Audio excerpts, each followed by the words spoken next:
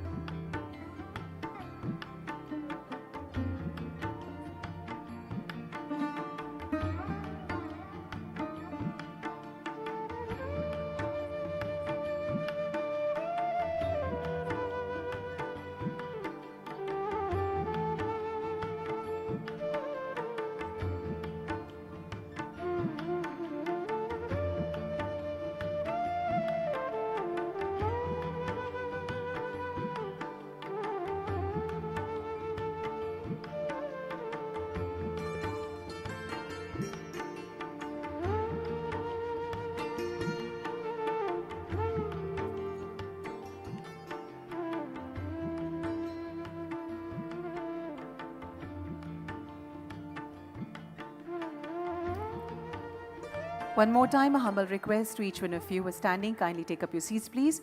And kindly see that nobody moves around during the inaugural session until it ends. Thank you.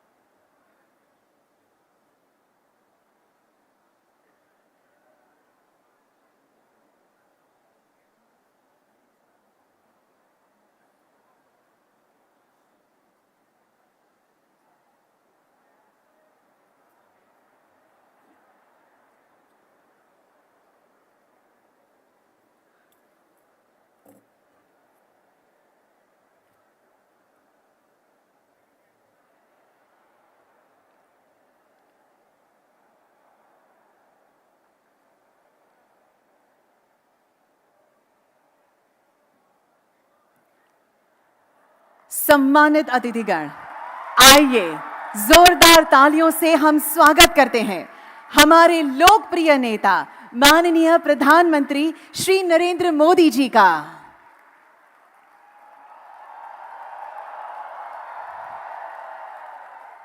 It is indeed our pleasure to have our Honorable Prime Minister of India with us today.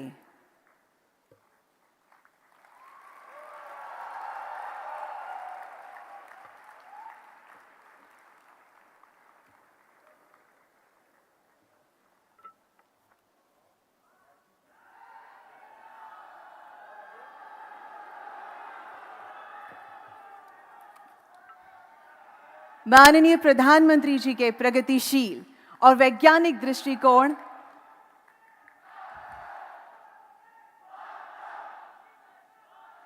धन्यवाद।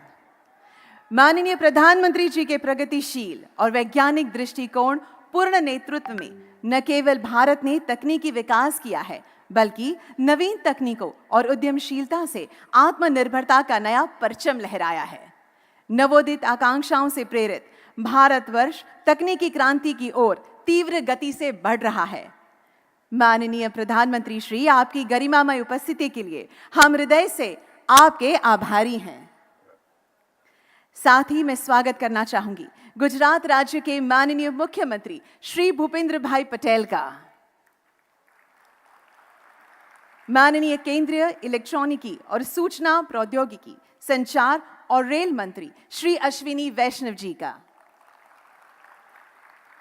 माननीय इलेक्ट्रॉनिकी और सूचना प्रौद्योगिकी, कौशल विकास और उद्यमशीलता राज्य मंत्री श्री राजीव चंद्रशेखर जी का। इस अवसर पर गुजरात सरकार के माननीय मंत्रीगण, सांसद, अन्य राज्यों से आए मंत्रीगण, विधायक, मुख्य सचिव गुजरात, सचिव इलेक्ट्रॉनिकी और सूचना प्रौद्योगिकी भारत सरकार और उद्योग जगत के दिग्गज महानुभाव, आप सभी का मैं सहृदय अभिनंदन करती हूं। आधुनिक भारतीय अर्थव्यवस्था में इलेक्ट्रॉनिक्स एक महत्वपूर्ण भूमिका निभाता है, जिसकी आधारशिला है सेमीकंडक्टर्स। वर्तमान समय में सेमीकंडक्टर्स की बढ़ती महत्ता और निर्भरता का परिचय इस बात से लगाया जा सकता है कि उनकी खपत राष्ट्रीय सुरक्षा, आर्थिक विकास और तकनीकी प्रगति के लिए अनिवार्य है। माननीय प्रधानमंत्री जी के उच्च तकनीक, उच्च गुणवत्ता और उच्च विश्वसनीयता के सिद्धांतों के अनुरूप भारत आज सेमीकंडक्टर उत्पादन के लिए प्रतिबद्ध है। निवेशक अनुकूल और प्रगतिशील नीतियों के कारण भारत आज विदेशी निवेश का केंद्र बनता जा रहा है। मैं इलेक्ट्रॉनिकी और सूचना प्रौद्योगिकी, संचार और रेल मंत्री माननीय श्री अश्विनी वैष्णव जी से निवेदन करूंगी कि वे माननीय प्रधानमंत्री जी के सम्मान में उन्हें विशेष मेमेंटो चरखा टू चिप्स भेंट करने की कृपा करें।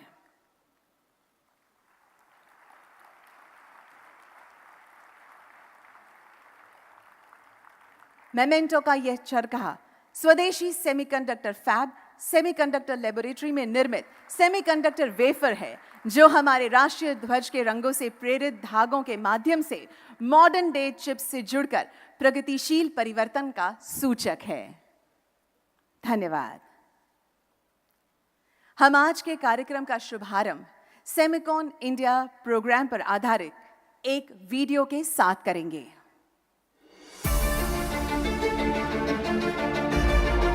From empowering the farmer to equipping startups, from last mile delivery to millions of seamless UPI transactions, from telemedicine to climate control.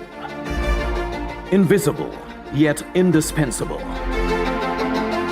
Unnoticed yet vital. Semiconductors are the silent enablers of life. They are the foundation of advanced technologies such as artificial intelligence, the Internet of Things, and renewable energy systems. Their possibilities transcend present reality.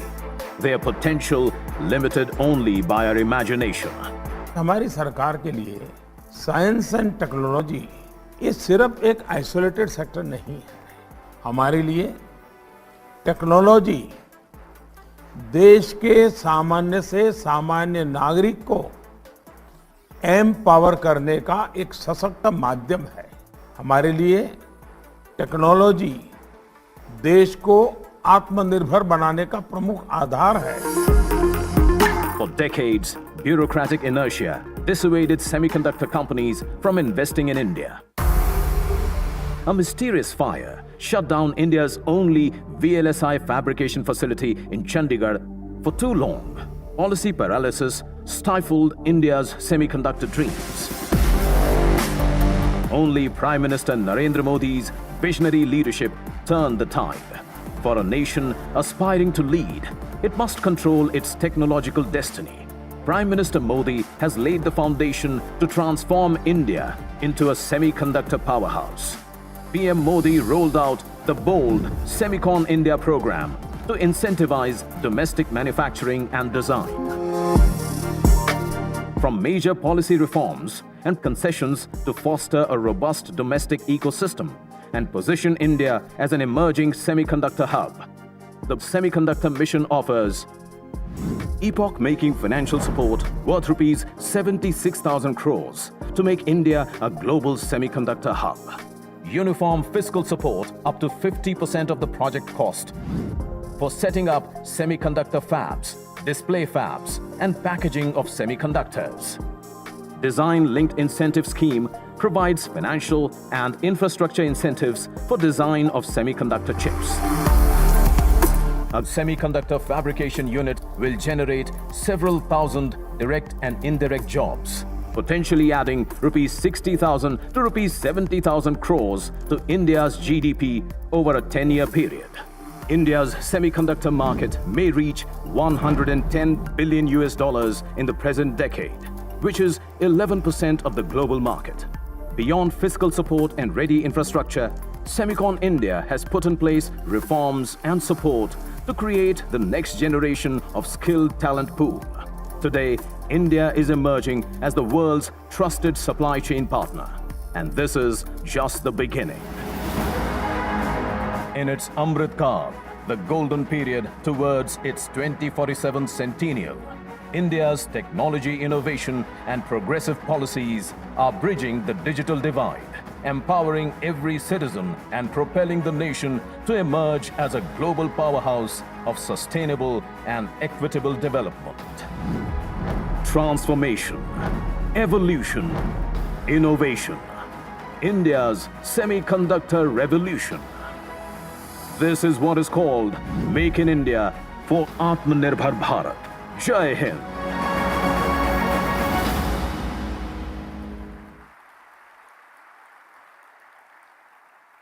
We extend good wishes to the semiconductor ecosystem. Thank you. अब मैं इलेक्ट्रॉनिकी और सूचना प्रौद्योगिकी, संचार और rail मंत्री माननीय श्री अश्विनी वैष्णव जी से स्वागत उद्बोधन देने का अनुरोध करती हूं। Honorable Prime Minister of India, Shri Narendra Modi ji, Honorable Chief Minister of Gujarat, Shri Bhupendra Bhai Patel ji, Honorable Union Minister, Shri Rajiv Chandrasekhar ji, captains of semiconductor industry, electronics industry, professors, students, and friends from the media. I extend to all of you a very warm welcome to the 2023 edition of the SemiconIndia conference. It is indeed a very important milestone in our journey for developing semiconductor industry in India. In the past 9 years, Prime Minister Shri Narendra Modi ji has transformed every sector of our economy. His focus on infrastructure development, economic reforms, and manufacturing has resulted in India growing at a very healthy pace. Prime Minister Modi ji has driven reforms in sector after sector, and we can see the results today. He has done it out of his own conviction, not prompted by any international organization. This is very different from the past, when most of the reforms were driven by the multilateral institutions. And the result is, from 10th position in the Global League of Nations in 2014, India today ranks as the 5th largest economy in the world. And in his third term, Prime Minister Modi ji's vision and policies will lead India joining the top 3 economies of the world. Friends, it is in this context that we are assembled here today. As we all know, semiconductor industry is a foundational industry. It is a mother industry. It is like the steel industry. If you have the steel industry, then you can have many other manufacturing industry. It is like the chemical industry. If you have the chemical industry, then you can have many other chemical-based manufacturing industries. In today's economy, semiconductors are required in every sector, from automobiles to mobile phone, from aeroplanes to trains, from fridge in the kitchen to TV in the drawing room, from servers in data centers to the tractors in the farm fields. Every sector needs semiconductors. That is why it is very important to develop semiconductor industry for the Atmanirbhar Bharat. Demand for semiconductors in India is growing exponentially every year. Considering the growth of electronics, telecom, automobile, and the overall manufacturing sector, our Prime Minister Shri Narendra Modi ji launched a very comprehensive semiconductor mission for India. He has always guided us that develop a comprehensive semiconductor ecosystem. His focus has been on developing the ecosystem. The India Semiconductor Mission today is driven by very renowned global experts, and I thank all the ISM members for the great help, excellent work that all of you are doing. In our ecosystem approach, we have focused on all key elements of the semiconductor value chain, from fabless to fab, from logic to memory, from design to manufacturing, from equipment design to talent development, from acetic acid to zirconium. Literally, we have traversed from A to Z of the semiconductor ecosystem. We are very happy that during Honorable Prime Minister's state visit to US, 3 major semiconductor agreements were signed. First one is Micron Technologies. Very happy, and I thank Honorable Chief Minister of Gujarat. I thank Honorable Chief Minister of Gujarat for his very proactive approach. The land for setting up the unit was allocated within a few weeks. And as we speak today, the land development work is going on and the construction of the unit will start very soon. Second, applied materials, the most complex equipment which go into semiconductor manufacturing, they will be manufactured and designed in India. Third, Lam Research, it will train 60,000 engineers on their Semiverse platform. I thank you, Honorable Prime Minister, sir, for your visionary support by which these 3 major achievements could be done in a very short period. 2 countries have already signed Memorandum of Cooperation with India, US and Japan. And this shows how our Honorable Prime Minister has put India on the global map as a trusted semiconductor value chain partner. Friends, India has today emerged as a trusted partner in the semiconductor value chain due to the far-reaching vision of our Prime Minister, his clear policies, and very strong, decisive execution. We welcome you all and invite you to be a part of this exciting journey of India becoming a developed country by 2047. Thank you very much.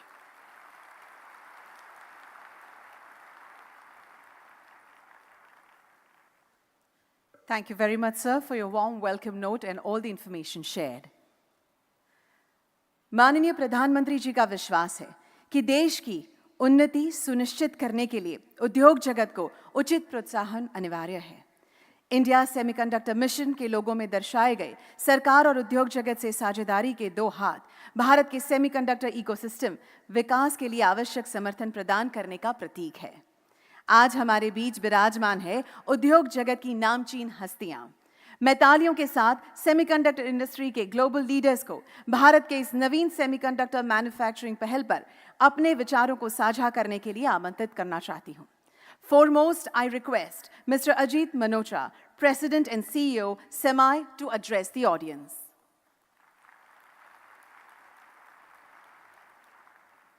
Good morning, ladies and gentlemen.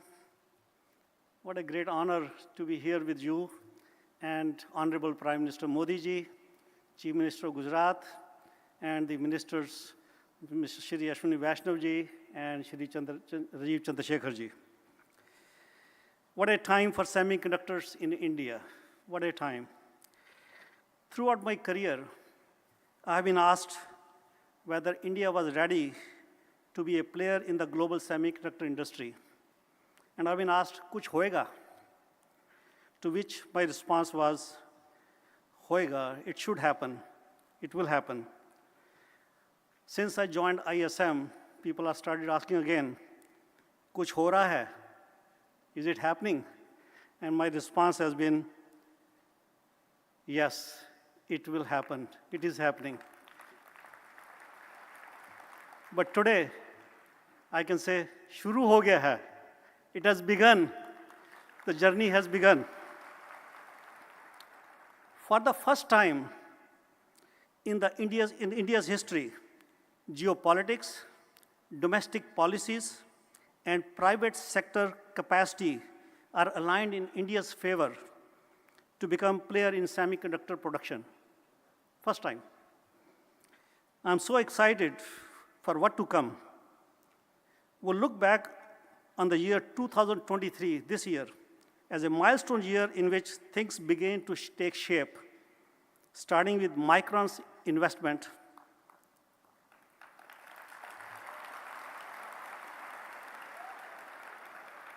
This investment from Micron is the catalyst that will set the stage for others to follow.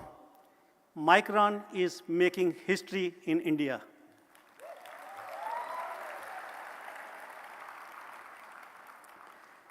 This would not have happened without the hard work of ISM, MIT, and the support and leadership of Prime Minister Modi ji and the visionary ministers Shri Ashwini Vaishnav and Shri Rajiv Chandrasekhar ji. What makes now different for India? That's the question. And the answer is, I firmly believe having ministers who truly understand the semiconductor ecosystem and have fostered the right policies to support private sector investment is what makes now a different thing. I'm hopeful that other companies will follow suit and come see what India has to offer.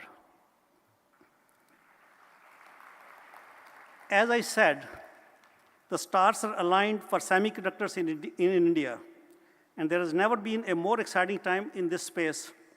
The global semiconductor industry, which is about 60-some years old, is poised to double in IC revenue to $1 trillion in next 6 to 7 years. Now it is your turn, fellow Indians, fellow Bharatvasiyon, it is your turn. Now, I have been in the industry more than 4 decades, and I have personally witnessed. I will give 2 examples of countries in the neighborhood, Taiwan and South Korea.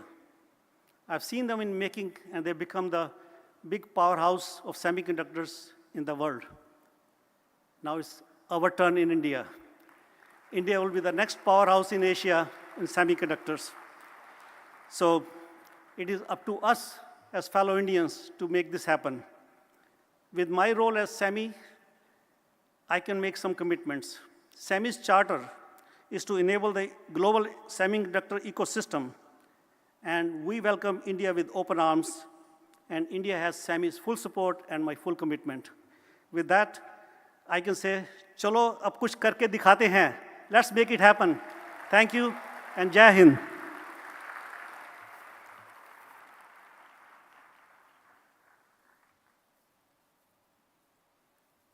Thank you, Mr. Manocha, for sharing your progressive thoughts. I would now like to welcome Mr. Mark Papermaster, EVP and CTO, AMD, to share his views.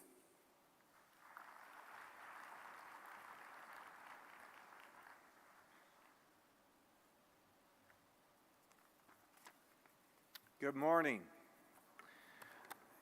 Prime Minister Modi, Chief Minister Bhupendra Patel, Minister Ashwini Vaishnav, Minister of State Rajiv Chandrasekhar, Secretary of the Government of India, and everyone who has come from far and wide to join us at SemiconIndia 2023. Thank you for allowing me the honor to represent AMD at this seminal event in supporting India semiconductor innovation and investment. Our CEO, Lisa Su, recently met with Prime Minister Modi during your visit to the United States at the White House. And today, I am pleased to announce that AMD will invest approximately $400 million in India over the next 5 years.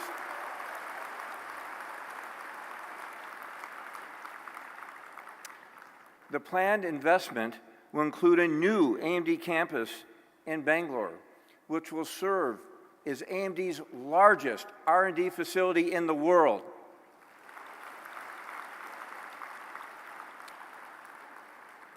Our investment will build on over 2 decades of growth and successful presence here in India. We started in India in 2001, 22 years ago, where we had only a handful of employees. And today, we have over 6,500 employees and an additional 3,000 partners and contractors. I've been very pleased over the last decade to serve as the executive sponsor for India, and I travel here regularly. Today, I can tell you that we expect to add approximately 3,000 additional engineers here in India by the end of 2028. Through these investments, AMD will further expand our R&D capabilities in India to be able to drive our semiconductor design innovation in support of the government's India Semiconductor Mission and drive to make India a strong semiconductor talent and nation. The AMD India team plays a role in nearly every AMD product that we produce. We have a diversified portfolio across CPU, server, data center GPU, gaming graphics, PC, adaptive computing, and embedded devices. And this investment will allow us to expand our portfolio and capabilities. As we bring AI processing capabilities broadly across AMD products, our India teams will be pivotal in advancing AI machine learning and both hardware and software capabilities. We have been led here under our country head and Senior VP, Jaya Jagadish, who has allowed us to build our skills over this long period of over a decade. And this gives me incredible confidence in all of AMD, and incredible confidence in this investment which we are making in India. And our commitment to you is we will be a strong partner in building the India semiconductor ecosystem. Thank you.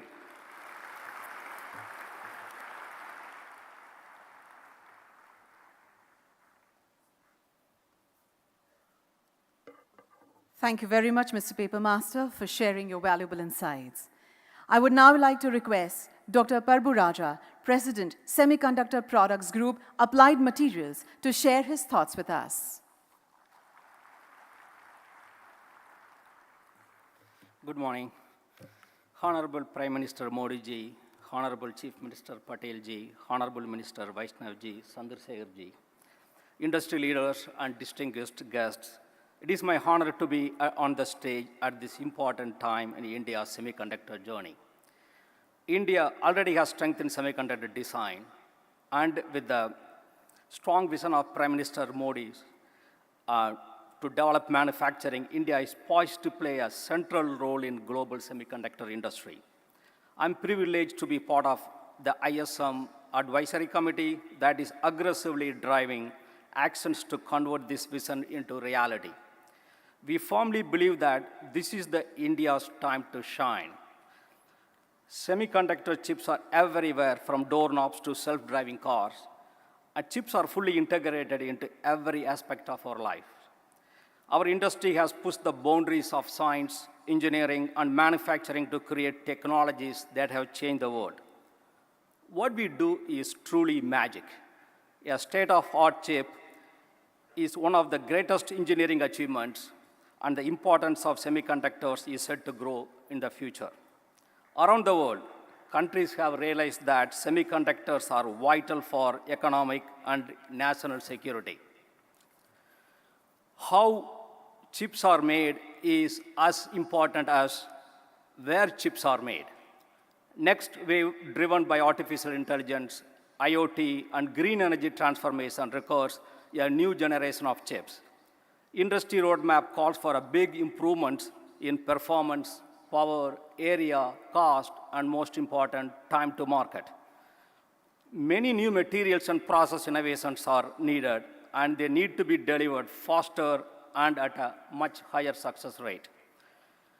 The technology challenges of today are so large that no one can do it alone. It's truly time for collaborative partnership and the new ways of working together. We need to innovate the way we innovate. Applied Material has been operating in India for more than 20 years. During that time, we have built an extensive set of science and engineering capabilities. We intend to build on this strong foundation with our new collaborative engineering center, where we will bring together our strong base of engineering talent, our leading global and domestic suppliers, and top Indian universities in one location, with a common goal of accelerating the commercialization of new technology of semiconductor equipment. Today, we have 25 global suppliers and 5 domestic suppliers here today. I'd like to thank them for joining us this journey.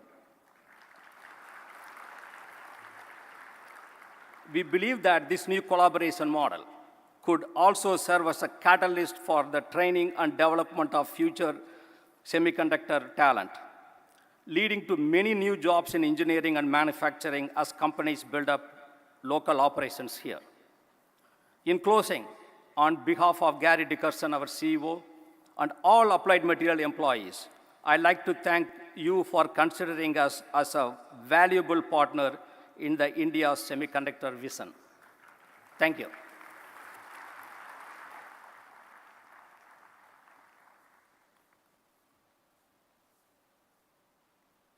Thank you, Dr. Raja, for your words of wisdom.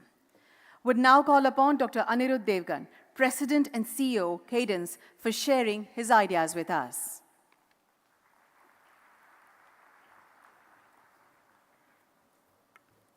Hello, everyone. It's good to be here. Prime Minister Modi ji, Chief Minister Patel ji, and Ministers Vaishnav ji and Chandrasekhar ji. It's really good to see India finally investing in semiconductors. As you know, semiconductors are essential to all digital transformation, and India has to play a key role in this technology for the future. You know, at Cadence, we make software to design chips and electronic systems, and we have the privilege of working with all the global companies. You know, almost any chip made in the world today uses some form of Cadence software. Okay?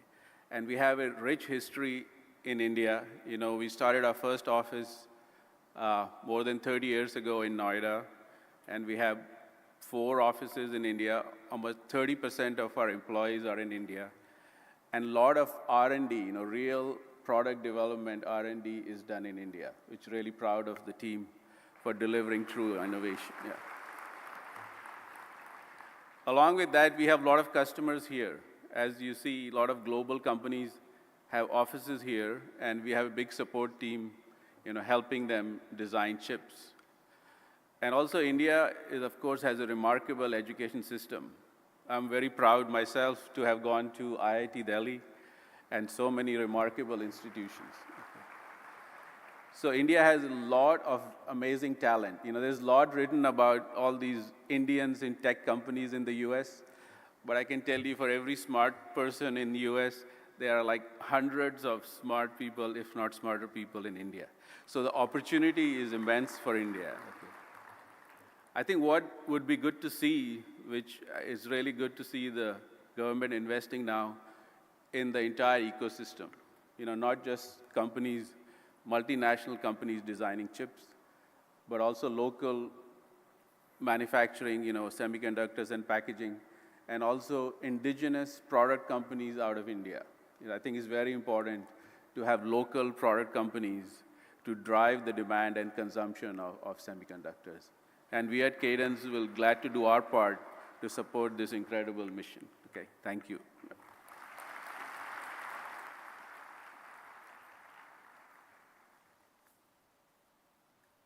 Thank you, Dr. Devgan, for your address. We shall now call upon Shri Anil Agarwal, Chairman, Vedanta Group, to share his views with us.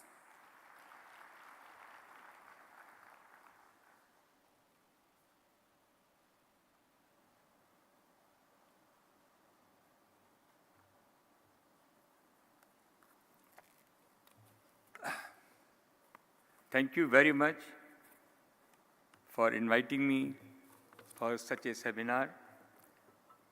हमारे प्रधानमंत्री ji Shri Narendra Modi ji, chief minister Bhupendra bhai Patel, union minister for electronic IT Ashwini ji Vaishnaw, union minister for state Shri Rajeev Chandrasekhar ji और सभी उपस्थित जन,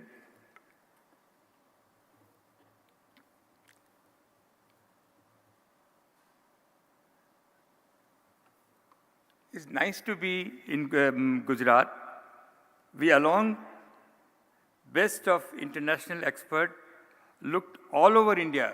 When this thing started, we have been asked, we look all over India, where can be the location? And the international experts has gone to all the state. And finally, they have come back and said Gujarat is the right place for creating Silicon Valley of India.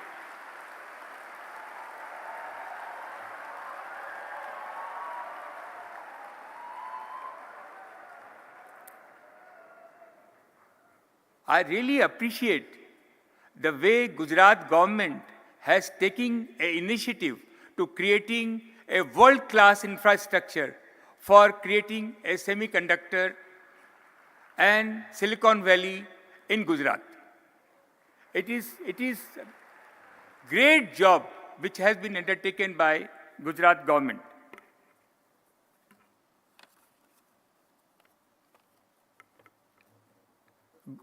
Vedanta is fully committed to build semiconductor and display fab. We have gone around the world and signed hundreds MOU. Two things is required: huge infrastructure and ecosystem. Suppliers, supply chain people, and the kind of response we have got in Japan, in Korea, in America, the ecosystem will be built around Gujarat, and we have signed hundreds of MOU for this purpose.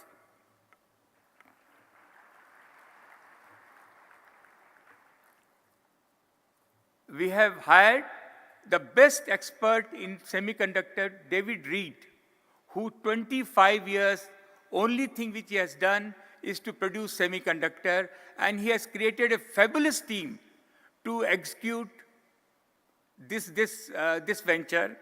Also, we have YJ Chen, who is the most expert for display glass, and he's been CEO for our display glass. In Vedanta, as you know, we are already in the glass business. We are making optical fiber from last 25 years and display glass in Taiwan, in Korea, in Japan. For semiconductor, we have identified world-class partner. We have already identified the world-class partner for technology and are in the process of tying up with them.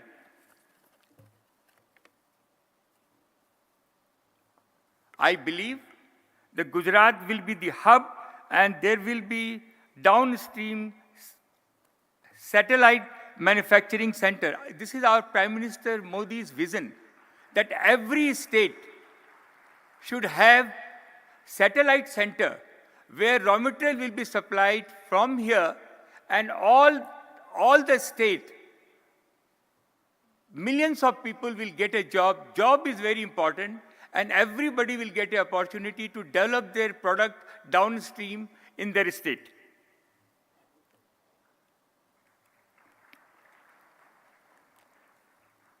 Our Honorable Prime Minister, a strong commitment to creating opportunity for young Indians.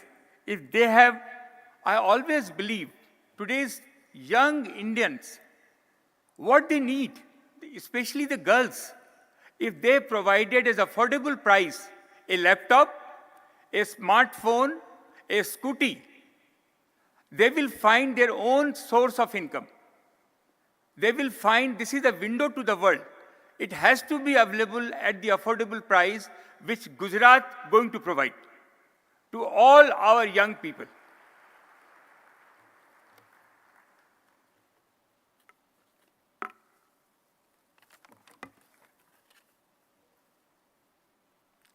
In the last 25 years, Vedanta has always gone into the import substitute business.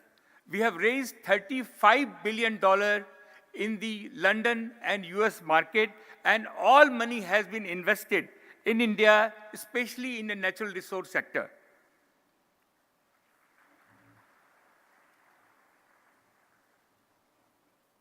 I have witnessed how India has transformed in the last decade.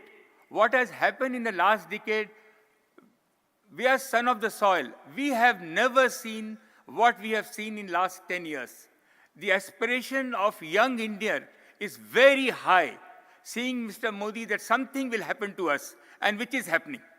And this industry, semiconductor, display glass, will be the fellow who's on his cycle, want a scooty, scooty fellow want a scooter, scooter fellow want a car, and that's dream will be fulfilled in this regime.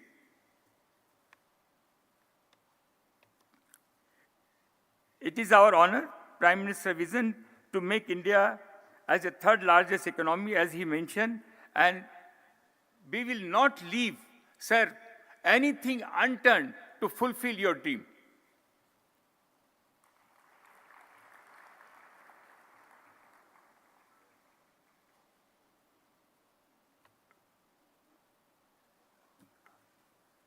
To all people all over the world who has gathered here, one thing I can assure you that we have invested last 10 years, 15 years. What we have seen, this is the best place for you to invest. This is your best bet for India. You can manufacture at the low cost. There is a consumption. The availability of land is easy, is a digital. The availability of local bank providing the fund and the cheapest people available for you. So this is my experience. I thought I must share with all over the people who has come all over the world. This is the place to invest. You will never go wrong.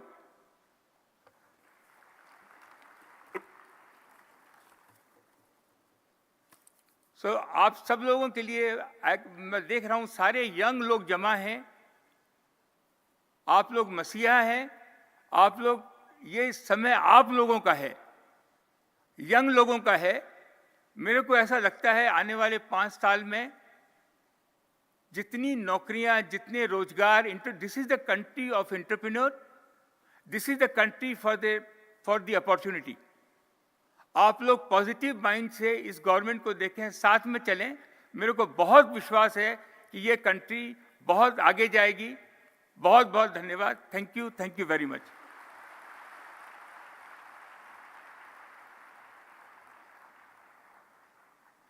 Thank you very much, sir, for sharing your thoughts with us. We would now like to call Shri Sanjay Mehrotra, President and CEO of Micron Technology, to share his thoughts with us.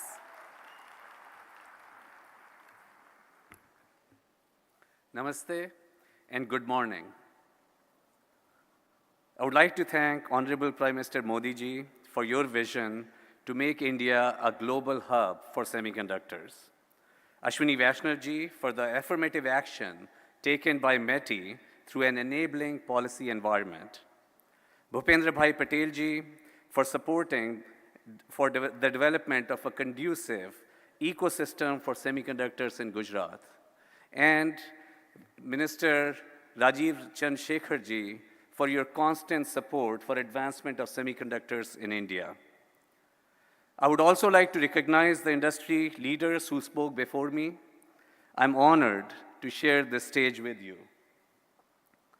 On behalf of Micron's global team, I'm proud to be here today to represent Micron's commitment to build a semiconductor assembly and test facility for memory right here in Gujarat. It is a first for India and the first major semiconductor company investment in the nation. Micron is really proud to lead the way here. Micron is one of the world's largest semiconductor companies, and the memory products we develop are central to every modern computing device. Our team here in Gujarat will transform DRAM and NAND memory die into finished component packages, memory modules, and solid-state storage drives ready to ship to end customers here in India as well as all across the world. As computing becomes more pervasive and intertwined in all aspects of our daily lives, many more memory and storage packages will be required. And our India facility of manufacturing, alongside our other global manufacturing sites, will help us meet that growing demand. We estimate that our project here in Gujarat will create nearly 5,000 direct jobs, plus an additional 15,000 jobs in the community over the coming years. We are excited about the well-represented, well-established talent pipeline that we know that the Sanand Industrial Park will add to Micron's already existing strong team here in India in Bangalore and Hyderabad. We are hopeful that this investment will help catalyze other investments in the sector, strengthen indigenous manufacturing capability, encourage innovation, and support broader job creation. This semiconductor facility here in Gujarat would not be possible without the significant support of the Indian government at both the central and the state levels. Prime Minister ji, your support for the semiconductor industry and workforce development have fostered an environment of innovation, business growth, and social progress that is really creating already strong results. The Digital India Mission and Make in India programs are creating a truly transformative energy that will continue to drive positive progress. We are also grateful to ISM, Ministry of Finance, revenue officials, and all state government officials, all who shared our dream and have supported our journey. We really look forward to partnering with you as we drive this manufacturing ecosystem ahead. We are really proud to partner with you to bring advanced semiconductor memory assembly and a greater technology manufacturing ecosystem to Gujarat. Together, we are building the future of technology manufacturing, not just for Micron, not just for Gujarat, not just for India, but for the world. Thank you.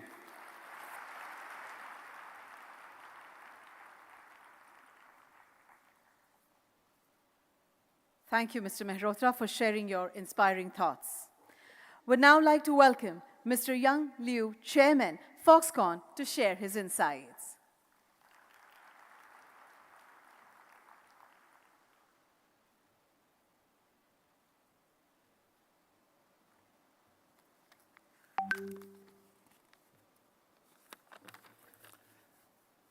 Good morning, Honorable Prime Minister, distinguished guests, and dear friends. It is my pleasure to attend this conference. I see many experts from the semiconductor industry gathering today.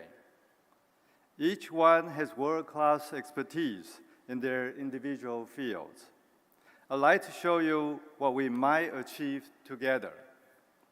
More than 4 out of every 10 high-tech devices in the world are made at Foxconn. For some of these gadgets, Foxconn made over half of the components that you can see inside it. For nearly 50 years, Foxconn's world-class, vertically integrated supply chain management has been a backbone enabling ordinary lifestyles to become extraordinary. In the semiconductor space, Foxconn has experience in facility, equipment, wafer substrate, wafer fab, packaging, design service, and design houses. Up and down the stream, we are doing it.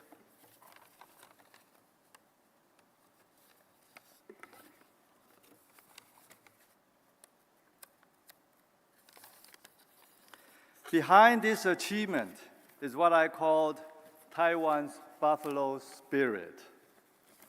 It is the spirit about working diligently.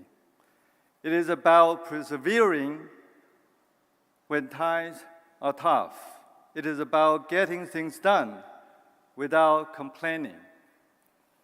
Taiwan's semiconductor development in its early stage about 40 years ago started with little infrastructure and a very low salary for engineers.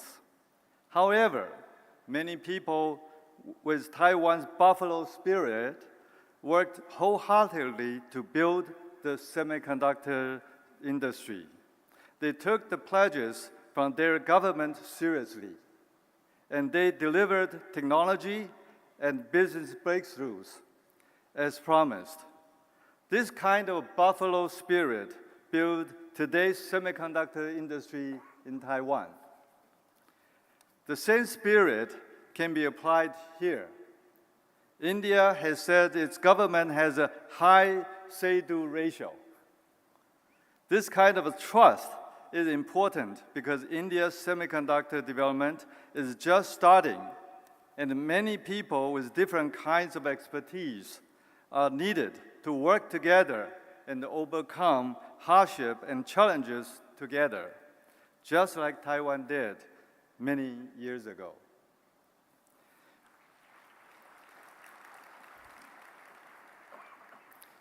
With me on this trip is Foxconn's Chief Strategy Officer for Semiconductors, Dr. Zhang. He is a pioneer in Taiwan's semiconductor industry. It was one of his innovations that helped to propel Taiwan into a world leader in chips 20 years ago. He's a great mind, and you will hear from him later today. Thank you.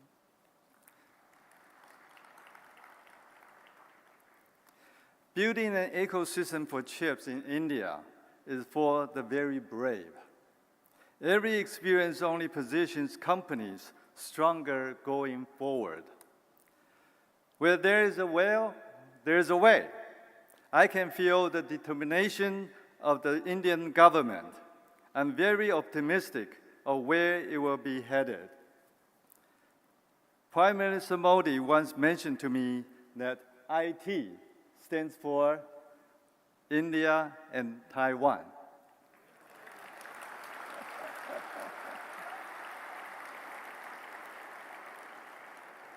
Honorable Prime Minister, Taiwan is and will be your most trusted and reliable partner. Let's do this together. Thank you. Thank you.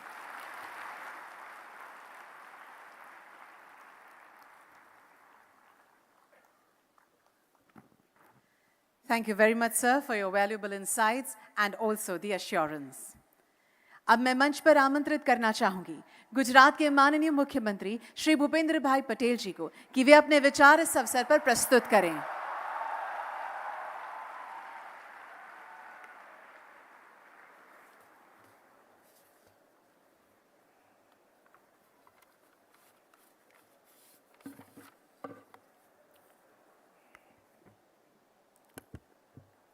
राज्य के पाटनगर गांधीनगर में आयोजित भारत सरकार के ministry of electronics and information technology द्वारा आयोजित Semicon India conference 2023 के कार्यक्रम में हमारे बीच मंच पर उपस्थित आदरणीय प्रधानमंत्री श्री नरेंद्र भाई मोदी साहब, केंद्रीय आईटी मंत्री श्री अश्विनी जी वैष्णव, राज्य मंत्री श्री राजीव चंद्रशेखर जी, फॉक्सट्रॉन ग्रुप के चेयरमैन श्री अनिरुद्ध श्री देवगन जी और Shri Yong Liu, Vedanta group के चेयरमैन श्री अनिल अग्रवाल जी, माइक्रोन ग्रुप के CEO Shri Sanjay Malhotra ji, semiconductor group के अध्यक्ष श्री बाबू राजा जी, एडवांस माइक्रो डिवाइस के chief technology officer Shri mark paper master, साथ ही मंत्रीगण, सांसद, विधायक,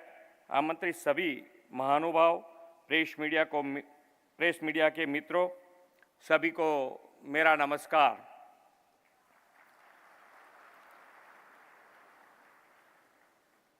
हम सब इस बात के साक्षी हैं कि माननीय प्रधानमंत्री श्री नरेंद्र भाई के विजनरी लीडरशिप में भारत उद्योग नित नई ऊंचाइयां पार कर रहा है।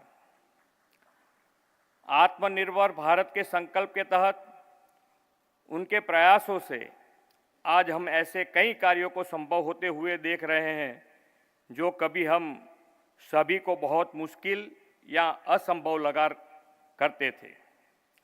सेमीकंडक्टर सेक्टर भी एक ऐसा ही क्षेत्र है जिसे वर्षों से भारत चेस कर रहा था, लेकिन माननीय प्रधानमंत्री श्री नरेंद्र भाई द्वारा पिछले कई वर्षों के सफल प्रयासों के बाद भारत ने अब सेमीकंडक्टर मैन्युफैक्चरिंग की दिशा में बड़ी उपलब्धि हासिल कर ली है। भारत की इस उपलब्धि में निश्चय ही हमारे प्रधानमंत्री जी की मेहनत, उनकी दूरदर्शिता और उनके कुशल नेतृत्व का योगदान है। आज हम ऐसी ही एक और बड़ी सिद्धि की ओर आगे बढ़ रहे हैं। सेमीकंडक्टर मेमोरी चिप मैन्युफैक्चरिंग में दुनिया की अग्रणी कंपनी माइक्रोन टेक्नोलॉजी भारत में सेमीकंडक्टर की मैन्युफैक्चरिंग शुरू करने जा रही है। ये बात हमारे लिए इसलिए बहुत खास है क्योंकि सेमीकंडक्टर की मैन्युफैक्चरिंग यूनिट्स भारत में सबसे पहले गुजरात में शुरू हो रही है। माननीय प्रधानमंत्री जी, यह आपके ही पुरुषार्थ का सुफल है कि गुजरात देश का पहला राज्य बनेगा जहां बड़े लेवल पर सेमीकंडक्टर मैन्युफैक्चरिंग शुरू की जाएगी। आप ही की नेतृत्व और मार्गदर्शन में गुजरात देश का मैन्युफैक्चरिंग हब, ऑटो हब बना है और आपके ही दिखाए मार्ग का अनुसरण करने के साथ गुजरात में वर्ल्ड क्लास लॉजिस्टिक इंफ्रास्ट्रक्चर भी उपलब्ध है। फ्रेंड्स, प्रधानमंत्री जी का विज़न ही है कि भारत सेमीकंडक्टर सेक्टर में ग्लोबल प्लेयर बनकर उभरे। उनके इस विज़न को पूरा करने की दिशा में मैं यहाँ विशेष रूप से ये बताना चाहूँगा कि सेमीकंडक्टर सेक्टर के लिए गुजरात सरकार द्वारा एक स्पेशल और डेडिकेटेड सेमीकंडक्टर पॉलिसी तैयार की गई है। हमारी इस पॉलिसी का उद्देश्य है कि माननीय प्रधानमंत्री जी के नेतृत्व में चल रहे सेमीकंडक्टर मैन्युफैक्चरिंग प्रोग्राम को सफल बनाया जाए और गुजरात को सेमीकंडक्टर हब के रूप में स्थापित किया जाए। गुजरात एक पॉलिसी ड्रिवन स्टेट है और यह गुजरात की ट्रांसपेरेंट, सक्सेसफुल और इंडस्ट्रियल फ्रेंडली पॉलिसीज़ का ही परिणाम है कि आज गुजरात कई ग्लोबल कंपनियों का बिजनेस सेंटर बन गया है। हमने इस पॉलिसी के तहत कई ऐसे आकर्षण लाभ और इंसेंटिव की व्यवस्था की है जो सेमीकंडक्टर सेक्टर के लिए गुजरात को बेस्ट डेस्टिनेशन बना देता है। गुजरात में सेमीकंडक्टर की मैन्युफैक्चरिंग यूनिट्स लगाने की इच्छुक इन्वेस्टर्स को यह नोडल एजेंसी हेल्प करेगी। जब माननीय प्रधानमंत्री जी गुजरात के मुख्यमंत्री थे तो उन्होंने धौलेरा में एक वर्ल्ड क्लास इंफ्रास्ट्रक्चर बनाने और इंडस्ट्रियल इकोसिस्टम बनाने का सपना देखा था। आज धौलेरा एक स्पेशल इन्वेस्टमेंट रीजन के रूप में डेवलप हो रहा है। यहाँ state of the art industrial utilities available हैं, जो ग्लोबल इंडस्ट्रीज़ को यहाँ इन्वेस्टमेंट के लिए आकर्षित करेगी। धौलेरा में उपलब्ध यह इंडस्ट्रियल फैसिलिटीज़ सेमीकंडक्टर जैसे ग्लोबल डिमांड वाले सेक्टर्स के लिए बेस्ट स्ट्रेटेजिकल लोकेशन है, ऐसा मेरा मानना है। प्रधानमंत्री जी अक्सर कहते हैं कि Gujarat is the combination of trade and tradition, commerce and culture, industries and entrepreneurship. Gujarat की इस इमेज को उन्होंने वाइब्रेंट गुजरात ग्लोबल समिट के माध्यम से ग्लोबल प्लेटफॉर्म दिया है। श्री नरेंद्र भाई के नेतृत्व में 2003 में इस ग्लोबल समिट की शुरुआत की गई थी। मुझे आप सभी को यह बताते हुए खुशी और गर्व हो रहा है कि इस समिट ने 2 दशकों की अपनी जर्नी को बहुत ही सक्सेसफुल पूरा कर लिया है। आदरणीय प्रधानमंत्री जी के मार्गदर्शन में अगले साल हम उसकी 10वीं कड़ी को आयोजित कर रहे हैं। मैं आग्रह करूंगा कि आप सब इसमें ज़रूर पार्टिसिपेट करें और गुजरात व भारत की आर्थिक प्रगति के सहभागी बने। फ्रेंड्स, मुझे पूरा भरोसा है कि माननीय प्रधानमंत्री जी के मार्गदर्शन और विजनरी लीडरशिप में भारत जल्द सेमीकंडक्टर सेक्टर में भी ग्लोबल प्लेयर बनकर उभरेगा। सेमिकॉन इंडिया में यहाँ उपस्थित उद्योग जगत के लीडर्स को गुजरात की धरती पर इन्वेस्टमेंट के लिए आमंत्रित करते हुए मैं अपनी वाणी को विराम देता हूँ। धन्यवाद। भारत माता की जय। वंदे मातरम। जय जय गरवी गुजरात।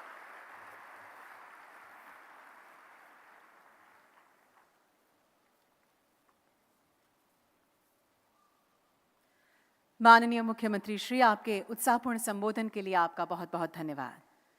सम्मानित अतिथिगण, यह बड़े गर्व की बात है कि आज हमारे बीच एक ऐसे असाधारण दूरदर्शी व्यक्तित्व उपस्थित हैं जो भारत की प्रगति और विकास के लिए समर्पित हैं।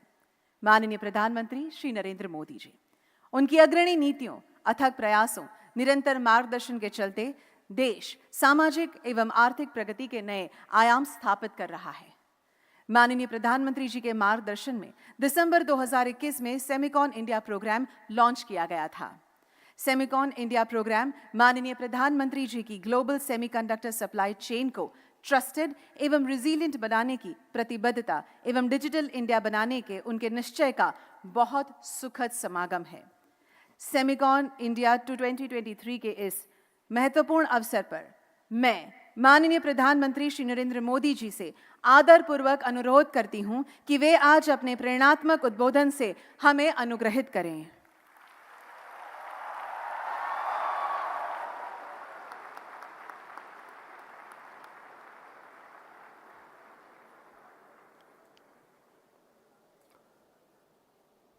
गुजरात के लोकप्रिय मुख्यमंत्री श्रीमान भूपेंद्र भाई पटेल, केंद्रीय मंत्रिमंडल के मेरे सहयोगी अश्विनी वैष्णव जी, राजीव चंद्रशेखर जी, इंडस्ट्री के हमारे साथी मेरे मित्र भाई संजय मेहरोत्रा जी, यंग लियू जी, अजित मनोचा जी, अनिल अग्रवाल जी, अनिरुद्ध देवगन जी, मार्क पेपर मास्टर जी, प्रभु राजा जी, अन्य महानुभाव, देवी और सज्जनों, इस कॉन्फ्रेंस में मुझे कई चिर परिचित चेहरे नजर आ रहे हैं। कुछ लोग ऐसे भी हैं जिनसे पहली बार मुलाकात हो रही है। जैसे सॉफ्टवेयर को अपडेट करना जरूरी होता है, वैसे ही ये कार्यक्रम भी है। सेमिकॉन इंडिया के माध्यम से इंडस्ट्री के साथ, एक्सपर्ट्स के साथ, पॉलिसी मेकर्स के साथ संबंध भी अपडेट होते रहते हैं।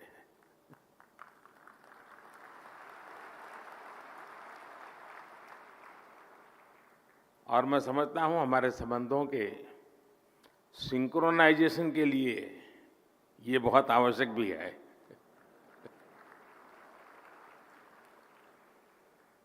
सेमिकॉन इंडिया में देश विदेश की बहुत सारी कंपनी आई हैं, हमारे स्टार्टअप्स भी आए हैं। मैं आप सभी का सेमिकॉन इंडिया में हृदय से स्वागत करता हूं। और मैंने अभी एग्जीबिशन देखा, इस क्षेत्र में कितनी प्रगति हुई है, किस प्रकार से नई ऊर्जा के साथ नए लोग, नई कंपनियां, नए प्रोडक्ट। मुझे बहुत कम समय मिला, लेकिन मेरा बहुत शानदार अनुभव रहा। मैं तो सबसे आग्रह करूंगा, गुजरात के युवा पीढ़ी को विशेष से आग्रह करूंगा कि प्रदर्शनी अभी कुछ दिन चलने वाली है, हम जरूर जाएं। दुनिया में इस नई टेक्नोलॉजी ने क्या ताकत पैदा की है, उसको भली भांति समझें, जानें। साथियों, हम सभी ने लास्ट ईयर सेमिकॉन इंडिया के पहले एडिशन में हिस्सा लिया था और तब चर्चा इस बात की थी कि भारत में सेमीकंडक्टर सेक्टर में क्यों इन्वेस्ट करना चाहिए। लोग सवाल कर रहे थे, व्हाई इन्वेस्ट। अब हम 1 साल के बाद मिल रहे हैं तो सवाल बदल गया है। अब कहा जा रहा है, व्हाई नॉट इन्वेस्ट।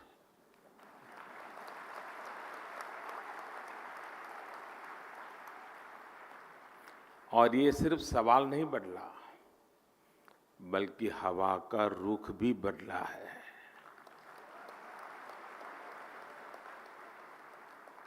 और ये रुख आप सब ने बदला है, आप सबके प्रयासों ने बदला है। इसलिए मैं यहां मौजूद सभी कंपनियों का ये विश्वास जताने के लिए, ये इनिशिएटिव लेने के लिए मैं बहुत बहुत अभिनंदन करता हूं। आपने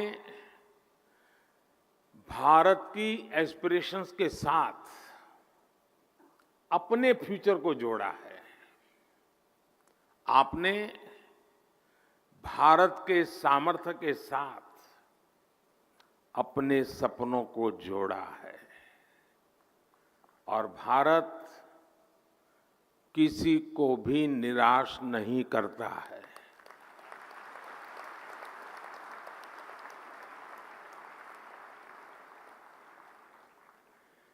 21वीं सदी के भारत में आपके लिए अवसर ही अवसर है। भारत की डेमोक्रेसी, भारत की डेमोग्राफी, भारत से मिलने वाला डिविडेंड आपके बिजनेस को भी डबल ट्रिपल करने वाला है। साथियों, आपकी इंडस्ट्री में मॉर्स लॉ की बहुत चर्चा होती है। मैं इसकी बहुत बारीकी तो नहीं जानता, लेकिन इतना जानता हूं कि एक्सपोनेंशियल ग्रोथ इसके हार्ट में है। हम लोगों के यहां एक कहावत होती है, दिन दूनी रात चौगुनी तरक्की करना, और ये कुछ वैसा ही है। यही एक्सपोनेंशियल ग्रोथ आज हम भारत के डिजिटल सेक्टर में, इलेक्ट्रॉनिक मैन्युफैक्चरिंग में देख रहे हैं। कुछ साल पहले भारत इस सेक्टर में एक उभरता हुआ प्लेयर था। आज ग्लोबल इलेक्ट्रॉनिक्स मैन्युफैक्चरिंग में हमारा शेयर कई गुना बढ़ चुका है। 2014 में भारत का इलेक्ट्रॉनिक्स प्रोडक्शन 30 बिलियन डॉलर से भी कम था। आज ये बढ़कर 100 बिलियन डॉलर को भी पार कर गया है।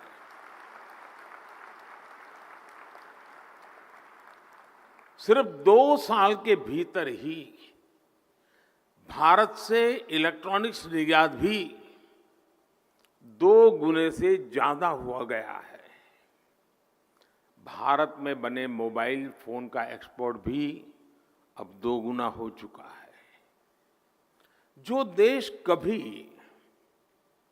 मोबाइल फोन का इंपोर्टर था, अब वो दुनिया के बेस्ट मोबाइल फोन्स बना रहा है, उनका एक्सपोर्ट कर रहा है। साथियों, कुछ सेक्टर में तो हमारी ग्रोथ मॉर्स लॉ से भी ज्यादा है। 2014 से पहले भारत में सिर्फ 2 मोबाइल मैन्युफैक्चरिंग यूनिट थे। आज इनकी संख्या बढ़कर 200 से ज्यादा हो चुकी है।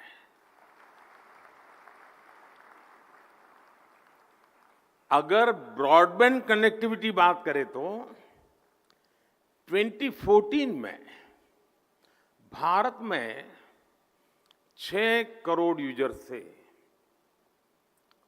आज उनकी संख्या भी लगभग बढ़कर के 800 मिलियन यानी 80 करोड़ यूजर से ज्यादा हो चुकी है। 2014 में भारत में 250 मिलियन यानी 25 करोड़ इंटरनेट कनेक्शन थे। आज ये संख्या भी बढ़कर के 850 मिलियन यानी 85 करोड़ से अधिक हो चुकी है, 85 करोड़। ये आंकड़े सिर्फ भारत की सफलता ही नहीं कह रहे, ये हर आंकड़ा आपकी इंडस्ट्री के लिए बढ़ते हुए बिजनेस का इंडिकेटर है। सेमिकॉन इंडस्ट्री जिस दुनिया में जिस एक्सपोनेंशियल ग्रोथ का लक्ष्य लेकर आगे बढ़ रही है, उसकी प्राप्ति में भारत की बहुत बड़ी भूमिका है। साथियों, आज दुनिया चौथी औद्योगिक क्रांति इंडस्ट्री 4.0 की साक्षी बन रही है।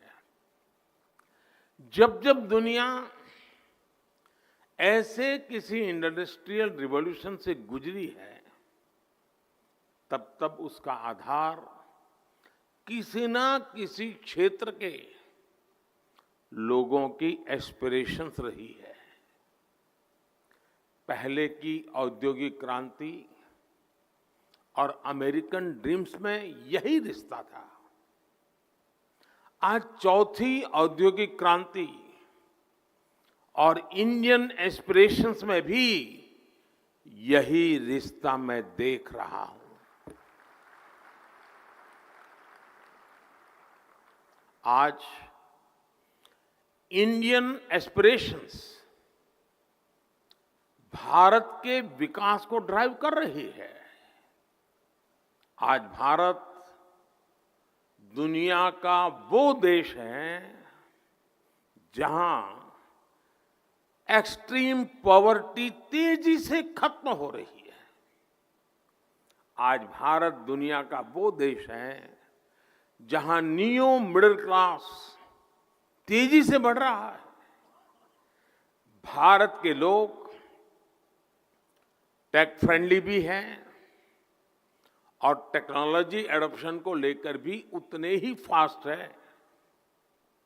आज भारत में सस्ता डेटा गांव-गांव पहुंच रहा, क्वालिटी डिजिटल इंफ्रास्ट्रक्चर और seamless power supply digital products के कंजम्पशन को कई गुना बढ़ा रही है।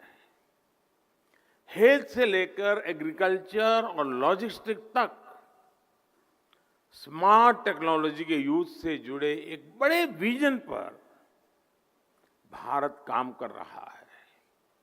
हमारे यहां एक बहुत बड़ी आबादी ऐसी है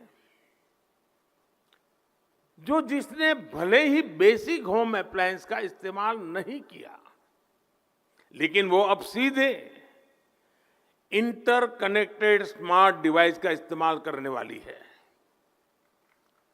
भारत में युवाओं की एक बहुत बड़ी आबादी ऐसी है जिसने संभवतः कभी बेसिक बाइक भी नहीं चलाई होगी, लेकिन अब वो स्मार्ट इलेक्ट्रिक मोबिलिटी का उपयोग करने जा रहा है।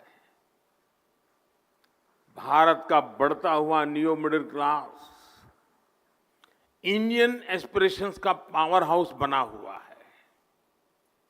संभावनाओं से भरे भारत के स्केल के मार्केट के लिए आपको चिप मेकिंग इकोसिस्टम का निर्माण करना है, और मुझे विश्वास है जो भी इसमें तेजी से आगे बढ़ेगा उसे फर्स्ट मूवर्स एडवांटेज मिलना तय है।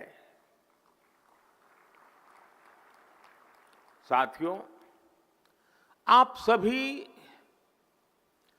ग्लोबल पैंडेमिक और रूस यूक्रेन युद्ध के साइड इफेक्ट से उबर रहे हैं। भारत को इस बात का भी एहसास है कि सेमीकंडक्टर सिर्फ हमारी जरूरत ही नहीं है, दुनिया को भी आज एक trusted reliable chip supply chain की जरूरत है।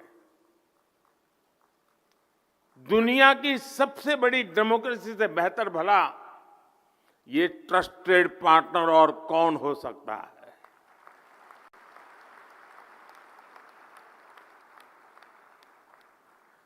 मुझे खुशी है कि भारत पर दुनिया का भरोसा लगातार बढ़ रहा है।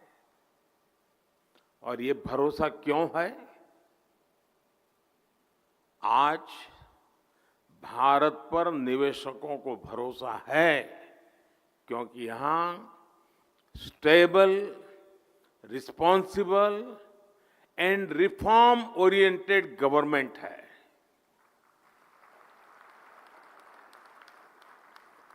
भारत पर उद्योग जगत को भरोसा है क्योंकि आज हर क्षेत्र में इंफ्रास्ट्रक्चर का तेज विकास हो रहा है। भारत पर टेक सेक्टर को भरोसा है कि यहां टेक्नोलॉजी का तेजी से विस्तार हो रहा है।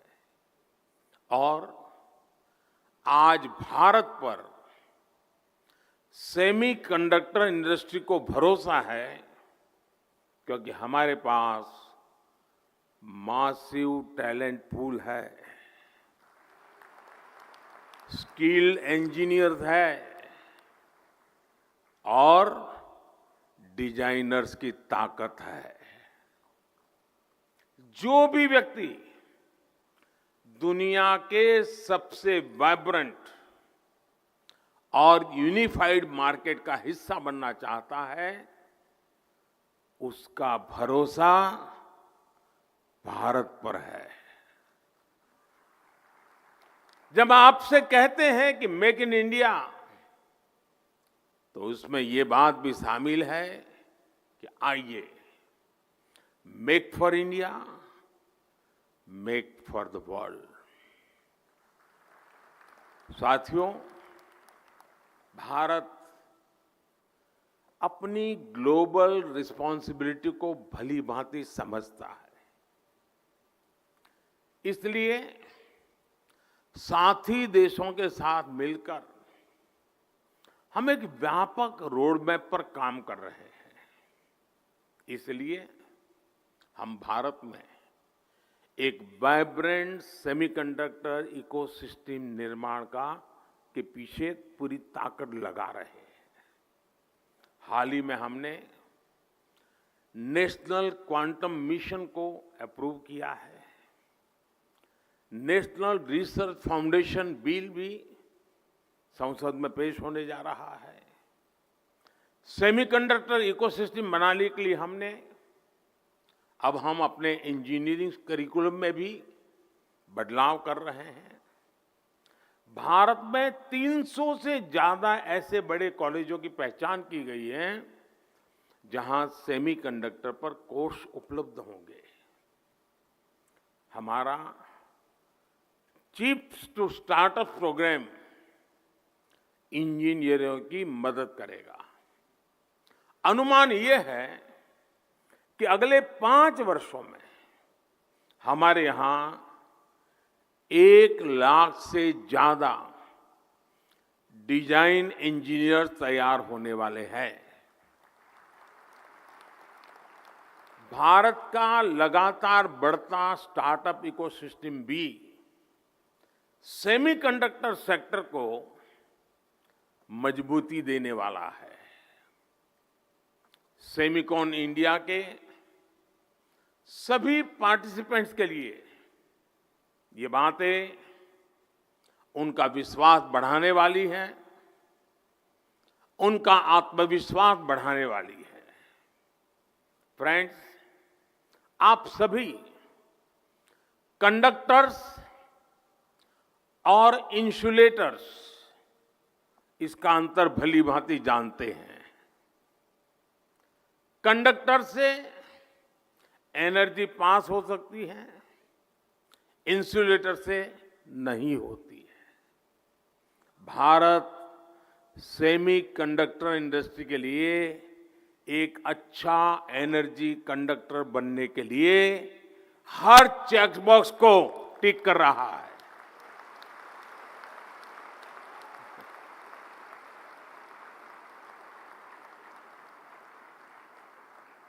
इस सेक्टर के लिए इलेक्ट्रिसिटी की जरूरत है।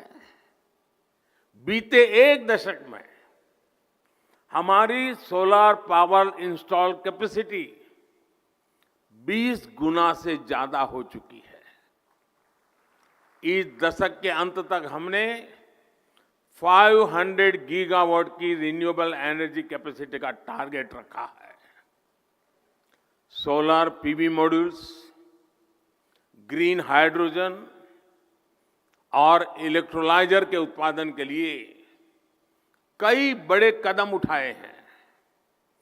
भारत में हो रहे पॉलिसी रिफॉर्म्स का भी पॉजिटिव इंपैक्ट सेमीकंडक्टर इकोसिस्टम के निर्माण पर पड़ेगा।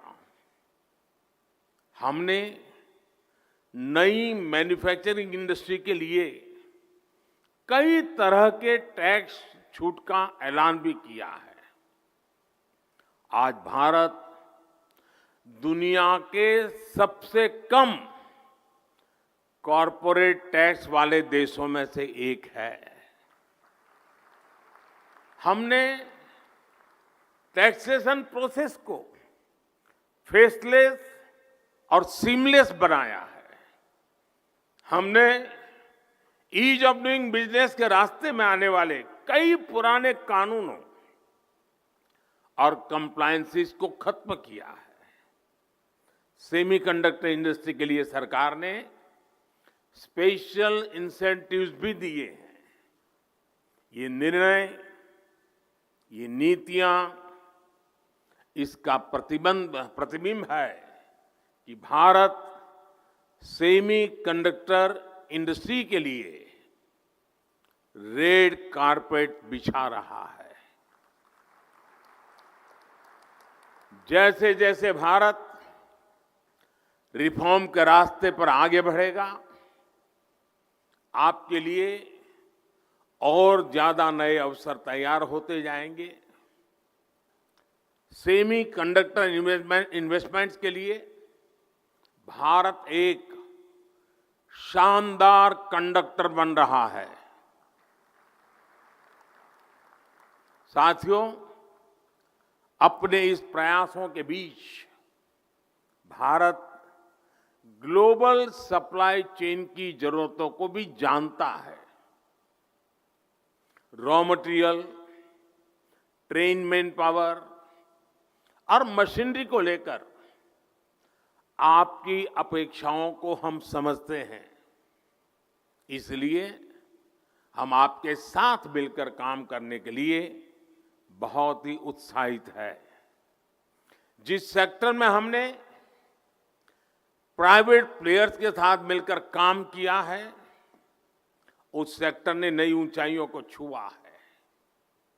स्पेस सेक्टर हो या जियो स्पेशल सेक्टर, हर जगह हमें बेहतरीन नतीजे मिले हैं। आपको याद होगा, पिछले साल सेमिकॉन के दौरान सरकार ने सेमीकंडक्टर इंडस्ट्री के प्लेयर से सुझाव मांगे थे। इन सुझावों के आधार पर सरकार ने अनेक बड़े फैसले लिए हैं। सेमिकॉन इंडिया प्रोग्राम के तहत हम जो इंसेंटिव दे रहे थे, उसे बढ़ाया गया है। अब टेक्नोलॉजी फर्म्स को भारत में सेमीकंडक्टर मैन्युफैक्चरिंग फैसिलिटी स्थापित करने के लिए 50% की फाइनेंशियल असिस्टेंस दी जाएगी। देश के सेमीकंडक्टर सेक्टर की ग्रोथ को गति देने के लिए हम लगातार पॉलिसी रिफॉर्म्स कर रहे हैं। साथियों, G20 के प्रेसिडेंट के तौर पर भी भारत ने जो थीम दी है, वो है one earth, one family, one future. Bharat को सेमीकंडक्टर मैन्युफैक्चरिंग हब बनाने के पीछे भी हमारी यही भावना है। भारत की स्किल, भारत की कैपेसिटी, भारत की कैपेबिलिटी का पूरी दुनिया को लाभ हो, यही भारत की इच्छा है। हम एक बेटर वर्ल्ड के लिए, ग्लोबल गुड के लिए भारत का सामर्थ्य बढ़ाना चाहते हैं। इसमें आपके पार्टिसिपेशन, आपके सजेशंस, आपके थॉट्स, उसका बहुत बहुत स्वागत है। भारत सरकार हर कदम पर आपके साथ खड़ी है। इस सेमिकॉन समिट के लिए मेरी आपको बहुत बहुत शुभकामनाएं हैं और मैं चाहता हूं, मौका है, और मैंने लाल किले से कहा था, यही समय है, सही समय है।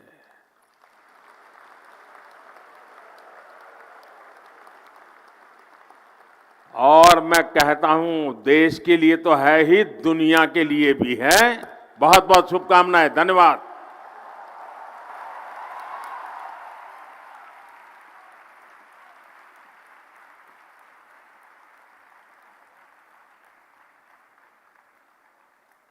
आज यहाँ उपस्थित सभी लोगों की ओर से मैं माननीय प्रधानमंत्री श्री नरेंद्र मोदी जी के प्रेरणादायक शब्दों के लिए उनका आभार व्यक्त करती हूँ। हमें यकीन है कि आपके नेतृत्व में भारत सेमीकंडक्टर जैसे तकनीकी जटिल क्षेत्र में उत्कृष्टता और उपलब्धियां हासिल करने में पूर्णतः सक्षम होगा। आइए प्रधानमंत्री जी की मानक उपस्थिति और मार्गदर्शन के लिए बहुत बहुत तालियों के साथ उनका धन्यवाद करें। और फिर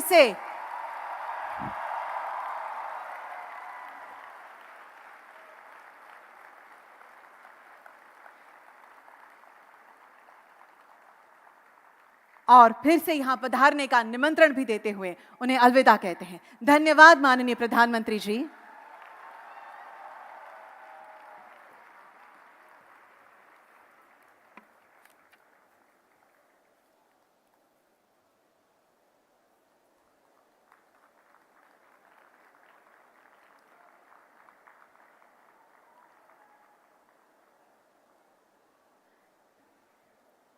We now move to our next session, Catalyzing India's Semiconductor Ecosystem. We request the august audience to kindly take up their seats, please.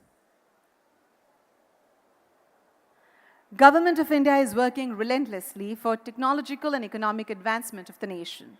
The holistic approach is targeted at encapsulating the progress of all facets of the semiconductor manufacturing, be it fiscal and non-fiscal support or facilitating the accessibility of requisite equipment and raw materials. Through this session, we shall have the industry leaders share their inputs on how policies of India are acting as a catalyst for the development of its semiconductor ecosystem. It is indeed our pleasure to have you continue with this session. So I request humbly to each one of you to kindly take up your seats, please. Thank you.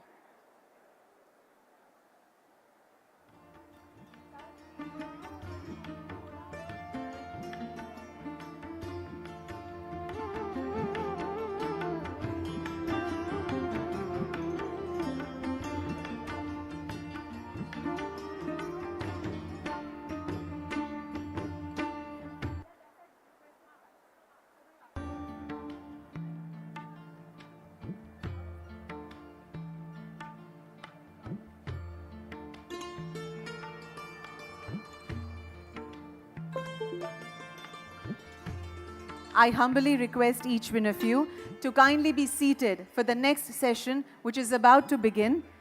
The reason behind, we have a long day to have the inputs from a lot of valuable and esteemed speakers. So please, request you to kindly take up your seats.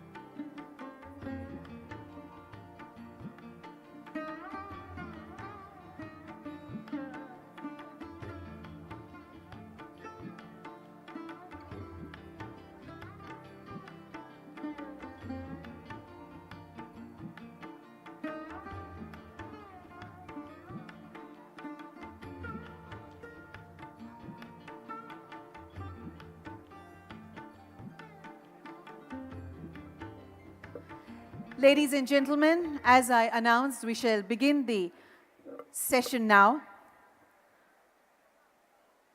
Through this session, we shall have the industry leaders share their inputs on how policies of India are acting as a catalyst for the development of its semiconductor ecosystem.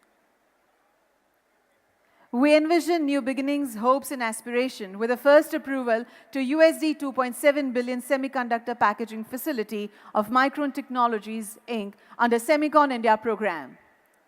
To commensurate the same, I would like to call upon Shri Mehrotra, President and CEO, Micron Technology, to share his thoughts on India being an exciting investment destination for global semiconductor majors.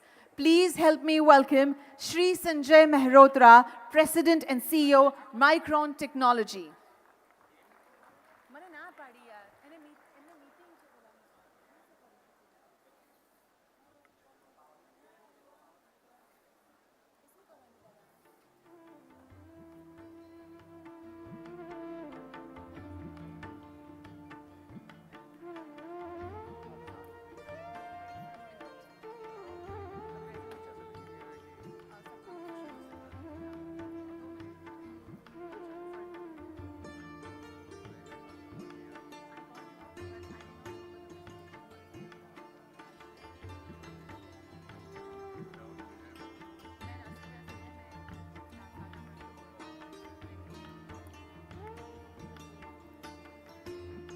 I humbly request each one of you that our esteemed speaker is right over here.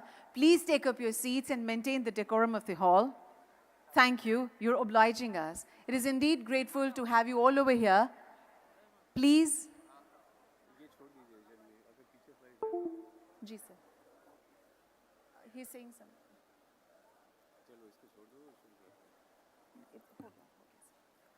Ladies and gentlemen, a humble request to each one of you to kindly be seated. We shall have Shri Sanjay Malhotra ji for his August address. Thank you.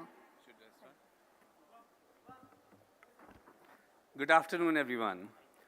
I'm honored to be here today among these great technology and government leaders to discuss opportunities for India to build and grow a strong semiconductor manufacturing ecosystem. We are excited to be part of India's economic journey from the world's 10th largest economy just a few years ago to the 5th largest economy today. And as Prime Minister Modi ji mentioned at his address in Washington, D.C. last month, it plans to become the 3rd largest economy in the near future. And Micron is proud to be able to join in that journey.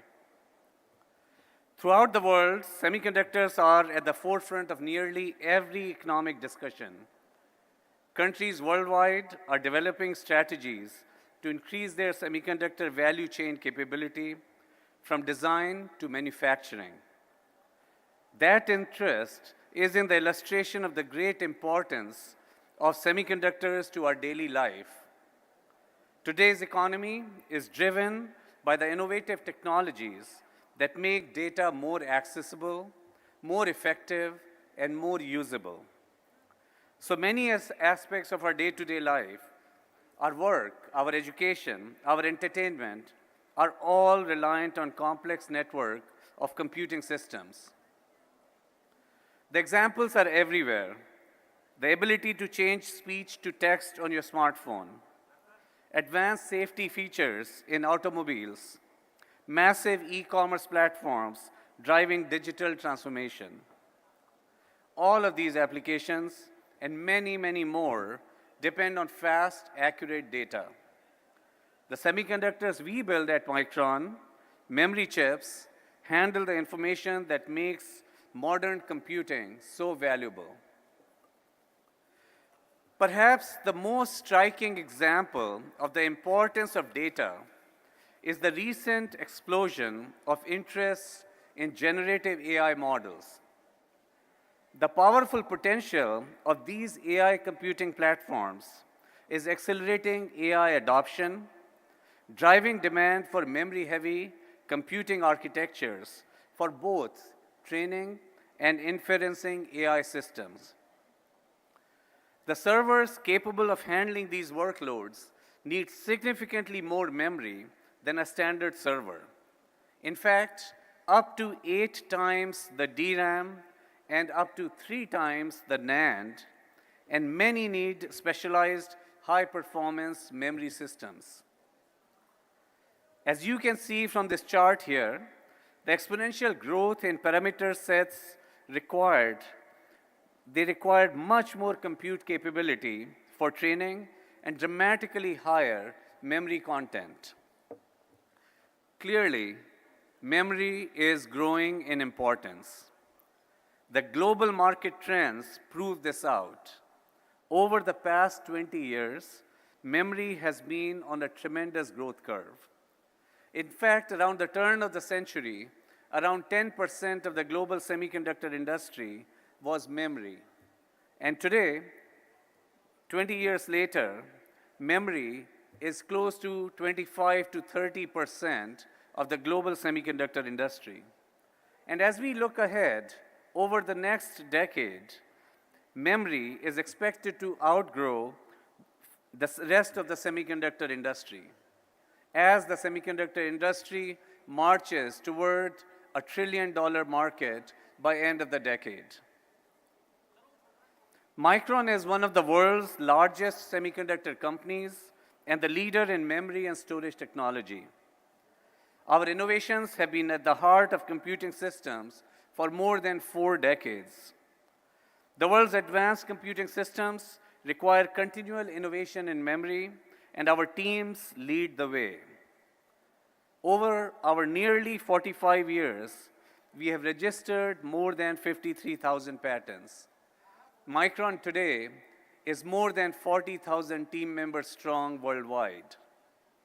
We have operations in 17 different countries.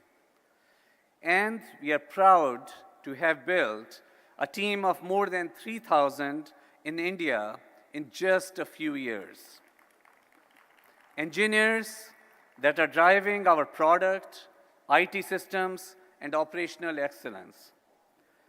The great experience we have had in setting up these R&D and operation capabilities here in India, here in Hyderabad and Bangalore, over the course of just the last few years, has given us tremendous confidence that we will have the same success in manufacturing here as we bring up our assembly and test production in Japan, in Gujarat here.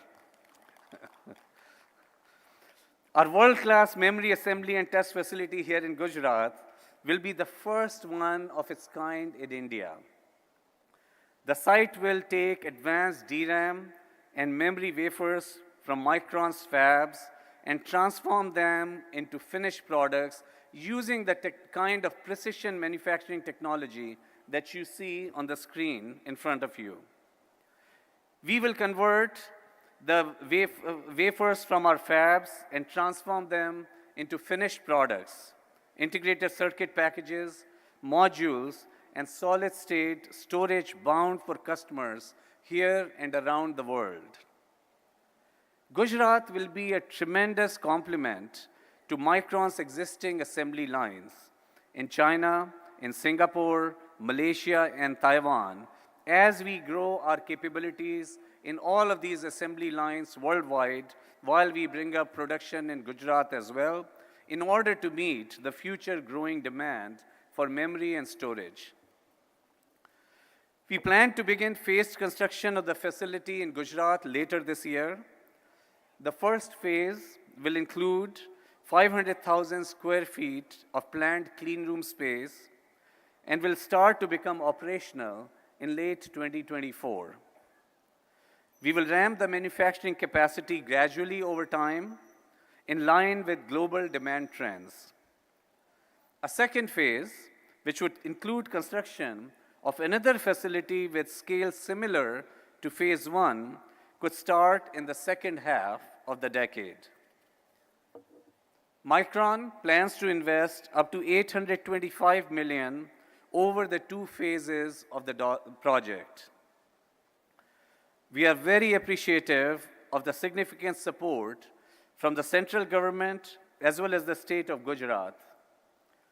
The combined investment by Micron and the two government entities over the course of both phases could reach up to $2.75 billion. Government support will help fund the project and also facilitate access to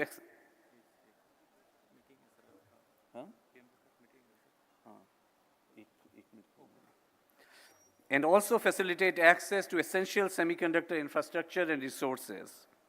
This then will drive innovation and enhance local talent development. I want to express our deep appreciation for the support from Prime Minister Modi and the central government, as well as the state government of Gujarat.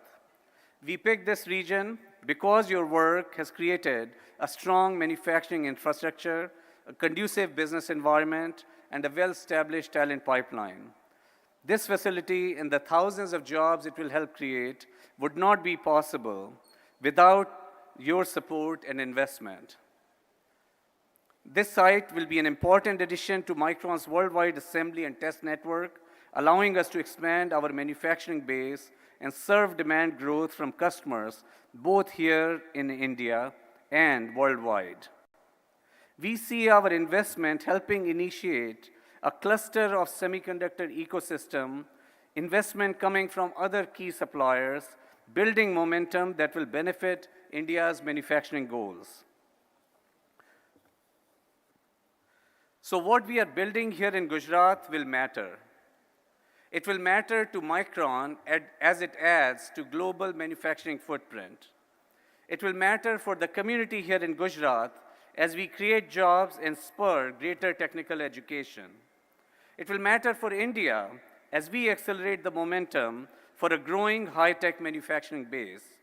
And it will matter for the world as we continue to develop the memory and storage solutions that transform how the world uses information to enrich life for all. Thank you.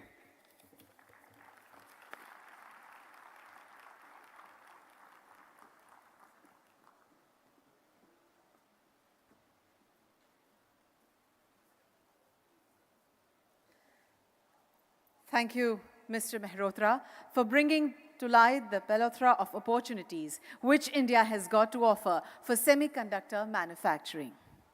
I would now like to request Dr. Anirudh Devgan, President and CEO, Cadence, to share his insights with us. Recognized as one of the leading authorities in electronic design automation, Dr. Devgan has held various management and research roles at IBM, Magma Design Automation, as well as Cadence. We welcome Sir with a big round of applause for his august address on this occasion.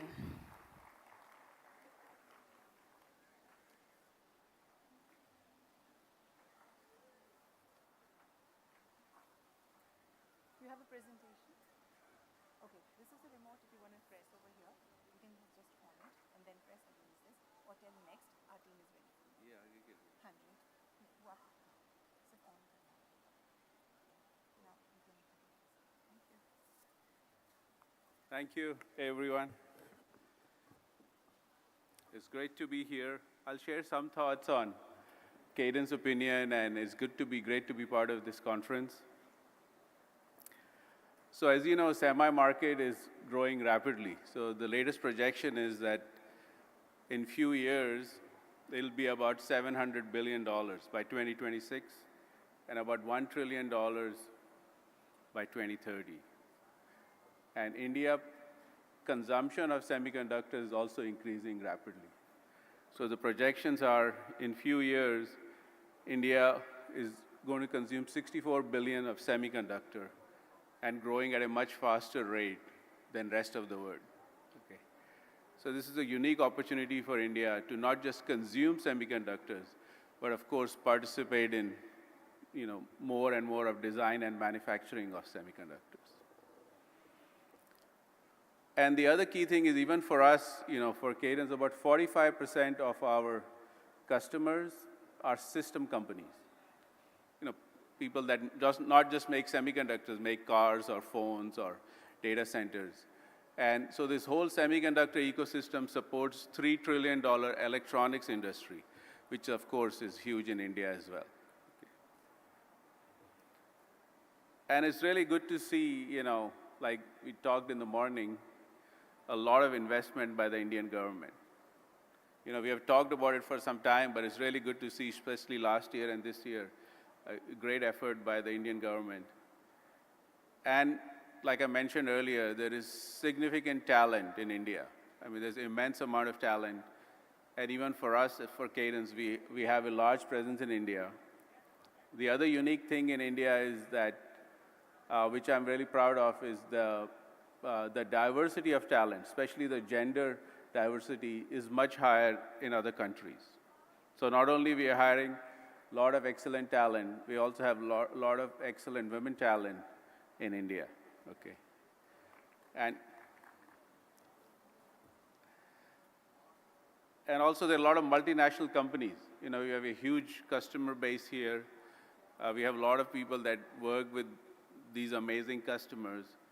And if you look at, and I know several of them are represented here, for some of the most important companies, most of the design work, majority of the design work in some cases is driven out of India. Okay, this is a remarkable achievement in the last few years. Okay. Now, one thing that I think can be done better is that we have a lot of multinational companies, okay, but not a lot of indigenous companies, like Indian companies. Now, I know there's a lot of startup activity, and Cadence is very proud to support that. But I think for the transformation of semiconductors in India, it's super critical that there are local indigenous product companies, both in electronics and semiconductors. And that will really drive India's growth forward, okay? And I think this initiative has to help not just manufacturing, which is critical, but design product companies. Because that, at the essence, is the current India strength is driven by this design excellence. And manufacturing and packaging and all these are needed, but really have to leverage the strength of design activity. To give you an example, about 30% of our revenue, of our employees are in India, but the percentage of revenue from indigenous Indian companies is almost, negligible, okay? Which is fine. We are glad to support all the multinational companies, but I think it's really important to have a local presence. Now, so I think in terms of several things can be done, right, of course, to move along. In my opinion, at least from a design ecosystem standpoint and manufacturing ecosystem standpoint, I would like to point out a few things that can really help accelerate. One other thing I already mentioned is massive investment in support of indigenous semiconductor companies. And I know there's a lot of startups, but I think that's super essential. Second thing, in terms of manufacturing, everybody wants to design the latest, greatest technologies, which is good, like 3 nanometer, 2 nanometer. But if you look at where manufacturing is going to more what we would call, chiplet or advanced packaging, 3D IC-based solutions. So I think it's very important not just to invest in logic manufacturing, but also packaging and 3D IC, because that's going to be the most important technology for the next 5-10 years, along with other logic technologies. I also think that India can lead with investment in cloud infrastructure. Just like for phones, India skipped the whole landlines and went straight to cellular phones. In terms of semiconductor design, India can leave the traditional ways of doing it and take a cloud-first approach to really give democratized access to design activities. And last and not the least, it's very important to invest in AI. I was at one conference a couple of months ago in Santa Barbara with a bunch of US CEOs, and of course, AI is a big topic these days in almost all forums. And tech CEOs are all, they're all, of course, fully embracing AI. But when I talk to some of the non-tech CEOs, their first reaction is, well, maybe we will do less outsourcing because we have a lot of AI, okay? So I think for India, it's very important. India has a great talent pool to use AI to maximize that talent, to make the talent much more productive with the use of AI. So to talk about a few of these things, if you look at the design process right now, we have, some of the biggest chips right now have about 100 billion transistors in one chip, right? In like 1 inch by 1 inch chip, there are about 100 billion transistors. By 2030, it's projected that there will be 1 trillion transistors, okay? So just in terms of size, the complexity will go up by 10x. And then all the additional complexity of designing the chip, all the software complexity. So the design complexity is easily going to increase by 100x in the next 7 years, okay? And number of design starts is increasing as well. Look at TSMC, they mentioned 3 nanometer has twice as many design starts as the previous node, okay? So one big issue that's facing most companies, and especially the Western countries, is not enough talent, okay? There's not enough people graduating from universities to really do this 100x design complexity, okay? So this is a great opportunity for automation, which is AI. There's also great opportunities for India, which has a lot of talent, but all of that has to be combined together, okay? So to give you an example, we develop all these tools. They're pretty sophisticated tools. there are very mathematical tools that actually do the design of these chips. Because if you're designing a 100 billion transistor chip, it cannot be done manually. A lot of it is done by algorithms and software. But even a chip runs, the software runs for like 1 or 2 days, but the design process will take, 6 to 12 months, right? So typically the customer or the user is running these things over and over again to explore the design space. Okay, this is inherently a manual process. And this can be automated to a large extent. It can be accelerated to a large extent by the use of AI and reinforcement learning. Okay. So I show some results here for a leading CPU. Not only can the design be done much faster, it can be done much better. In this case, we gained about 100 megahertz frequency by use of these AI tools. And the reason is that, you can search the design space much more mathematically. Traditionally, if a human is doing it, there are certain limitations of whether you can optimize in the design space. But if you're using AI and reinforcement learning, especially reinforcement learning, which is the basis of generative AI, this can be done mathematically. Okay. This can give huge productivity benefits, I believe. And this combined with, the talent that is available in India can give, exponential advantage if deployed properly. The other thing, like I mentioned before, even 45% of our customers are system companies. So there is this natural merging of semi and system companies. Okay. If you look at traditional semi companies, even like, NVIDIA, is it a semi company now or is it more of a system company? Same thing with Qualcomm. And you look at traditional system companies like the phone makers or Teslas or data centers, they all have silicon initiatives. So this merger is inevitable between system and semi companies. Okay. And this is also happening at the technology level between package and chip, this merger into 3D IC.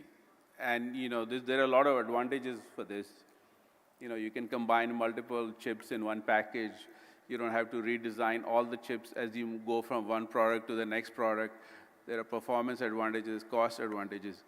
So this heterogeneous integration of 3D ICs, of multiple chips in one package is inevitable, right? And you see that right now in high-performance computing first. Like Graviton, from Amazon, the server chip has multiple chiplets in a package.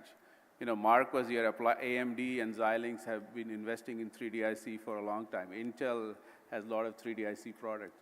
So it's first starting in HPC, but I believe it will permeate through the, design chain and all process nodes and verticals. So I think it's very important to invest in 3D IC. And I believe this is a unique opportunity for India to go where the puck is going. Not just in traditional IC manufacturing, but 3D IC manufacturing. And this requires a combination of multiple technologies.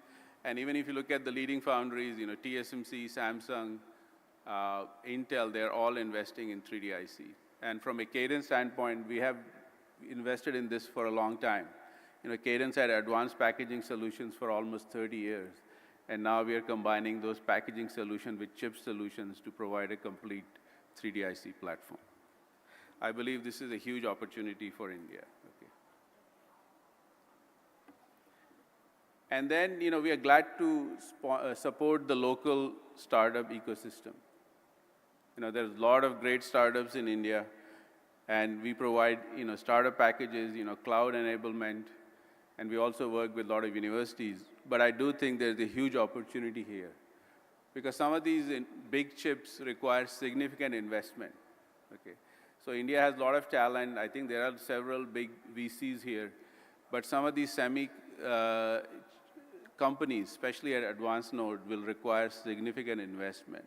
So this is a good opportunity for the government to really step in and help this process. And this did happen in China, this happen in Korea and Israel, and it's a unique opportunity for India to really build domestic, major semiconductor companies. Okay. And for us, we are involved with a lot of universities in India. more than 300 universities. We have education programs. We do provide, like I mentioned, startup packages for companies to get going. And it's really, a great honor to participate in this budding ecosystem that is emerging in India. So in summary, I'd like to encourage, it's really great to be here, really great to see all this investment. I think the opportunities are immense, whether it's in applying AI to design and manufacturing, whether there's, 3D IC and chiplet-based design, use of cloud, to democratize the design of silicon, and lastly, and most importantly, investing in an indigenous ecosystem with startups and local companies. Thank you for your interest. Yeah.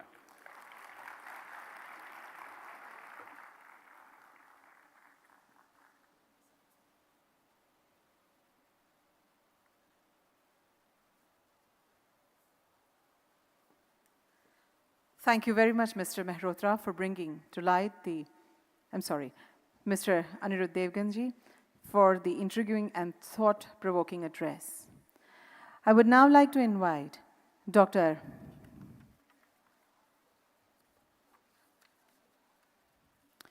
Prabhu Raja, President, Semiconductor Product Group, Applied Materials, or as popularly known as AMET, to share his views on chips, equipment, and manufacturing technology enabling the semiconductor ecosystem.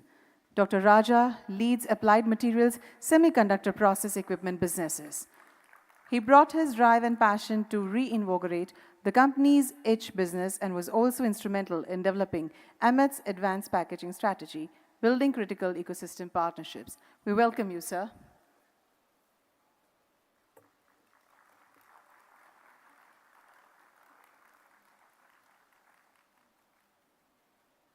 So would you like to use for the slide change?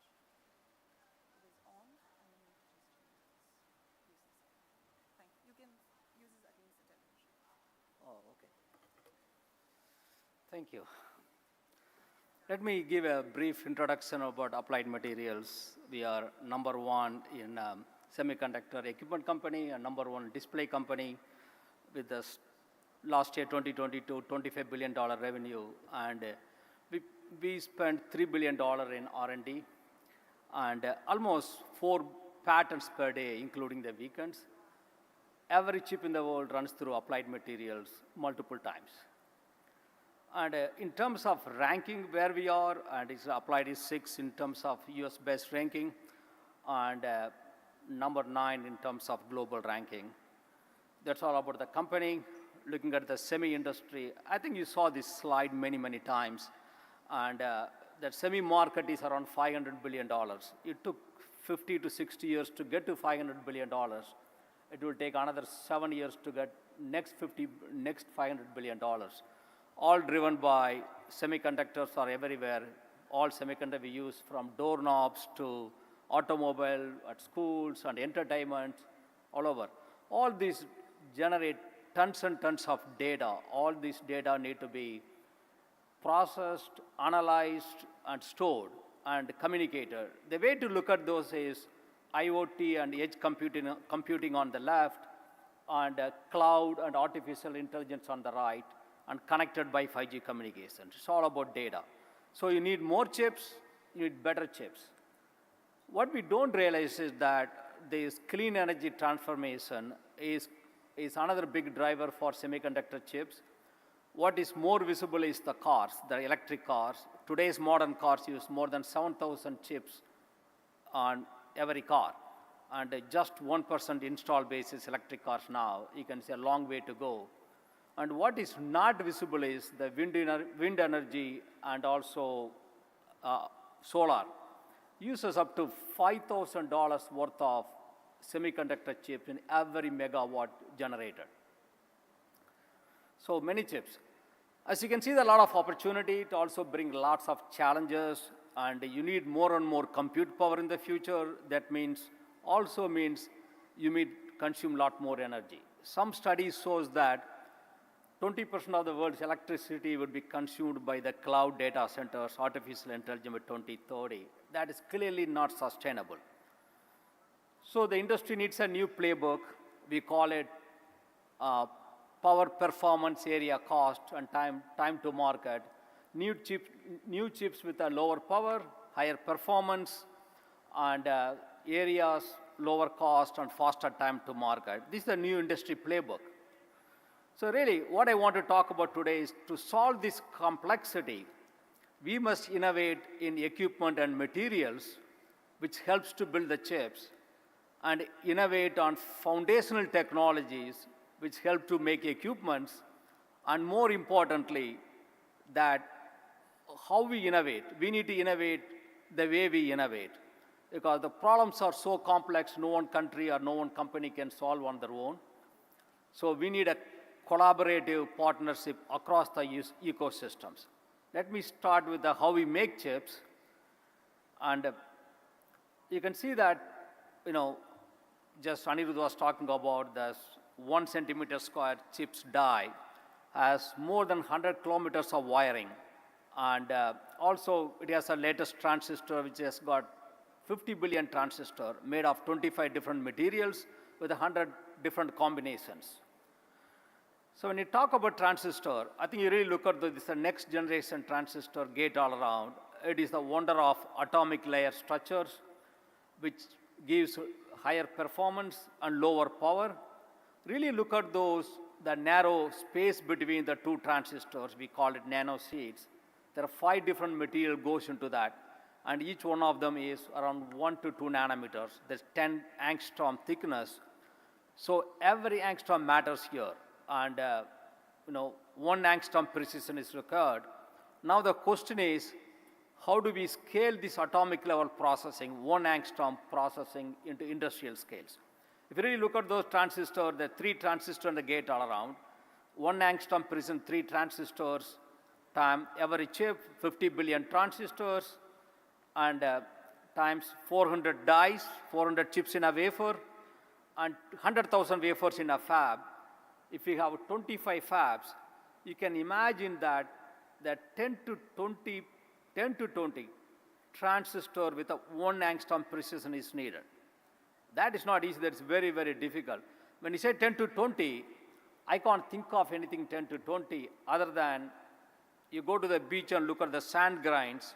That's the only way you can think about 10 to 20. Imagine that every sand grain what you see in the beach has to be 1 angstrom precision. That's very difficult.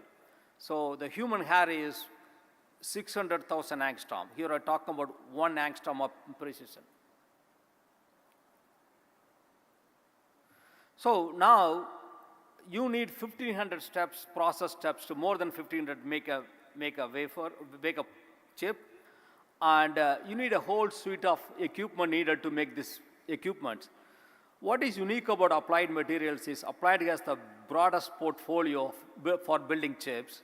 It's the only company with a product breadth and has a capability to connect those process steps on the state-of-the-art labs, R&D centers in multiple places. And with these unique capabilities, Applied can enable all devices, either logic or memory or packaging or power devices. Applied is uniquely positioned to enable this all future devices. Next, I want to talk about innovate how we make equipment. That means a lot of innovations needed on foundational technologies. And where we are, equipment ecosystem is a foundation of semi-manufacturing. Really look at those. And really look at the market in 2022 last year. The wafer fab equipment and materials and subsystem, we call it equipment ecosystem, is around $160 billion in 2022. People don't realize that. Out of 500 billion, that market last year, equipment ecosystem is $160 billion in 2022. It's a huge market. So how the equipment looks, this is one of the applied equipments. It is multiple parts, more than 10,000 parts or 10,000 components and technologies come together to make us one equipment. So it requires a lot of precision manufacturing, a lot of specialized technologies. It's a highly engineered. You need multiple subsystem robotics to gas delivery to e-chucks and plastics, all come together to make one equipment. I talked about atomic level precision on making the wafers. You require a similar atomic level precision, even the technology, what goes into the equipments. As you can see, that's one of the equipments. Even the materials, the coating on one of the chambers, even making the grind size, how those, even one or two angstrom control makes a huge difference in terms of productivity gain, in terms of yield. And the precision what you need is the most important thing for these equipments. So applied materials plus supply chain partners. We have broadest and deepest set of technology in building equipments. And we need a lot more technology innovations, and we need to just speed up the commercializations. So applied and suppliers need to partner very closely to achieve this. Last, I want to talk about how we innovate, because like I said, it's so complex. No one company or no one country can do it alone. We need a partnership across the ecosystem to do it happen. I'm talking about collaborative partnership across the ecosystem. So really look at what happened today. From idea to the commercial chip, it takes 15 years. Start from university research to equipments to the customers were validate 15 years. And clearly that's not sustainable the way we wanted technology. So applied's new approaches, can we work together? Can we do it in parallel? Universities to semiconductor companies to manufacturers to equipments and our peers, R&D consortia all work together in parallel. We can make it 2x faster. With that vision, we announced that EPIC in California, that Equipment and Process Innovation and Commercialization Center with that vision. So what we do here is, we want to bring customers, our partners, equipments and university all under one roof and innovate together. How does it help? For chip makers and partners, we can co-develop and validate new materials, new process technologies, and new process flows. For universities, accelerate the commercialization of academic research. It takes too long with the universities. Now we can accelerate it, giving them the right resources. And also more important, attract, inspire, and train next generation talent. Probably we really need lots and lots of engineers. Here is from some of our customers, video from some of our customers talking about this collaboration.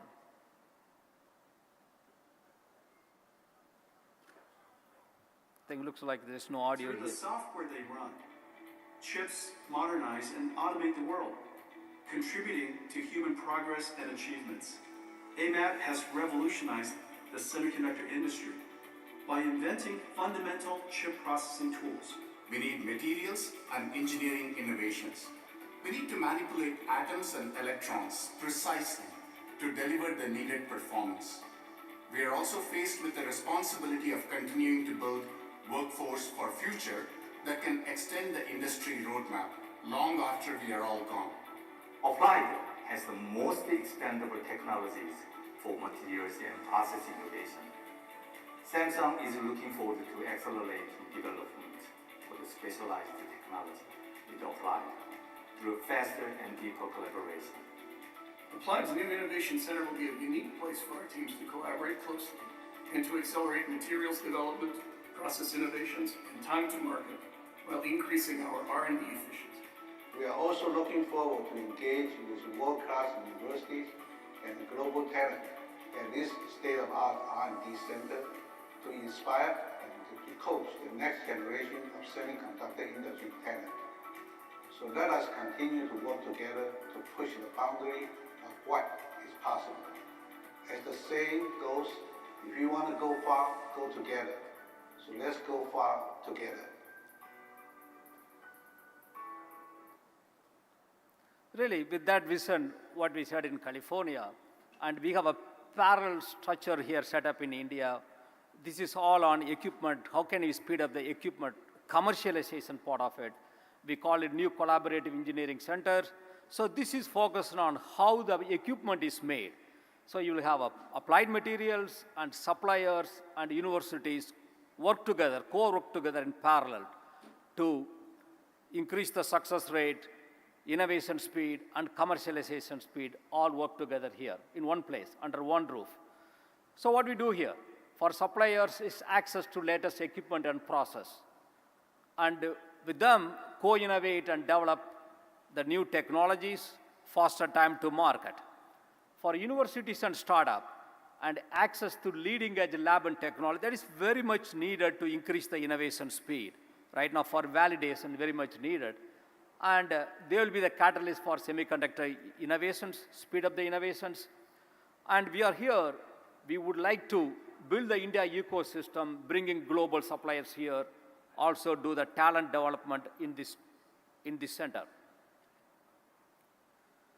So here, really we have multiple suppliers here, university here, the partners, and I really want to appreciate all the suppliers, either global or domestic or universities, for participating here. I would like to thank everyone. Why India? We are starting about Innovation Center. Why India? We have a 20 plus years of history in India. We have 7,500 people, and we develop the skills in multiple engineering and science capability, right from product development to research to simulations. And with applied investment and the government incentives, we can really accelerate the innovation commercialization, and also, like many people talked about, a lot of students pipeline here. We strongly believe that India is the right place at the right time for this new center. With that, I talked about 3 types of innovation: how we make chips, how we make equipments, and innovate the way we innovate. We truly believe it's India's time to shine. Thank you.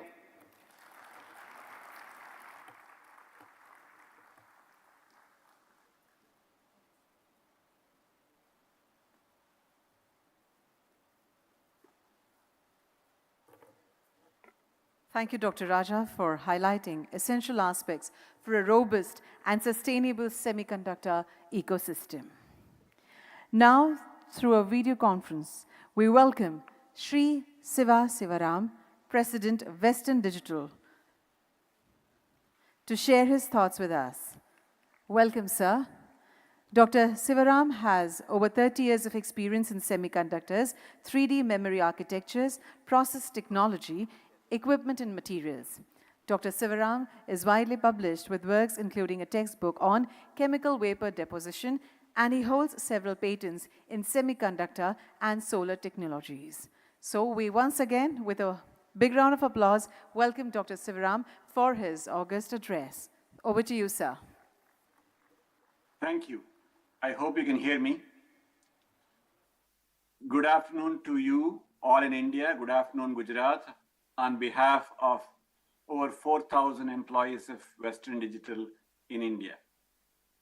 I want to spend some time today talking about not just building fabs, building assembly, building test, but how do we create an ecosystem for intellectual property generation and the technology development infrastructure. Western Digital is a broad portfolio semiconductor player. Prabhu Raja and Anirudh earlier talked about how data is growing. Western Digital provides the basic infrastructure for storing data. We have the broadest portfolio of hard drives and flash. The only company that provides both of it. Most of the world's data gets stored in a Western Digital device one time or the other. Western Digital is a large manufacturer around the world. And the company is over 50 years old, 50 years young. Along with our 4,000 employees, there are 52,000 employees worldwide, operating in 30 countries. We are very proud of our manufacturing footprint, over 12 manufacturing facilities around the world. 14,000 active patents. By active, I mean, given 50 years, patents expire. But we still continue to generate patents all the time. Intellectual property is the lifeblood of the company. We are a widely recognized company. The World Economic Forum recently recognized 2 of our factories, one in Malaysia and one in Thailand, to be global lighthouses for sustainability in the 4th industrial age. But the one that I'm most proud of is Ethisphere, for the last 6 years in a row, has called us one of the most ethical companies in the world. Western Digital continues to innovate in semiconductors and in hard drives. In semiconductors, we are one of the largest producers of flash memories, the memories that are in all of your cell phones and iPads and in all of your data centers everywhere. Flash is jointly manufactured by us and our partner Kioxia in Japan. We produce 30% of the world's bits, or 40% of the merchant bits, other than the ones people consume within the companies themselves. 40% of the world's flash is being produced. The merchant flash is produced by us, along with our joint venture partner Kioxia in Japan. Last year, I was here talking with you all as this conference was inaugurated. In that time, between then and now, we inaugurated a new fab, the Fab 7 in Yokkaichi. We also announced our next fab in Japan, Fab K2, to come into production sometime next year.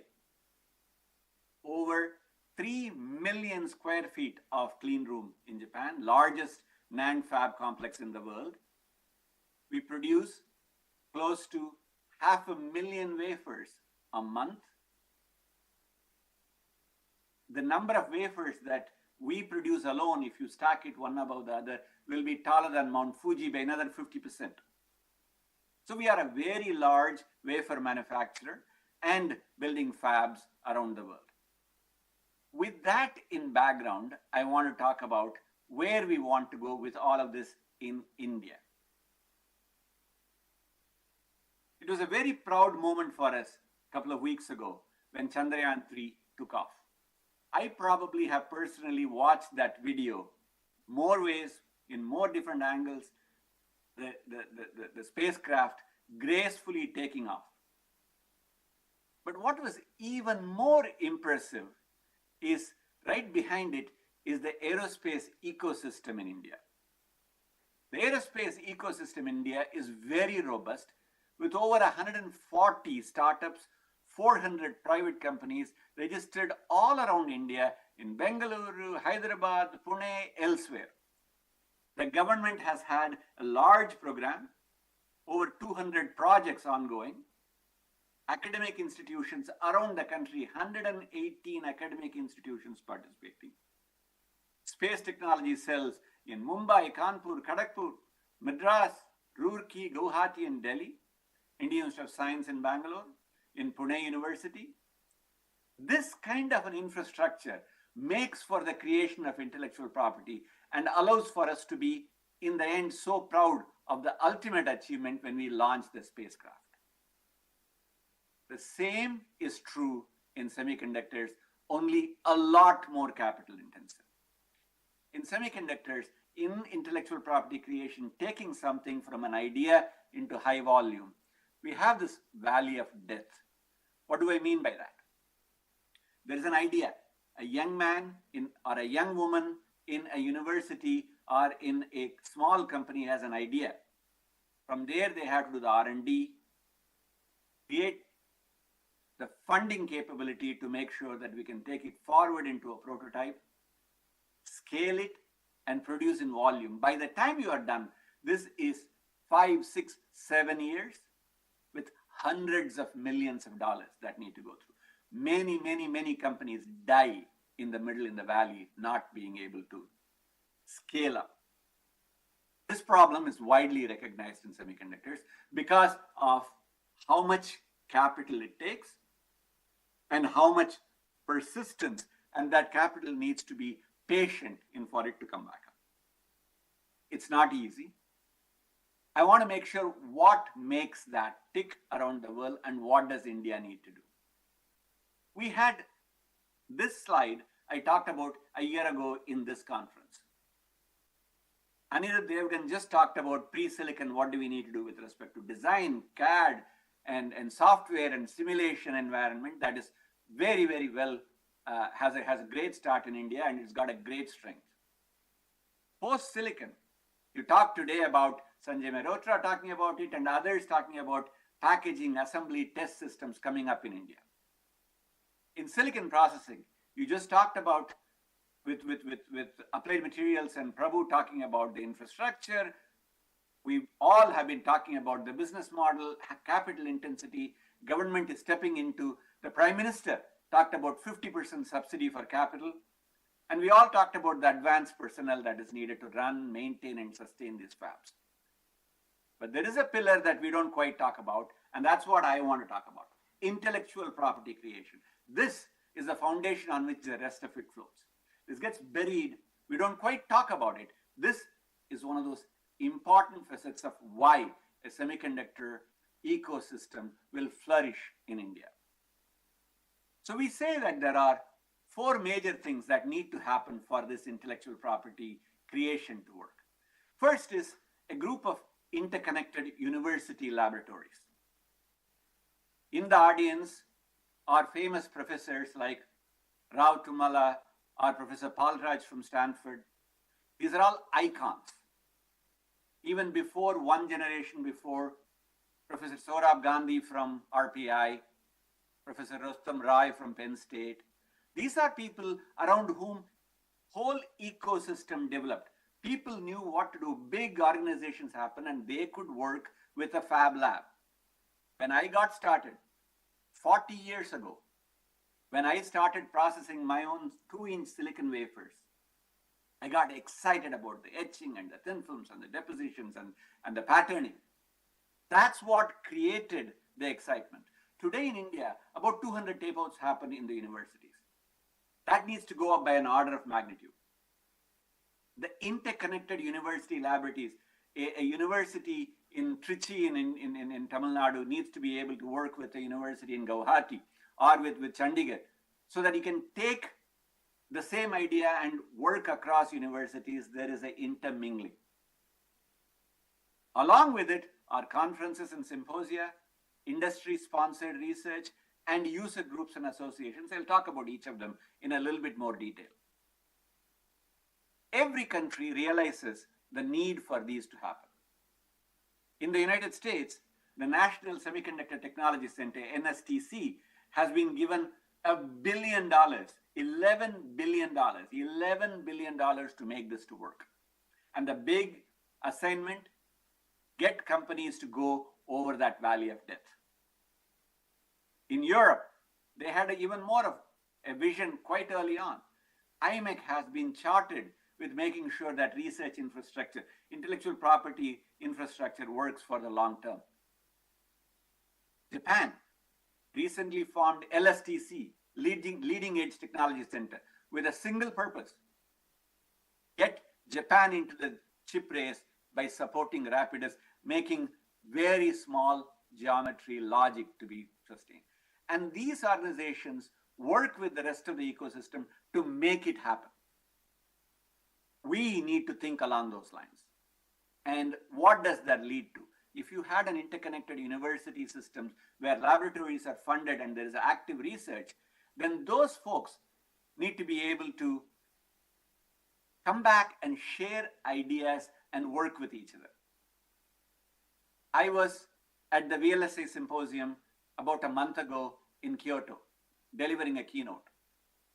Over 1,500 researchers from China, from Japan, from Taiwan, from Korea, from the United States, from Singapore, interacting closely, sharing ideas. I did not see many researchers from India there. The best paper in the conference was won by a young man from Stanford University, of course of Indian origin. I want to see a lot more of these to go happen. IEDM, Electron Devices Meeting. Between the three of them, VLSI Symposium, IEDM, and International Solid State Circuits Conference, these are the 3 pillars of semiconductor conferences that we see everywhere, along with Materials Research Society, Reliability Physics Society, Photonics. There is so much of these kind of conferences, interactions happening around the world. We need to have chapters of this in India, wings of these. We have to have these conferences be scheduled in all over the country, whether in Ahmedabad, whether it is in Kolkata, whether it is in Orissa or in Karnataka. We need to have universities and sites hosting these conferences so our students who are working together and industry can come together and exchange ideas. Very important that we support this. Industry-sponsored research. I can use our own example. Western Digital works with universities around the world. We support memory research in Stanford University. We support magnetics research in Carnegie Mellon University. We support signal processing in University of California in San Diego. We combine Indian Institute of Technology in Delhi along with Purdue Universities to produce IP. We work with Tokyo Institute of Technology to do magnetics and semiconductor work. This kinds of interaction comes from what Prabhu was talking about earlier. Bring university researchers and industry as quickly as possible together so we can have a robust ecosystem of focused research, research that is leading to products very quickly.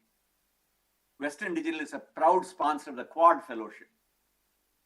About 6 weeks ago, in Melbourne, Australia, the Quad countries, Australia, India, Japan, and the United States, allowed the Quad Fellows to come together. This is a long-term partnership, and we're a proud sponsor of these Quad Fellows, allowing students from each of those countries to go to the other country to study. Industry and universities working closely together is an important part of setting this up, and along with conferences, ability to produce these research and talk about them in conferences sets up for the country to grow. And the last leg of it is the semiconductor user groups and associations.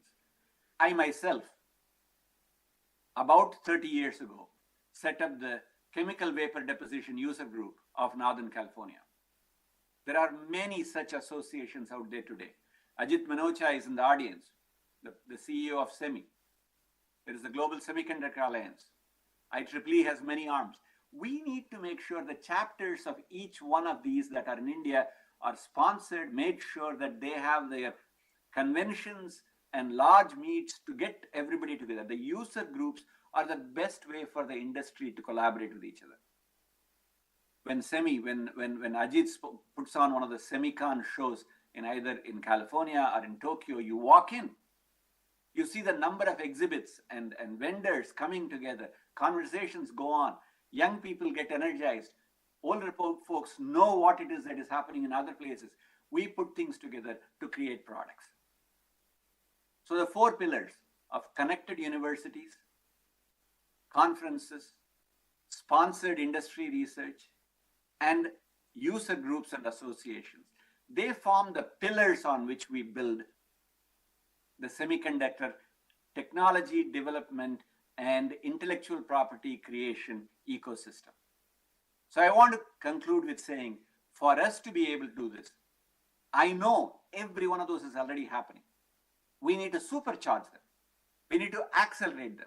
A technology center in India that can make sure that the government is setting up the funding for the universities and setting the guidelines and of vision and strategy, as today the Prime Minister set up.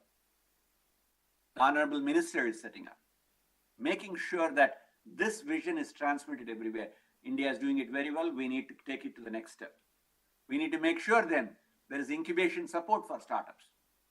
Startup India is an extraordinarily effective organization. We need to make sure the focus goes back on semiconductors. Semiconductor are a unique set of startups that require a large patient funding for this to be supported. Technical exchange programs, and I talked about this in various lengths. We need to make sure that technology exchange by the free movement of ideas between people is where intellectual property gets created. And university research centers are the fundamental building block on which the rest of the ecosystem is built. Not just the IITs, not just the NITs, every other university, all the way from the south to the north to the east to the west, we need to have places where equipment exists, testing exists, whether it is a power electronics, whether it is a logic, whether it is memory, whether it is automotive electronics, places where things can be processed and tested together. We at Western Digital have been at the forefront of this, have been big supporters of every one of these efforts. I want to make sure we continue to do it, and we want to make sure that the Indian semiconductor ecosystem is as shiny as our space success that we have seen before. Thank you.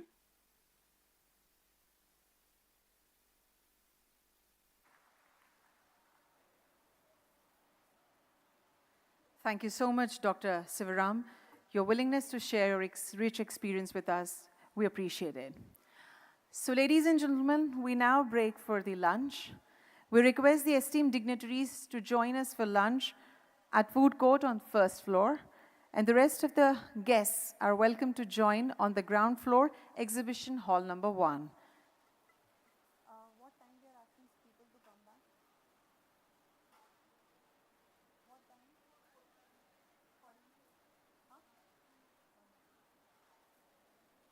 Please do not be late.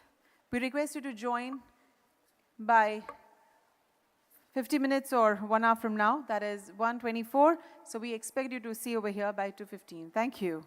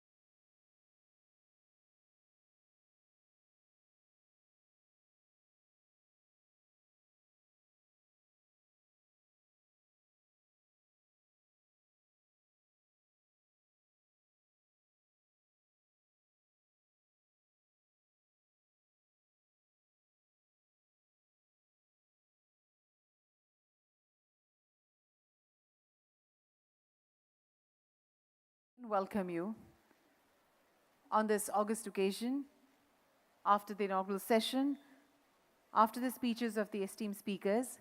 We are here for more knowledge gaining. I request those who are sitting at the back, kindly come in the front rows and kindly also take up your seats, please. We request you to put your mobile phones on silent mode or vibrating mode.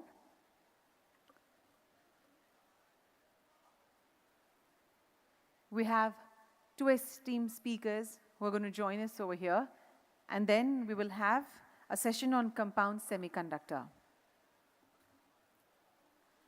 We await the arrival of our first speaker, Mr. Mark Papermaster. He'll be over here in just a few minutes from now. Thank you.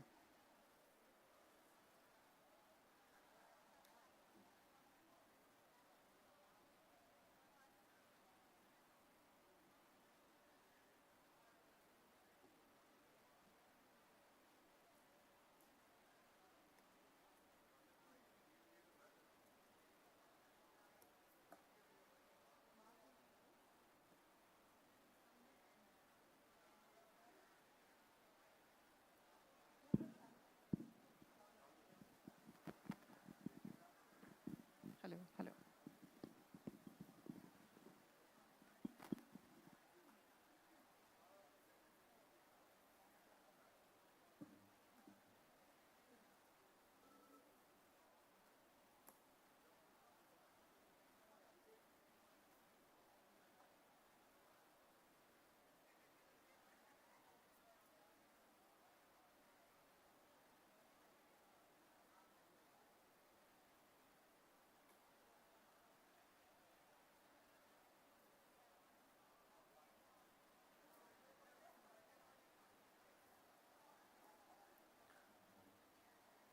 Humble request to those who are sitting at the back to kindly occupy the front rows.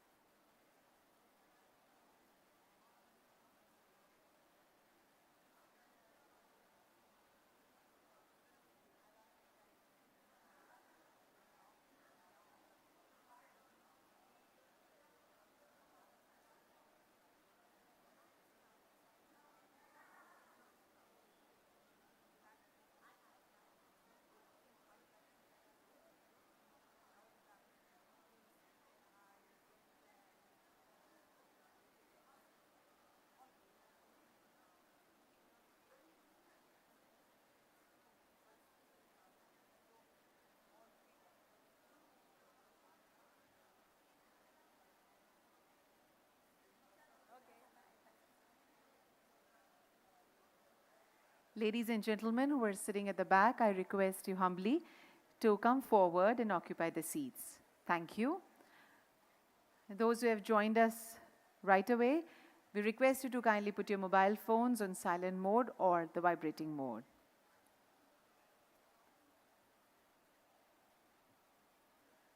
We shall begin the session with the speaker in a very short while from now. Thank you.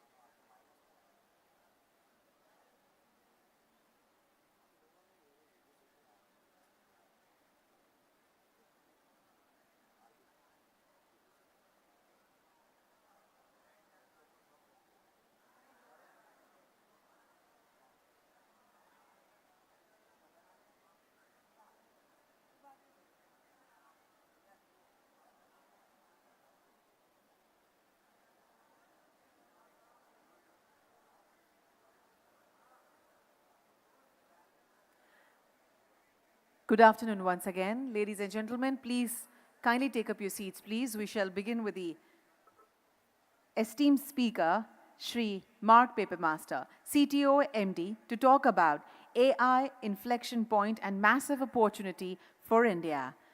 Mr. Papermaster is responsible for AMD's technical direction and product development and advanced research. With more than 40 years of engineering experience, including significant leadership roles managing the development of a wide range of products, from microprocessors to mobile devices and high-performance servers. Ladies and gentlemen, please help me welcome Mr. Mark Papermaster for his August presentation over here. It is indeed a pleasure to hear him twice today. Thank you.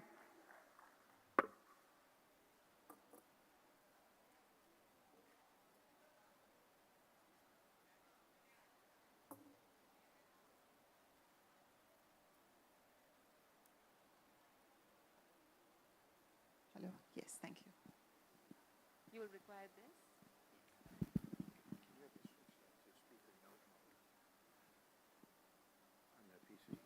That's all right. I'll use my notes here. Yeah, if you never change. The speaker note first, please. Video console. In his presentation, there is a speaker's note. Can we have that, please? And this is the advance. The changer. Great. Okay. All right. So in the morning, your card falls. Thank you. Well, good afternoon, and it is indeed a great honor to be able to have the opportunity to speak twice in front of this esteemed audience. It is, for me, a chance to see colleagues that have come together across the semiconductor industry, a number of which I've not been able to see in person in years. So absolutely a pleasure to well, let's start with the bang, and it'll only go up from here. How's that?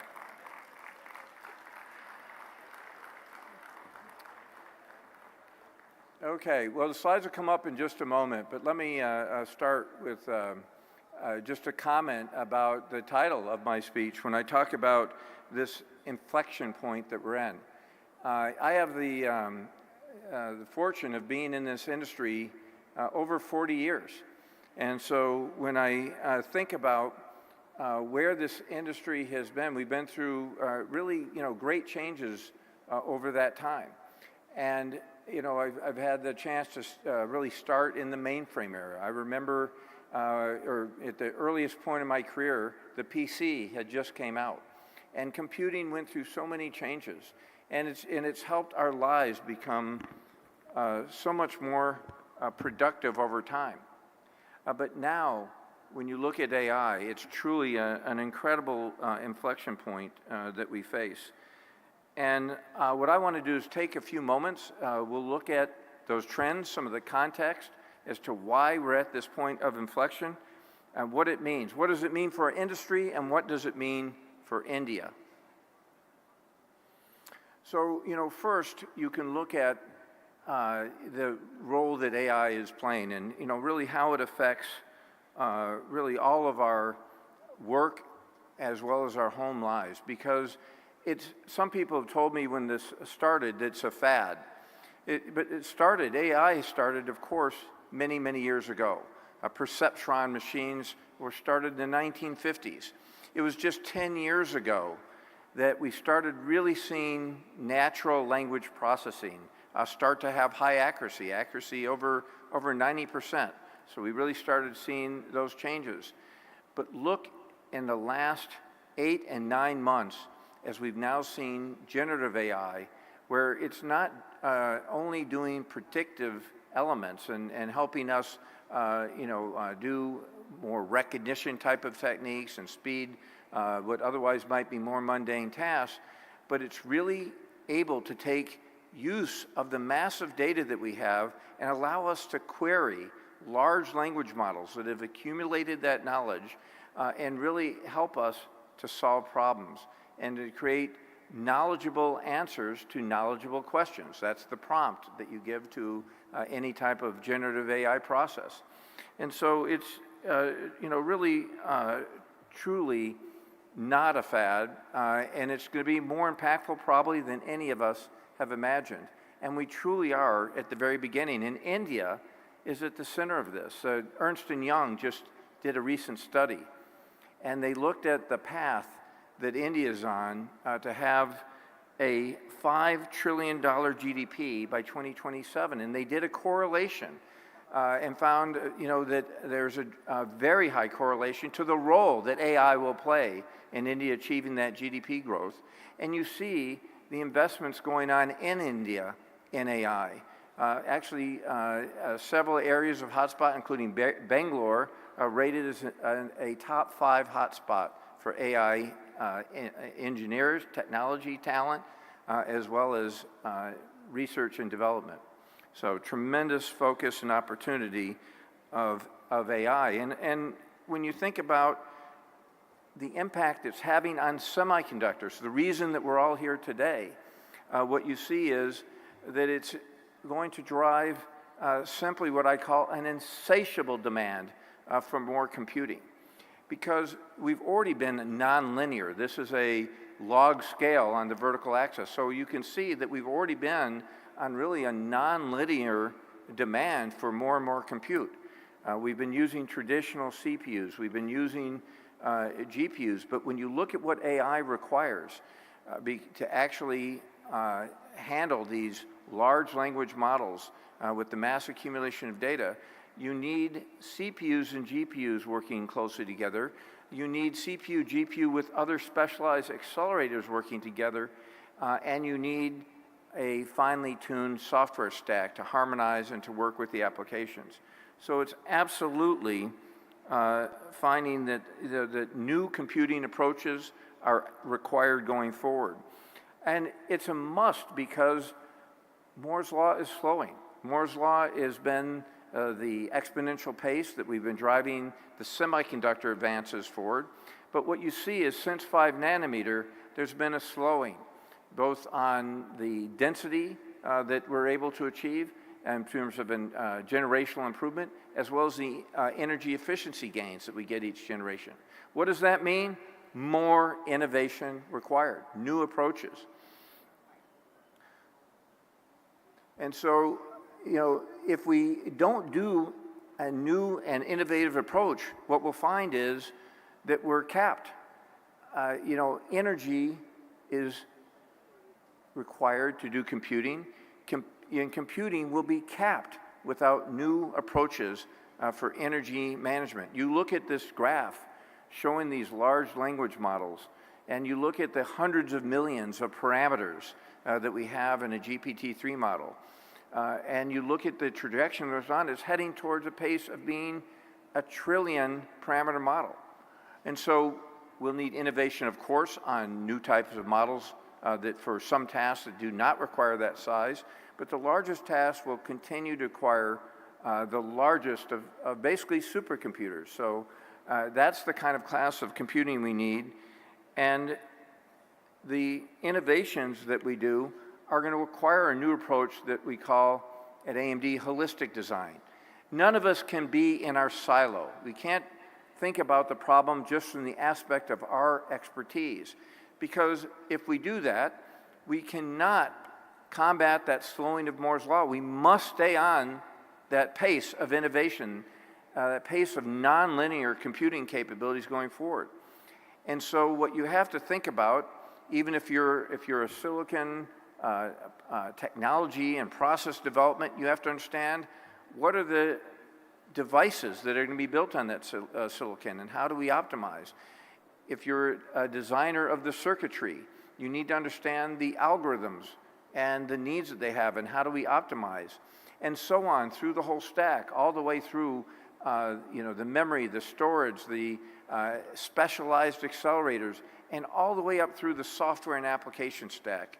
This is the virtuous circle that we need to come together to be able to combat Moore's Law going forward and keep us on this exponential pace. And how you put these solutions together will require more advanced packaging techniques. And so in this graph I show you here, you can see that what we've done at AMD is we adopted years ago a modular design approach, and it allowed us to lead the industry in using chiplet designs, breaking apart rather than having to manufacture a very large monolithic chip, very hard to yield such large devices.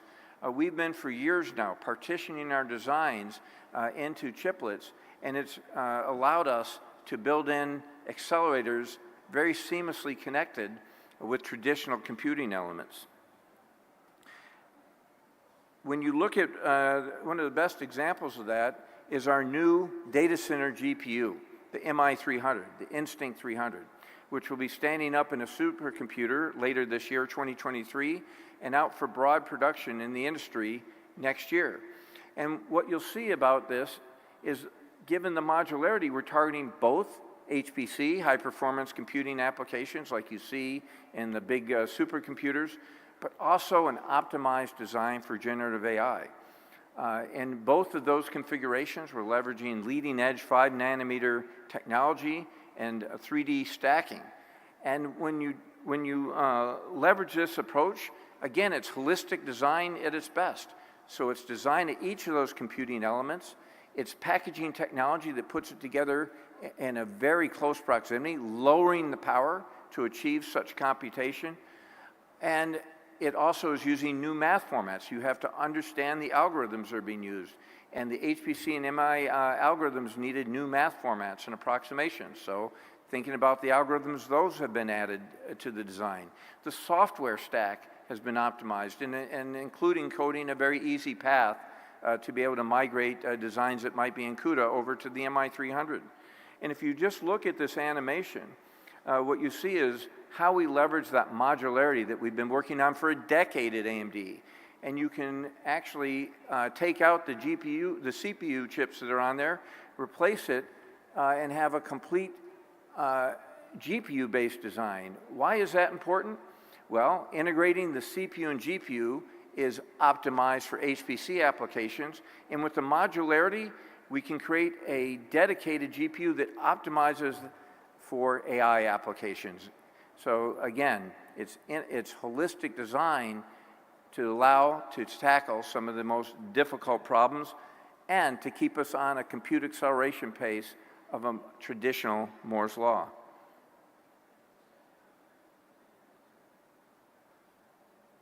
So my next, just to conclude, I want to highlight, again, the criticality of the role of designing in India. It's part of the overall, really, Make in India initiative here in the country.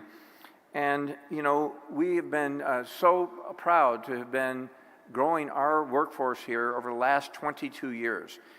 6,500 employees today, 3,000 service providers on top of that, and then the announcement that we have made in terms of growing from that base that we have today across 5 cities, 10 actual sites across 5 cities, and announcing that we are investing $400 million in India for Design in India over the next 5 years.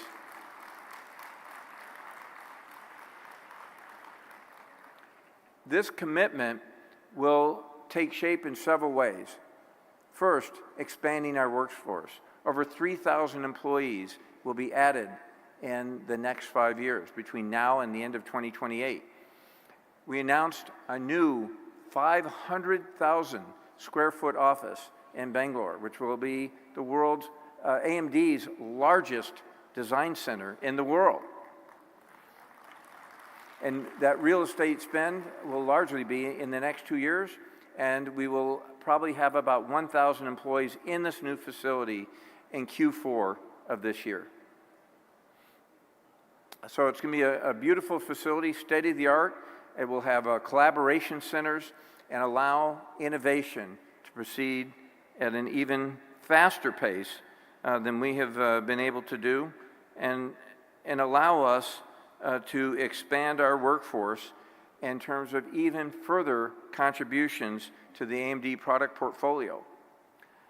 What I'll tell you today is, you know, our portfolio that spans across PCs, both mobile and desktop, our gaming graphics that we have with Radeon, our adaptive compute, and this comes from the Xilinx family that's joined, as well as the networking capabilities that came in from the Pensando acquisition, allow us tremendous flexibility to bring solutions together for our customers.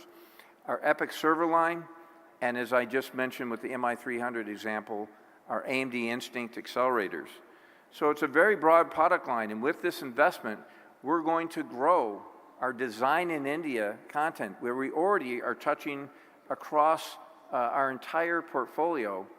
But with this investment, we will be able to accelerate our investments, accelerate using AI in our design approaches, and providing the engines for AI for the industry, and to bring competition where it's been lacking today in terms of GPU compute in the data center.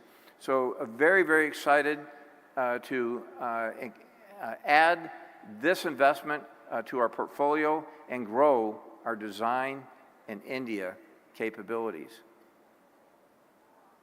So what I want to conclude on is we all are facing an incredible opportunity with the kind of change that happens in this industry about every 30 years. This opportunity is here now. And at AMD, we're going to take advantage of this opportunity as we grow our portfolio, add AI acceleration in every facet of our portfolio, and we're going to do it using a holistic design approach. And using that holistic design approach needs top talent. And that's what we've invested in India. We have created India to be a leading innovation hub.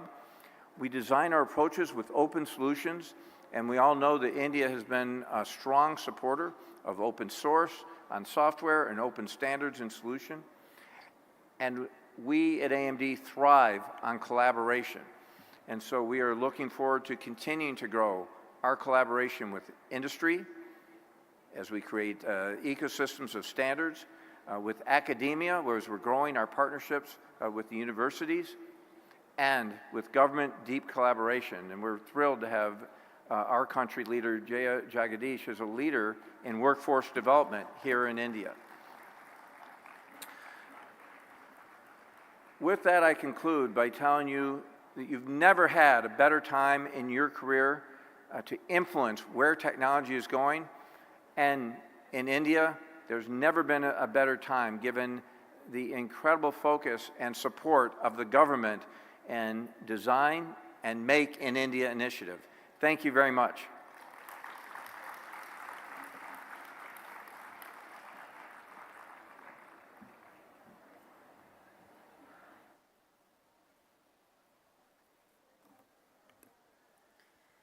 Thank you, Mr. Paper Master, for enlightening us with your experience, which started with a bang.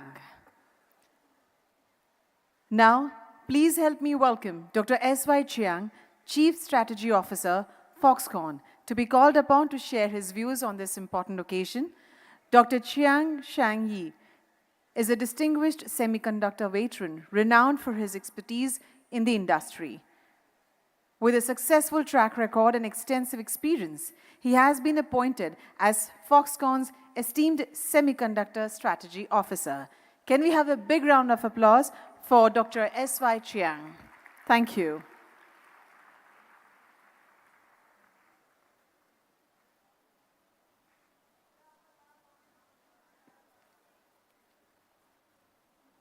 The presentation slide change. Okay. Thank you.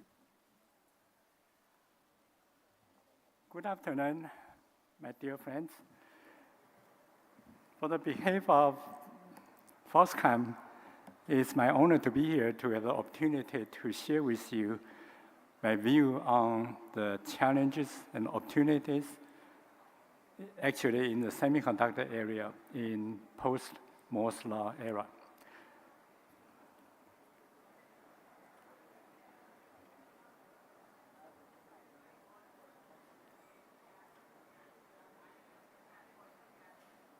Is that working?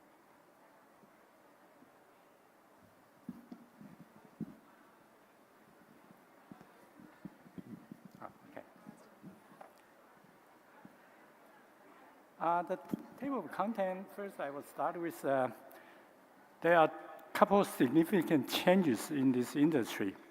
Environment is changing, and it's pretty big change. Then the concept of integrated chips, my previous speaker, Mr. Paper Master, already paved the road. I'm talking about chiplet. He already mentioned that, and gives a conclusion. The environment changing, we all heard about Moore's Law. Even this morning, a Prime Minister already also mentioned about Moore's Law. It's a scaling of silicon IC technology. And Moore's Law has been the main driving force for the electronic industry for the last 40, 50 years. Every 2 years, a new generation come out from the scaling. The speed is supposed to go up, power goes down. Most importantly, the cost also goes down. That really help to fuel this very fast growing in the electronics industry. Now, Moore's Law is approaching the physical limit, so it's a big, big impact to this industry. What it means, I just give a very few examples. It's now you all heard about 3 nanometer, 2 nanometer technology. And the 2 nanometer means 4 atomic layers. So we are talking about 4 atomic layers. It's really, really difficult to go further down. If you miss 1 atomic layer, then you're way off. The system design during this, in the last 30, 40 years, because of really the electronics industry depends very much on Moore's Law.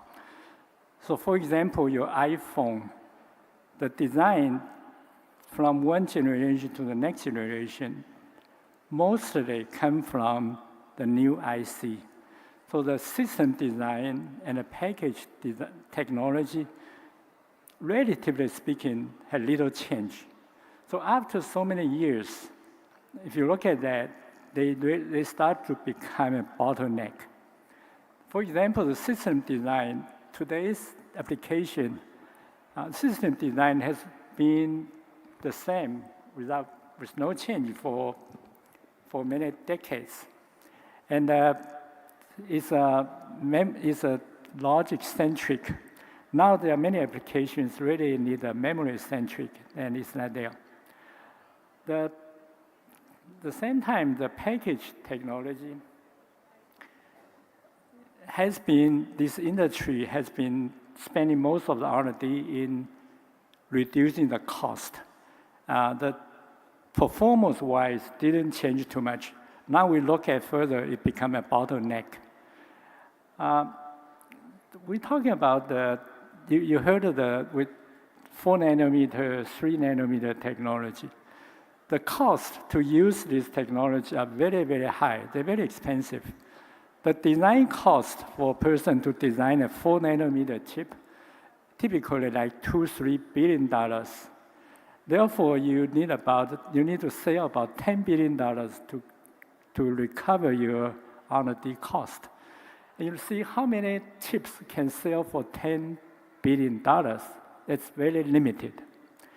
And we going forward, the market, we all heard about AIoT, IoT, and this is a very, very diversified market.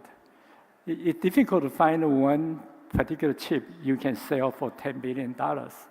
So most of the product they cannot afford use the most advanced technology. So the two biggest change, I like to emphasize the two major change in this area. I like to talk about it. One is the Moore's law is near its limit. Second is the application. The market needs changed. Used to be like the smartphone, very much all the different brand of smartphone use pretty much the same chip. But now the AIoT and IoT product, you have thousands of products, and they need different IC chips. So it's very, very diversified. So the current ecosystem can no longer support very effectively these two major changes. And I'm going to share with you the way we look at what may be the solution. So again, I go back to share with you more detail. In the 1980s, the semiconductor always is a major driving force for the semiconductor technology. In 1980s, for example, that's a mainframe computer, and then followed by desktop, PC, and cell phone, and smartphone. And all these has one common characteristic, is that they all very much the same design, same structure.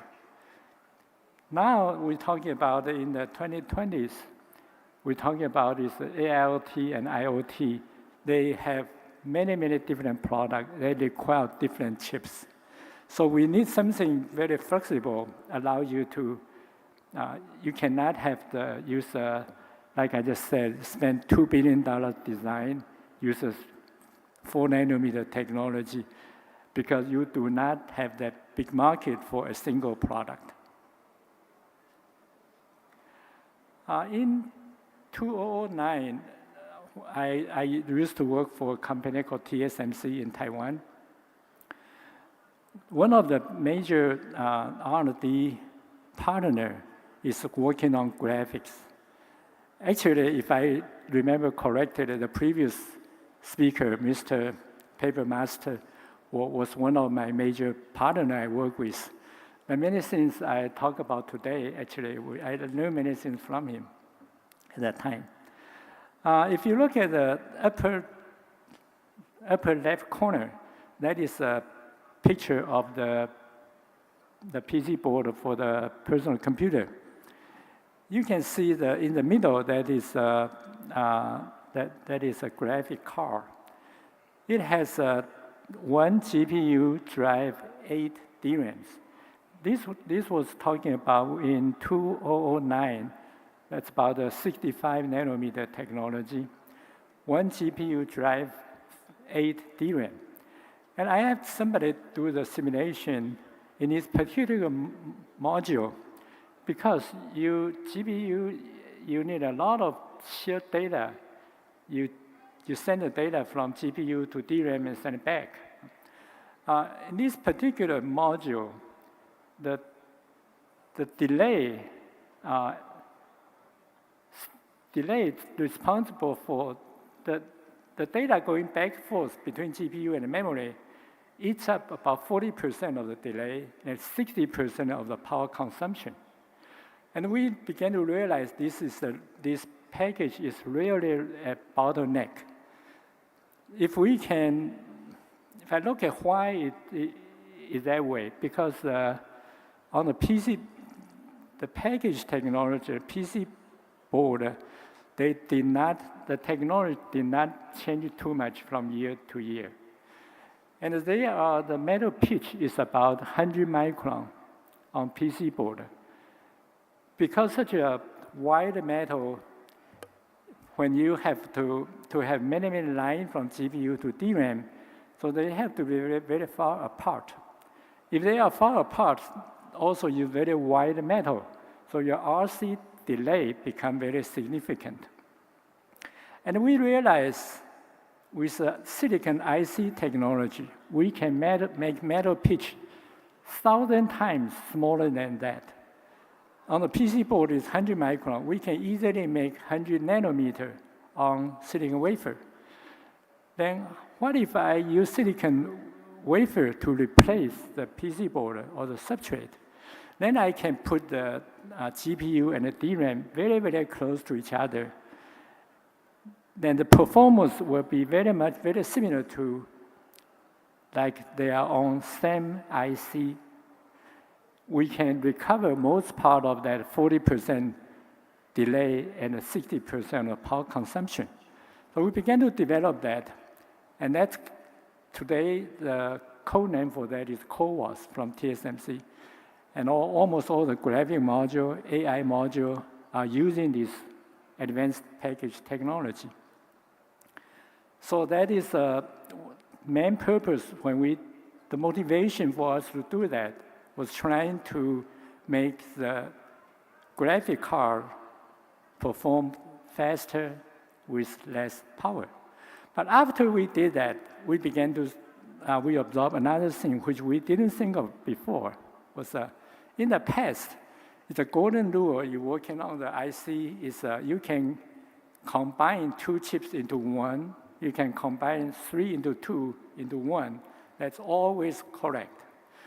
But not after we have developed this advanced package technology, we realize in many cases, if we take 1 chip into 2 or into 3, then connecting them together with advanced package technology, their performance very much like a single chip.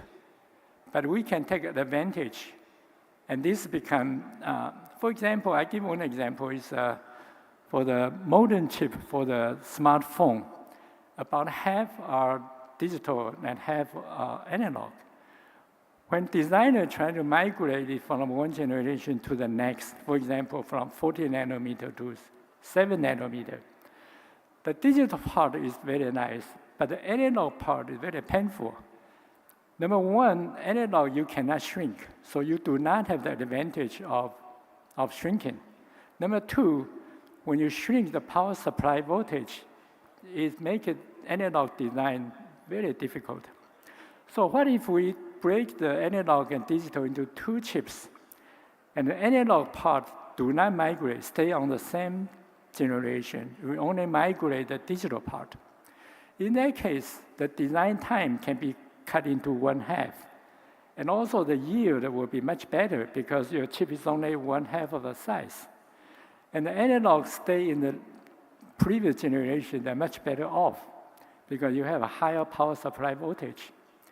And from that, we began to develop the concept of today we call chiplet. We began to say, how about we break up? It's like module approach, like a Lego. You can break one chip into some chiplets, and you hook them together with an advanced package platform. That actually may work better. We take the IoT product as one example. There are so many different IoT applications in personal device for the smart home, smart city, and automotive industry. They all have something in common. You have either MCU or CPU, and you have A to D, D to A, your sensors, power supply management, memories, and a communication, either Wi-Fi or Bluetooth or whatever. The difference is for different products, the requirement for each one of these components are very different. For example, if you for the automotive application, for the computer driving, you need a very, very high speed CPU. And for many of the personal device, you only need a very simple MCU. Just basically, you take the data, send it to the cloud, and bring it back. What if we have we try to have, for example, the very left-hand side, for the operation CPU or GPU, we have 5 different options. For the memory, we have 4 different options, so on and so forth. Then for each product, we look at the need, then we pick up the different version. Then we put them together on an advanced package platform. And this is the concept of the chiplet concept starting from here. For doing that, then we put together A2, B1 on this advanced package platform. So we call that the integrated chips. When we talk about integrated circuit, you put a different transistors, resistors on the same chip. That's integrated circuit. In this case, we integrate different chips on one piece of substrate. So we call it integrated chips or integrated chiplets. So again, I repeat what some of them I already just said. The concept of integrated chips or chiplet is after Moore's law getting close to its physical limit, we try to begin it how to improve further. We should look at from a system overview. Then we look at from a system design, including hardware and the software. In the past, like in the smartphone and PC, it's very much, you only need one system design. This system is very much the same, and both hardware and the software. Now going forward, we have thousands of different products. So the demand for the system design in both hardware and the software is tremendous. And we should begin to look at that for the optimum solution. And each chiplet can be, another thing is those chiplets, they can be from different generations. For example, for the GPU, we can probably use 10 nanometer or 5 nanometer. And for the power supply, for the power management, we can use 0.18 micron. And some of the optical parts for the photonics, we can even put the 3-5 compound together. And we can, all those chiplets can be from different generation or even different material. Then we integrate them together on the same advanced package platform. Then give us the optimum solution from both performance and a cost point of view. So we think this is the integrated chips approach will be one of the major trends going forward in the post-Moore's law era. Again, I emphasize some of the particular advantage for the integrated chips or chiplets. The advanced package technology can enhance the performance. For example, I just mentioned about this graphic module. That's one good example. And AI also belongs to this category. This module approach gives us a very good flexibility. We can pull this together. We can make, for example, if a company want to make an IoT product, we use a concept I just mentioned previously.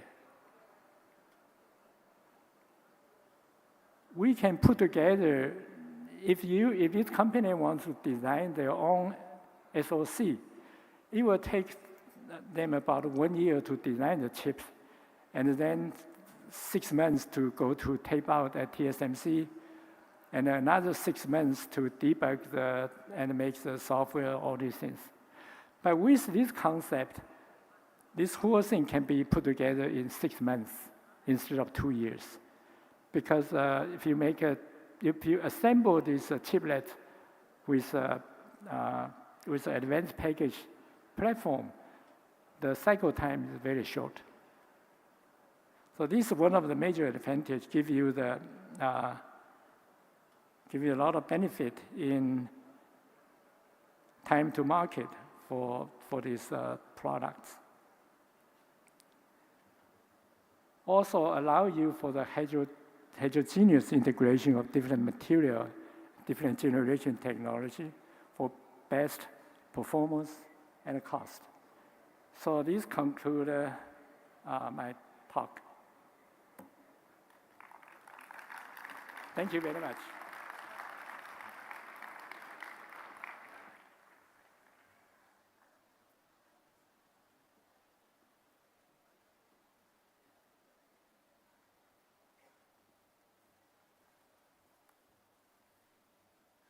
Thank you, Dr. Chiang, for sharing your meaningful perspective with us.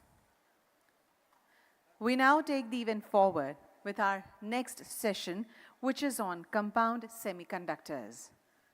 Arising from the fusion of elements, compound semiconductors are opening the gateway of new possibilities. Outperforming the capabilities of conventional semiconductors, the unique properties of the compound semiconductors make them an indispensable part of modern life, including their role in high-speed and power electronics, EVs, telecommunications, smartphones, photovoltaics, and space technology. We now invite the domain experts in this technology for a panel discussion on the advantage India in compound semiconductor to understand what India has got to offer for manufacturing of compound semiconductors.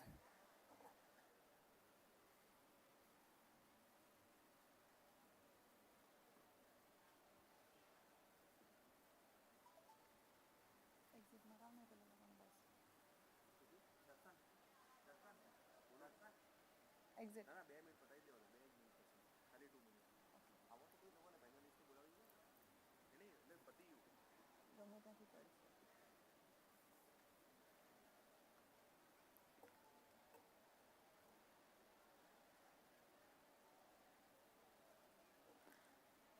Foremost, would like to invite our moderator of this session, Dr. Manish Kumar Huda from Semiconductor Laboratory, or as we all very well know it as SCL. Welcome, sir. We also welcome on stage our esteemed panelists, Shri Vivek Sharma, ST Microelectronics. Welcome, sir. Dr. Yi Shi Chang, Technology Ambassador, ICEA.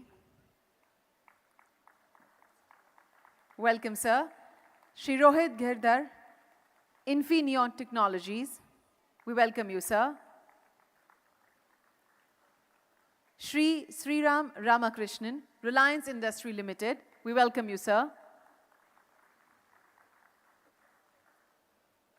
And last but not the least, Shri Darshan Hiranandani, Hiranandani Group. We welcome you, sir. Ladies and gentlemen, I would like to introduce to Dr. Manish Kumar Huda, Head Technology Development Division, SCL. Dr. Huda has been engaged in process development and integration services for MEMS devices. He is responsible for establishing state-of-the-art compound semiconductor manufacturing facility at SCL. Dr. Huda is a member of several Government of India committees working on setting up advanced mode semiconductor facility in India. Can we have a big round of applause for the moderator and all the panelists sitting on the dais, please? Thank you. And may I now request Dr. Huda to kindly steer us through the imperative discussions during this session. Over to you, sir.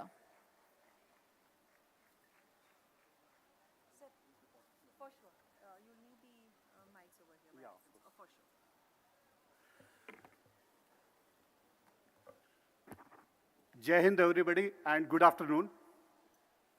I think we are still alive after lunch, and for this wonderful session, as stage already set by our narrator, and I would like to say here particularly, respected distinguished guest, eminent panelist, colleagues from semiconductor fraternity, and my friends, I welcome you all on this vibrant topic, which has been decided as Advantage India for Compound Semiconductors. Particularly, compound semiconductor used to be considered as a similar process as good as silicon, and considered to be less complex as compared to the silicon. But it is true in terms of number of layers if you talked about, seeing the complexity of the silicon CMOS technology, as told by the previous speakers. But of course, there are many challenges in compound semiconductor technology itself, particularly when we call that wide bandgap semiconductors. And around the globe, many kind of a product are being used. And as in the morning, in the discussion has been told that India will be touching in the semiconductor technology of a business of around $110 billion. Out of that, 13% would be the share from the compound semiconductors itself. And if that is so, then we cannot leave this stone unturned to touch the compound semiconductor technology and to see what are the opportunities, what are the advantages in setting up the compound semiconductor technology in India. As we all know, sir, transistor has celebrated its diamond jubilee, 75 years of completion since its invention. So as India, 75 years, and we are in Amrit Kal. And government already has laid down the red carpet for the investment in the semiconductor technology domains. And they are open every channel to establish a right conducive ecosystem, sir, within India, so that we can ask the people to come and invest for the same, to fulfill the requirement. So to start with, I would like to introduce with my panelists here today, starting with Shri Sharma, who is a Vice Managing Director of ST Microelectronics and responsible for India overall operations and driving strategic initiatives in the country. He also has an additional responsibility of Group HR, APEC, and China region. Everybody knows ST is one of the growing microelectronics manufacturing as well as design house, who's having a total revenue of $16.2 billion in 2022, serving globally across the various domains of the electronics sector, but they also having a tagline, reducing the carbon footprint, and they are targeting it to reduce it by 2027. Vivek has been with the ST Microelectronics over 30 plus years and has served in the diverse functions and leadership and at various positions in ST Microelectronics. And he has been instrumental in setting up various design centers in India. Of course, he is also associated with various electronic memberships around the globe. I feel delight to introduce him in the Semicon for this panel discussion, sir. Welcome, sir. Next speaker is Dr. Chang Yi Shai. He need not to have any introduction. Sir, you are a pioneer in the technology. He is a real educationist in the field of semiconductor technology, spent over 30 plus years in the education and research. He started his career and he has a 200 of patent under his belt. Because of his long career in the education, Taiwanese government has given him an award for education by Education Ministry. Dr. Chang has a illustration careers in particularly government organizations also. He is a minister of Congress and he holds the position in the European committees also. National Federation Industry membership and technology ambassador for the Indian Cellular Electronics Association. Dr. Chang's acumen extended beyond the academia, having founded more than 10 high-tech companies, and that have achieved listing status. Apart from this, he has been a visiting professor at UCLA and University of Illinois. He has been instrumental in shaping the Taiwan economic and technological landscape, promoting to the next level. And he, not only in this field, he is the person who is responsible for setting up world first 6-inch compound semiconductor facility in Taiwan. Sir, congratulations. And we are honored to have you here, sir. Apart from that, he has also established a 4-inch compound semiconductor facility in Taiwan. Then he also have experience in the field of equipment manufacturing. You name what process, what equipment. He has a hold and in the advisory board of various equipment manufacturing companies like Applied Material and so on. Currently, Dr. Chang is an executive director of Taiwan Vajai Health Management International Holding, partner at Imperial Industries and General Advisory of Taiwan, Optoelectronics Technology, and Industry Development Association, among other roles. His work continued till date to propel advancement in the science and technology for economic policies. I cordially invite you, sir, for this panel discussion. Thank you to be here, sir.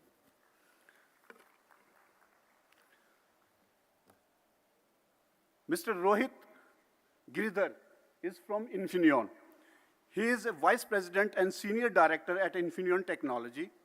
Under his leadership, Infineon works on various strategic assignments for Asia-Pacific regions since April 2017. He is also a board of member of Infineon Technology India Private Limited. He started his career, professional career in 1998 at Teradyne Inclusive, California as a project manager. Later, he moves to GE.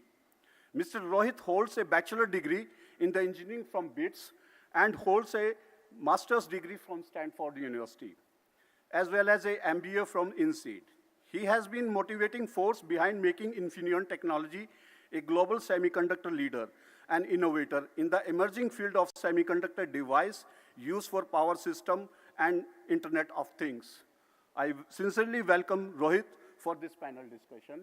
And I know Infineon is the only company who is working in silicon domain, gallium nitride domain, and silicon carbide domain, and covering all the aspects of power sector. So we need a lot of from you, sir. Mr. Shriram Ramakrishnan, CEO of Business Head Reliance Power Electronics Limited. You are a builder, sir.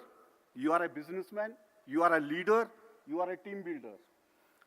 Years have a experience of proven business development by M&A and organically by innovating across the power electronics value chain, including R&D, manufacturing, marketing, sale, and services. Built the largest Indian UPS company, Consol Neowatt, before acquisition of Fusey Electronics in 2019, the largest power company MNCs in Japan. Now, heading as Reliance Power Electronics Limited on the mission to build a world-class team and business in the field of power conversion and energy storage system to accelerate energy transition in India and globally. It is a wonderful to have you here, sir, for this panel discussion. And of course, you are not out of the box. We need a lot from you because you are an investor. Darshan Hiranandani, Managing Director and Chief Executive Officer. Sir, Darshan Hiranandani and leads the two verticals of Hiranandani groups. One is H Energy vertical and another is Yota. Yota is working as a data center company. He holds a master degree from RIT USA and he is a member of advisory board in RIT USA as well as RIT Dubai since its inceptions. He is also having a membership in the charitable institute who is running the colleges in India and having almost 30,000 students in the Mumbai city for the same. Under his leadership, H Energy has ventured into LNG regasification, terminal and neutral gas pipeline project in India and supplies natural gas to customers in India as well as in Asia. Darshan started his professional career pioneering the development of 23 Marina in 90-story, 400-meter residential complex in Dubai, and now he is interested in scaling down meter into micrometer. With this, we will start this discussion, sir. Now, house is open, sir, to have a global perspective on the semiconductor technology. We'd like to hear in 5 minutes for each one of you, put your idea. I start with Darshan Hiranandani, sir, to put your perspective straight away that what is your vision and how you would like to go from meter to micrometer. Thank you, sir.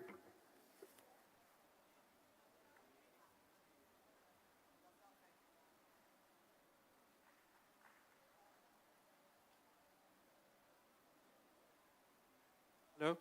Hello, yeah. Huda Saab, thank you for that wonderful introduction, and it's absolute pleasure to be here. And that's a very good description to go from meters to micrometers. My father likes to think in square meters, though. But this is a great beginning. We ventured into, as we moved from a real estate company to infrastructure, then we got into high-tech infrastructure with data centers, and I'm proud to say, in a short time now, we will be, probably by the end of this year, the largest data center player in India. And we've gone from strength to strength in that space, and as we started working in more and more technical things, we've started moving forward where by October, we will be launching, which hopefully will be a completely indigenously developed public cloud platform. I was also proud when I ran into the AMD folk yesterday and they said, oh, you're with Yota, you guys buy a lot of our AMD servers. I said, that's not a bad beginning to make. But the journey that we're talking about right now is a little different. Having space and having data centers and getting into semiconductors is a very different ballgame. And when we started, hearing about India Semiconductor Mission, started hearing about chip shortages across the board, we started scratching our heads and saying, what is exactly happening here? What's the need? What's the gap? What does it take to get into this industry and build it and actually make things happen?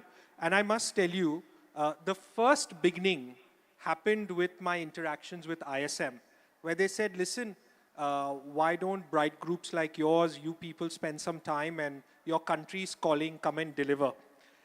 And at first I was a little reluctant, but as we got into a little more detail, we realized some magical numbers. The first part is India is moving and becoming a massive consumer of devices, of technology. And I decided to focus on the niche of power semiconductors. And I said, okay, what's the best generation of technology out there? And we also realized that GaN and silicon carbide are the technologies here to stay.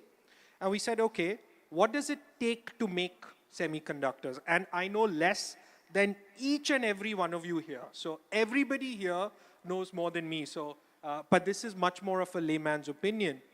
And I said, what does it take to make this happen? And I went and visited 12 fabs around the world, visited 30 ATMP companies, had probably 200 interactions with various players. And then we suddenly realized that on a global scale, the only thing missing in India is mindset. There is no other problem that's missing in the country. So the first thing, and the Prime Minister captured it absolutely correctly, Previously, people said, why India? Now the question is, why not India? But I will try and drill that into just a little more detail. So the first interactions I had with people, and they said, it can't be done in India. So I said, show me what you can't do in India. I want to physically go and see it. And I suddenly realized that semiconductor business was broken up into three parts: logic, memory, and power.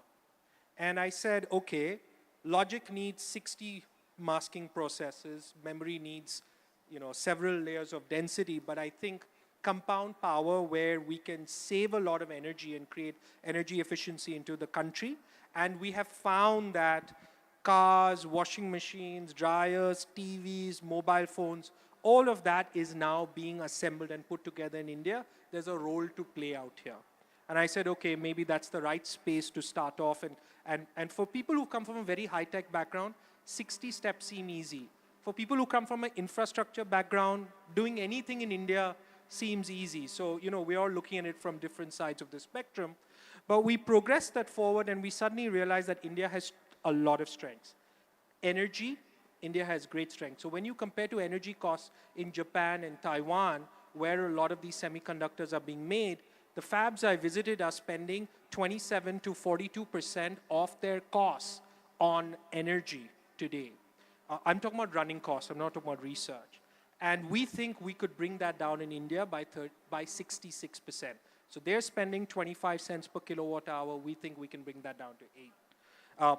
People and talent, we think that's again a mindset issue and an effort issue.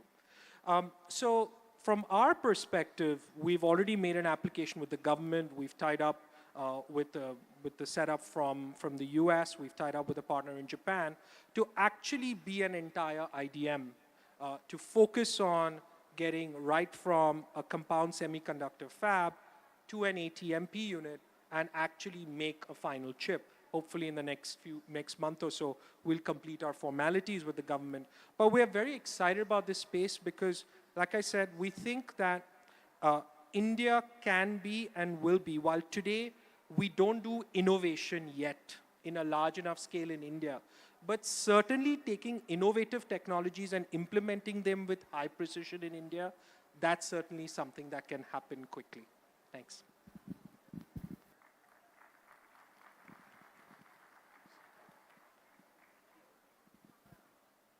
Yeah, so Darshan, I think this was really inspiring to know that, you're venturing and going to create the infrastructure.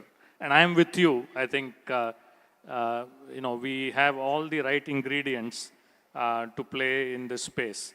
So, but let me talk about the compound semiconductors from a power electronics perspective. So today, when you look at how electricity flows and reaches an end application, it is estimated that 70% of all electricity flows through some power electronic device. But with the increasing electrification, when you look at electrons flowing from the source of generation, which could be a renewable source like solar or wind, and then it flows, for example, into an EV charger and ultimately charges the battery in a car, and that electron then flows through a motor controller or inverter to actually drive the wheels of the car. So the same electron now travels through 300% of power electronics, 3 times. And this is the case if you look at for any application today with increasing electrification. So when the electron flows through so much power electronics, obviously things like efficiency becomes very important. And that is where, looking at compound semiconductors, whether silicon carbide for high voltage devices or gallium nitride for the lower voltage devices, low power applications, makes a lot of sense. And as a power electronic engineer, started my career in R&D, we know that any power electronics design starts with, what is the capability of the device, the power semiconductor device. And with compound semiconductors, you have a lot of advantages, whether it is ability to have higher switching frequency, whether to handle more thermals, and with a higher switching frequency, you can reduce your passive devices like inductors, capacitors, so the power electronic circuit can be smaller, it can be more energy efficient, the thermal management becomes easier with higher efficiency. So definitely, when I look at the future, compound semiconductors is going to play a big role. And already, like I told you, power electronics is the golden age of power electronics, with the demand for power electronics going to skyrocket. And like we heard in the morning session, with India already the 5th largest economy and striving to be the 3rd largest, and with a commitment from the Prime Minister of over 500 gigawatts of renewable energy, I think India is going to be a great market, for power electronics and compound semiconductors for power electronics.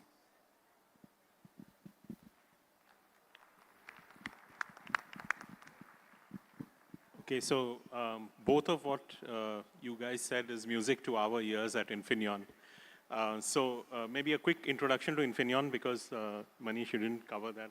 So Infineon is roughly a 14 billion euro company, 55,000 employees. We have about, I would say, half of our revenue comes from power semiconductors, not all.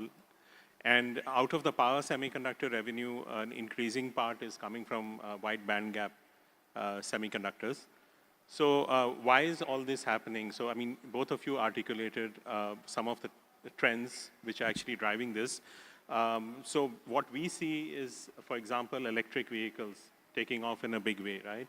And increasingly, range anxiety and things like this matter for adoption of electric vehicles. And where compound semiconductors help is they are more efficient. You can run them at higher temperatures.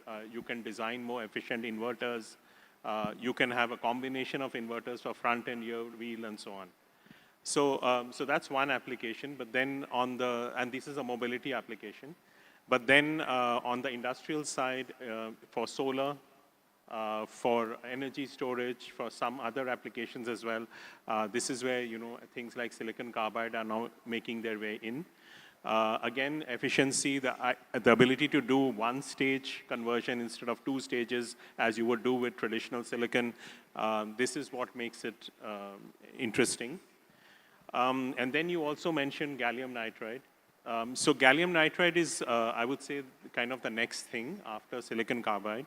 And we already see it. I think many of you are already using these very efficient chargers.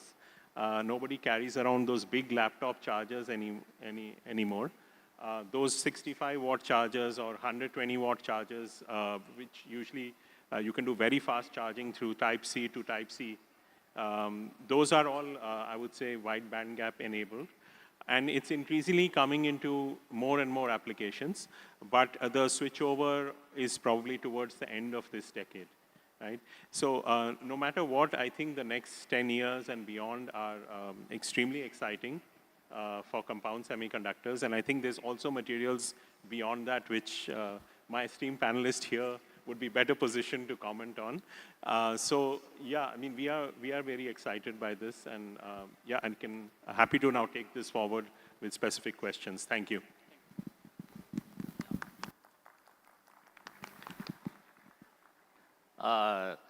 Compound semiconductor has 2 major directions.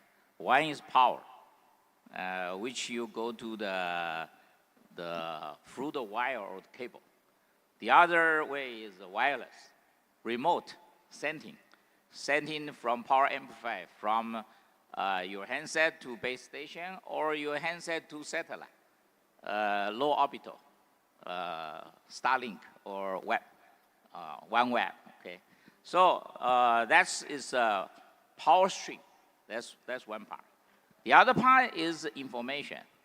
In reality, the compound semiconductor can be actually using in the 5G, 5.5G, and 6G as a major part to transmit, to add on all the signal, very fast signal, onto this power train and wireless shooting to satellite, whatever the middle, LEO, or even the GEO. So from the satellite to the ground station, which 6G, heaven and ground together, okay? So with this one, how you mixture all this thing with good power added efficient, PAE.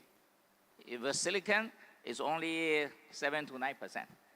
PAE means more than 90% energy are wasted when you cannot convert to the EM wave. But using gallium arsenide, aluminum gallium arsenide, gallium nitride, or indium gallium phosphide for the optical fiber communication, they are all major role is their PAE is very high. Like we can go up to 50% to 60%. That means you are 7 times better than the silicon. So pure silicon and compound semiconductor should work together, cooperation, not conflict. So I actually starting from the silicon. And then I joined the UMC 1986, 1987, at that time, before TMC founded. So we actually starting with the foundry model, and we developed the SOP, very strict SOP.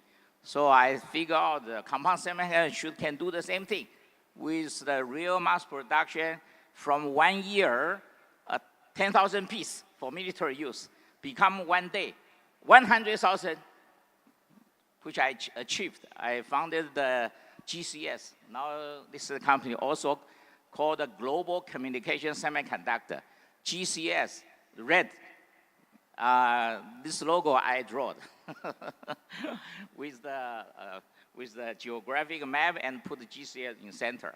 We actually create a track record of 4-inch wafer fab, become 100,000 per day, later become 1 million. And later I established another company called the GCT. Now become the WIN, W-I-N, which produce roughly 3/4 of power amplifier of each handset. So we already shipped, actually, by this technology, shipped more than 75 billion chips from military use, small part. So the compound semiconductor has a huge advantage and a huge application and a large number to deliver. They have a great thing without too many masks and not ASML, very expensive EUV, okay? DUV, EUV, we use a simple mask. But the physics is different. So power semiconductor, actually compound semiconductor, we actually into communication field, also power electronics, which are very important. I think more and more, especially in India, very hot place. #1 population, nearly 1.5 billion people, very soon, okay? I think that we will use the EV car in the near future. If we can do better infrastructure, when I ask the people, are you going to buy the EV car in India? They said, no. Why? They said, no charging station. So I think the infrastructure, charging station, is our compound semiconductor huge usage. And we will become #1 largest in the world. We should have this mission. Why? Because this charging station, we start from scratch, but we can design, we can directly use megawatt power station. We call the hyper fast charging. Hyper charging station. One charging station, you can simultaneously charge 16 cars. And every 1 second, you charge 1 kilometer. That means if you want to drive 300 kilometers, only 5 minutes. This is our goal. Compound semiconductor, we can reach. Infineon, ST Micro. Let me ask you a question. What is the size of the cable you would need for such a hypercharger? How big will it be? Oh, the cable is not thick, still less than 500 amps. But the major key is you increase the voltage of silicon carbide. Silicon carbide can raise from present 1200 volt, 1.2, 1.7 kilovolt, and then 3.3 kilovolt, 6.6 kilovolt, and 10 kilovolt. Silicon carbide, you can reach 20 kilovolt, one device. In that way, in reality, for 1 megawatt, you only need actually 3.3 kilovolt. You multiply 500 amps, you already 1 megawatt, right? So in reality, we should resolve chicken and egg problem. We should have infrastructure first to have chicken, and then eat. Then you have a lot of egg. Our EV car is an egg. There's no problem. Indians, I think, eat a lot of chicken. So we actually, advantage of India, because we have no burden, because we are starting from white paper, we have no drag force, we have no burden.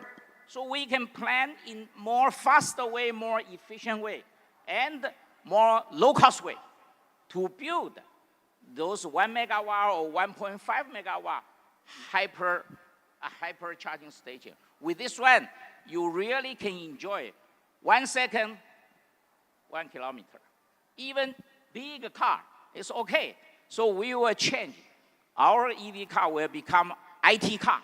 Everything IT, right? With the 17 radar, whatever millimeter wave. Millimeter wave is gallium nitride, right? Millimeter wave, LiDAR, everything. 20 radar. One EV car will purchase 2,000 US.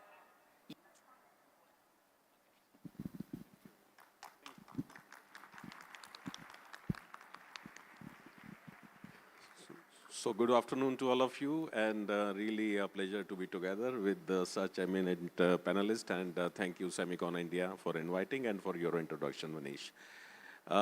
To speak about the compound semiconductors, I think we have heard already quite in depth, but let me take a little bit different tour and share with you that how as a company we are leveraging this, and then we will connect it to our Indian situation.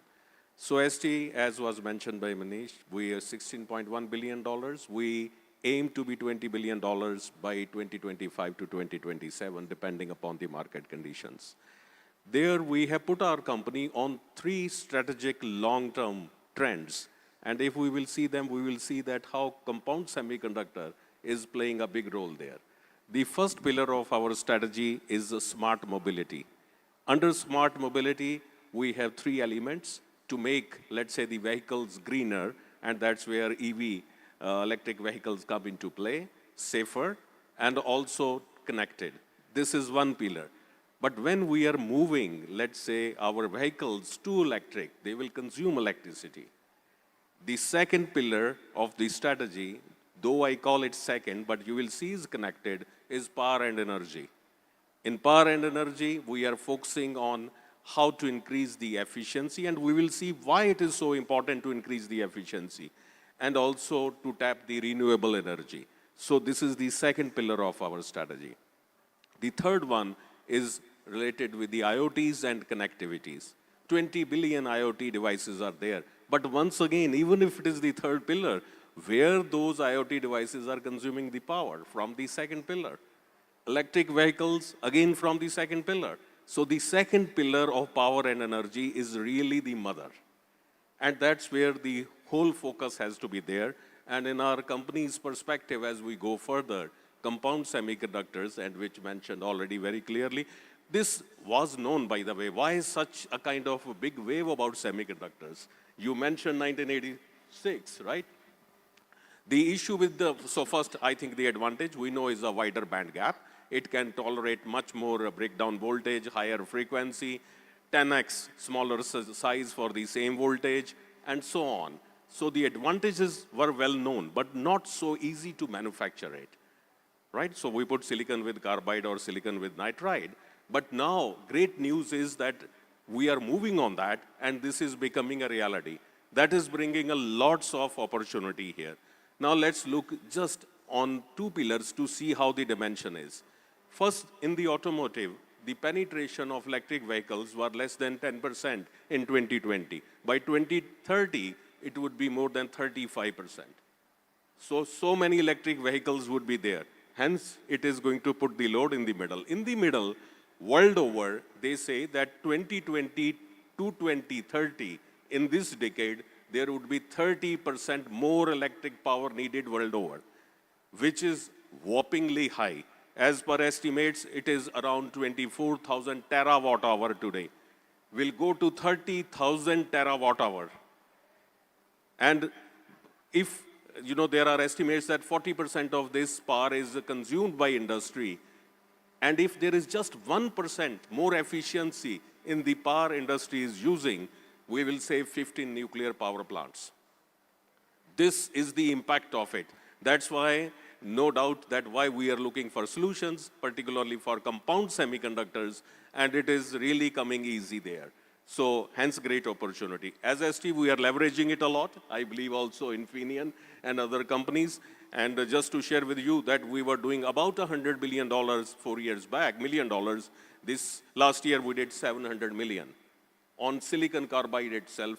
That is the kind of penetration this particular technology is having. Now let's look at India. Here we are two-wheeler-wise the world's largest market, 20 million plus vehicles we do that. Four-wheelers around 3 million, but it is going to grow. And if we are going to go towards electric, which we have to, we will again put the burden on our electric generation. We are a little bit, let's say, as per the estimates, we were doing around 1400 terawatt hour, and it will more than double in this decade. By 2030, it would be more than double. So for that purpose, we need to be, and then we are using coal for our generation. So it would be a pity we generate energy by coal and we do not use it efficiently. So hence compound semiconductors, silicon carbide, gallium nitride are really more important, and I would say advantage. We need to convert this particular challenge into the advantage. So we have a challenge. I don't think there is any other way around, but we must convert this towards our advantage. So there I would say one thing, we spoke about ecosystem, which is absolutely correct, that we need to focus on multiple aspects apart from manufacturing, which is in fact definitively we need to bring, but we need to focus, one piece which we miss, some of you who were there in India in 1980s, we used to do lots of system design for analog TV, but then later on due to opening of the country and IT happening, we lost a little bit edge. We must revive it very strongly to do system R&D. I am very happy that on right side of the panel, I am sure Rohit will be as well, that let's develop the system more and more, and we are there to support, and that piece if we bring in supply chain and everything will work. Yeah? Thank you. Thank you, panelists, for such a wonderful introduction and set the stage well in the right poise.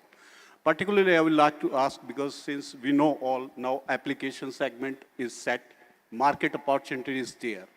My key question, what would you suggest to Rohit and Dr. Chang, that which area India need to focus to start with, whether it is GaN or silicon carbide first, or both?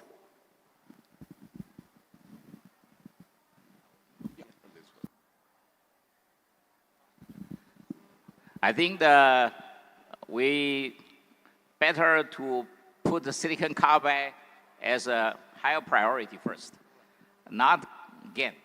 Because GaN actually is using silicon base. It's 8-inch wafer fab base. So the investment is much higher. But silicon carbide technology is very tough, but investment much less. That's very important. First thing, silicon carbide, it's not like a silicon. Silicon is opaque. Silicon carbide is transparent. Transparent one, it's like a glass, like this one. That's first thing. Second thing, we use the 6-inch wafer fab. So your investment, $200 million, compared with other things, 2 billion or 5 billion, okay? With this one, but we will get more. Because we have a lot of talent, we need to make skilled labor become skilled talent by technology in packaging, the technology to train the more people. The silicon carbide has 7 layers from the growing the crystal, cut, polishing, and this one. And then third layer is how to make substrate. And then is how to make device. That's fourth layer. And fifth layer is how to do the testing. And then sixth layer is how to do the packaging. The packaging also different because you are passing multiple kilowatt. How come you use a needle? It will go spark. You will be shocked. So the testing, and then you need to make a module. That module not plastic, actually ceramic, because you are going to pass 200 kilowatt or 1/2 megawatt passing through the module. And with this module, we need to put software and talk to the BMS of each car. And then with this one, actually is 8 layers. But we actually can conclude parallelly every factory, but connected to do high value added. Because silicon carbide, I think, is more expensive than gold. One high voltage one chip you can cost $50, and one wafer you can make 800. So it means huge money, right? You hand carry this one is higher price than the gold. Okay, so if we concentrate this multiple layer simultaneous of the whole ecosystem, we will get the quick achievement. And we actually concentrate this one. The performance is very high. And with this one, we are quickly can connect with the supercharging station as well as the EV car use and also many, many power usage, especially also the photovoltaic. You know, supercharging station, you can connect with the power storage and then with solar. So we do this one in the future. Hypercharging station number will be 100 times more than the petrol charging or diesel charging. One country, they announced 2 EV car, 1 charging station. You know this one, okay? But if we do the hypercharging, 1 hypercharging equivalent 20 of normal one, we will make economic feasible. And with this one, the turnover and the EV car here, I think India will have 100 million EV car, not 10 million, 100 million four-wheel EV car. You need actually 50 million silicon carbide charger. Another very important final address is the silicon carbide that charging module. When you do the charging station, is consumable. It's not the equipment for 10 years. Because you have fatigue limited of 10,000 times charging. If your charging station every day charge 50 times, means 200 days, you need to change another board. That means silicon carbide business is huge, become consumable. Thank you. I think, thank you for that. Maybe to add to that, at least for us, what has maybe some lessons from what we have done in Germany. In Nuremberg, for example, there's a European Center for Power Electronics. And actually at this center, you have systems players, you have semiconductor companies, you have academia. You even have like a PhD day, I think, where PhD students from all over the world actually come and interact with them. So I think you need those kind of watering holes or places for different players to mingle and to discuss new ideas.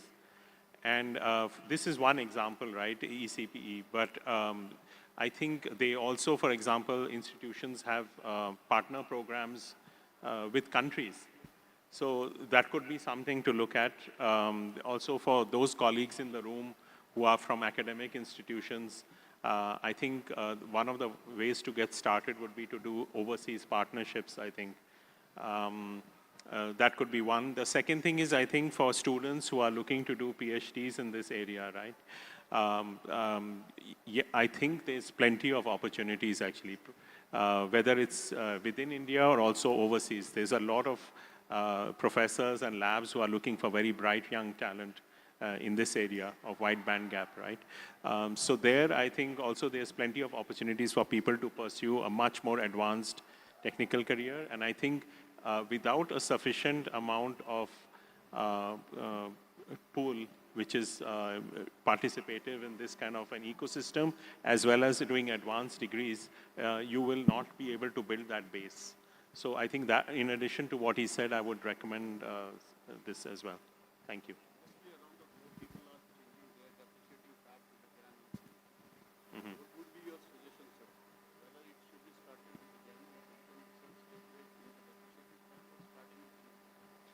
No, that I won't be able to answer. No, so I'll pass that.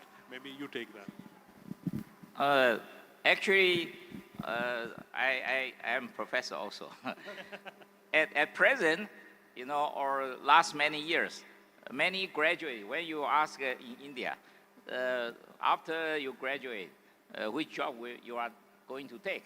Most are software engineer. But I think when we do the compound semiconductor, we will change diagram.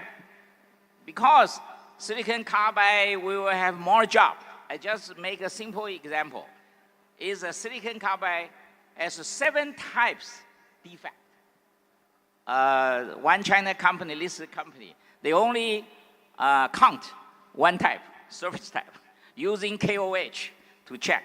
But in the middle part, the edge dislocation, screw dislocation, stacking fault, there are 7 different types. All need electron microscope, TEM, cross-sectional, as well as other metrology. Those are our student, our talent, and professor we need to concentrate. They will create a huge number of jobs. What huge number means? More than 100,000. Because this is really high-tech. Why?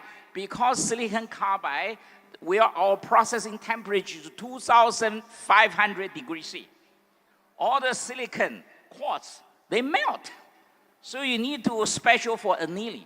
And also, to observe all this stacking fault, they are nanometer. Actually, 1 nanometer. We have a lot of high tech. So I think we will create a lot of high talent of a professor and a lot of academician. We actually have a huge job to do. We need to examine every wafer because one wafer costs $30,000. Why not to check? Okay. And you will get this reason. Even you can form a company to do the defect check. Become listed. Thank you.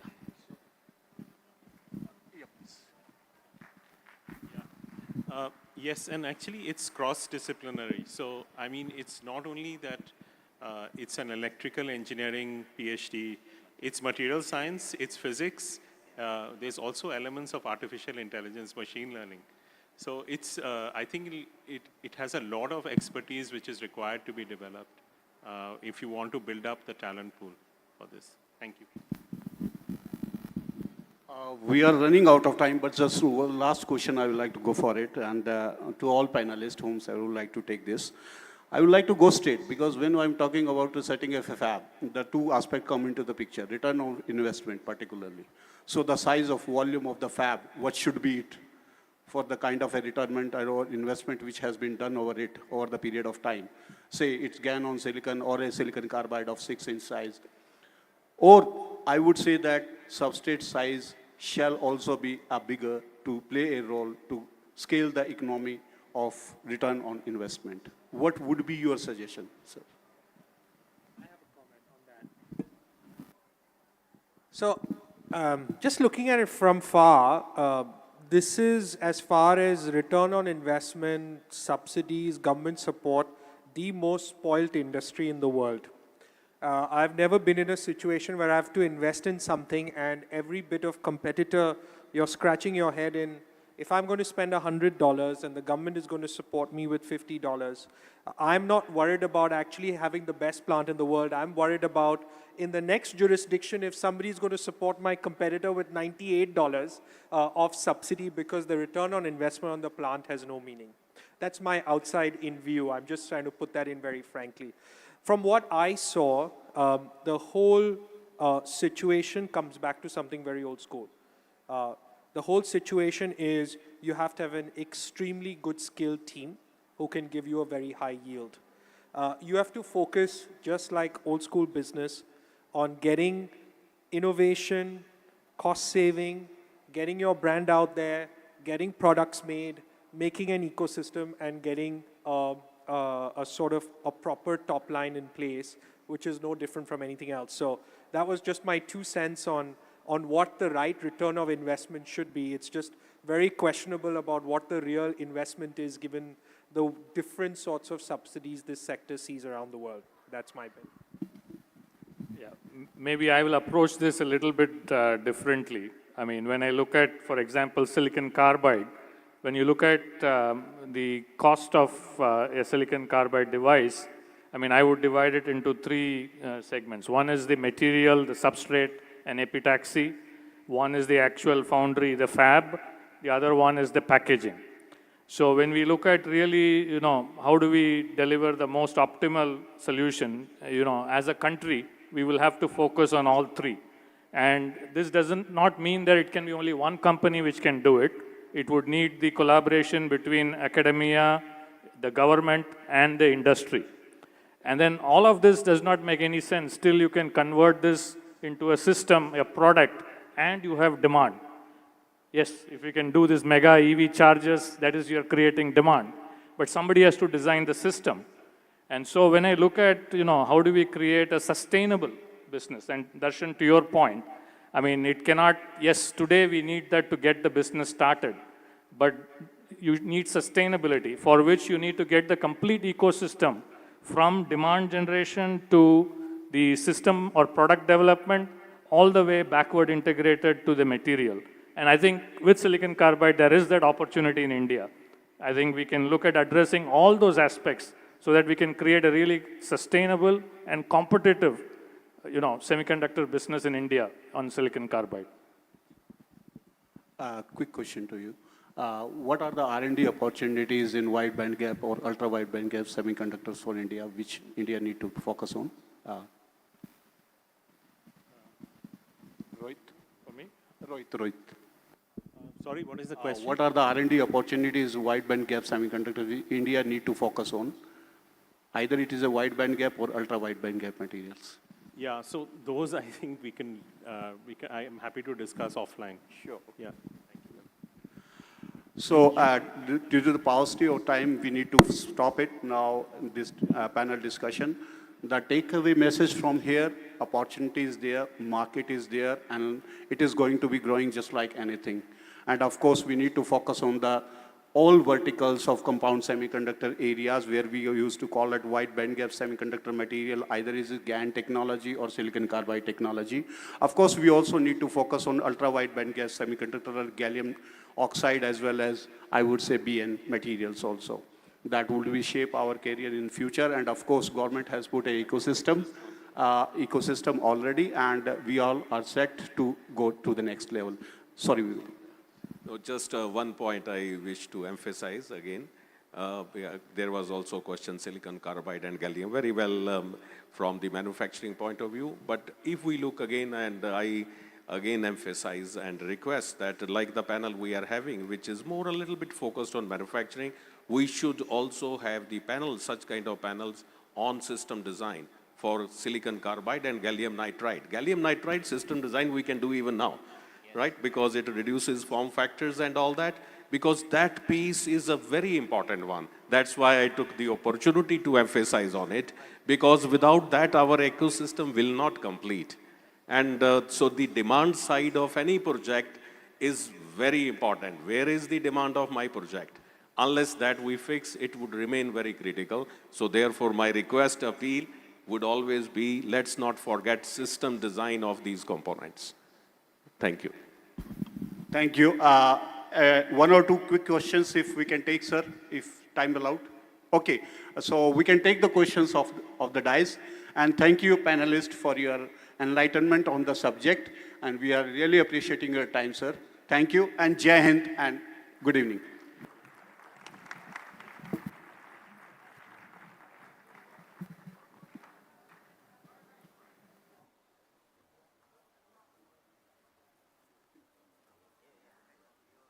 We thank the moderator and all the panelists for...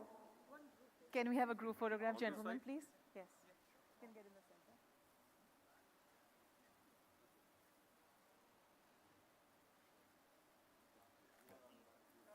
We thank all of them for sharing their expertise, giving a new perspective on the compounding opportunities which the compound semiconductors intend to offer.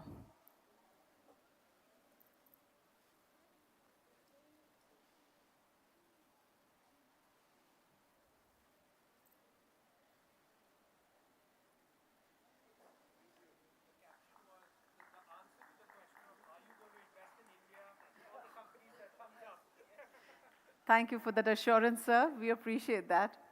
Thank you. Thank you, sir.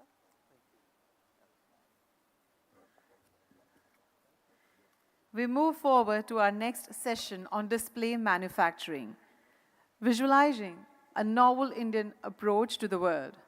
Government of India is promoting manufacturing of displays within the country to enhance the experience of Indian manufacturing. New technologies are paving way for improved, better, efficient and high-quality displays, be it LCD, TFT or now AMOLED. India is competing with the world to encourage manufacturing of high-resolution displays to transform the curvature of progress.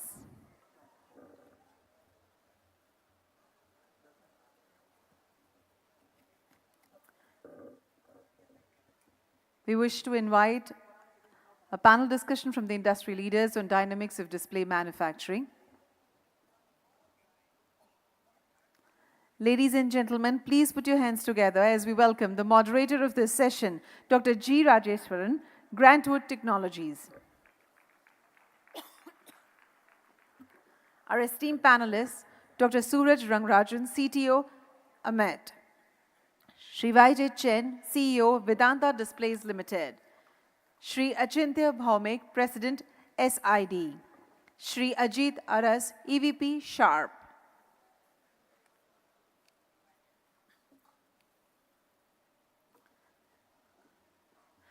Esteemed guests and students, as our distinguished panelists settle in, I would like to introduce you to Dr. G. Rajeswaran, who demonstrated the world's first AMOLED display on LTPS TFT backplanes while at the Kodak Research Laboratory in New York. In 2014, Dr. Rajeswaran founded the Grantwood Group of companies to develop and commercialize next-generation technologies and engaged in a joint development program with the IIT Madras to demonstrate building block technologies for cost-effective, state-of-the-art, next-generation AMOLED displays.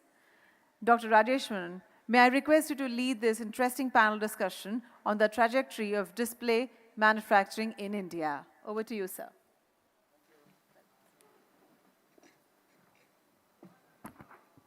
Hello, good afternoon, everybody. So we're going to do it a little different from the previous panel. Each of us have a bunch of slides to show first, and then we'll get into the discussion, the fireside chat, okay? So first of all, briefly introduce my colleagues here. Since I've already been introduced, so let me start off introducing in the order in which they're sitting there. Dr. Suraj Rangarajan is the Managing Director and CTO of Applied Materials India. Okay, so he's going to speak on this matter both from business aspects as well as equipment suppliers' point of view in the display industry. Before he does that, I will speak on the industry jargon. What are we talking about in terms of display? Is it semiconductor-like or is it non-semiconductor-like or a combination of both? Just to get the basis set. After that, it'll be, after Suraj, it'll be Mr. Vijay Chen. He's CEO of Vedanta Displays, and he comes with very rich experience in building fabs. Over the last 6 years, he's built several handful of Generation 8 fabs in China. So we have a very experienced group here. And next to him sitting there is his interpreter, just in case he doesn't understand my English or his English, okay? But I think he understands fully, but just in case, okay. And then we have Dr. Ajit Aras. Ajit is from Sharp, Singapore, where he's the Executive VP of Sharp Singapore Electronics Company, and he leads the device business. So we have people covering all the various value chain components. So we won't be all purely technology focused. We're trying to figure out how to create a display industry in India. And I've been at it here in India for the last 4 or 5 years, getting the background set with the help of many of you who have the same interest. And display technologies fall under the India Semiconductor Mission. And so we start with, I'm being helped in the distant over there in the back by Dr. Kundu from ISM, and he'll be changing the slides for the rest of you. When you want slides changed, you wave at Dr. Sudarshan Kundu. So let's get started. We have about 45 minutes, I believe. So we're going to go around in a circle with our slides to show our perspective and our experiences, and then we'll come back to talk about how do you create the dynamics of display manufacturing and the infrastructure in India. Okay. Besides this role, I'm also a professor at IIT Madras, so I hope some of our young people here, we need all of them to get into this kind of business, learn manufacturing, learn technologies, and contribute to the growth of this in India. Because in India, the market has grown substantially. There's a lot of consumers, and the market looks big, and every one of those displays and those display-centric gadgets have to be imported into India right now. So with that, let's start discussing this. Dr. Kundu, can we put my slides up?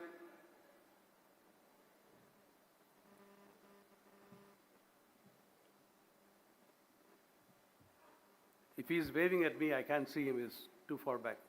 Okay, there it goes. So I already introduced the panelists.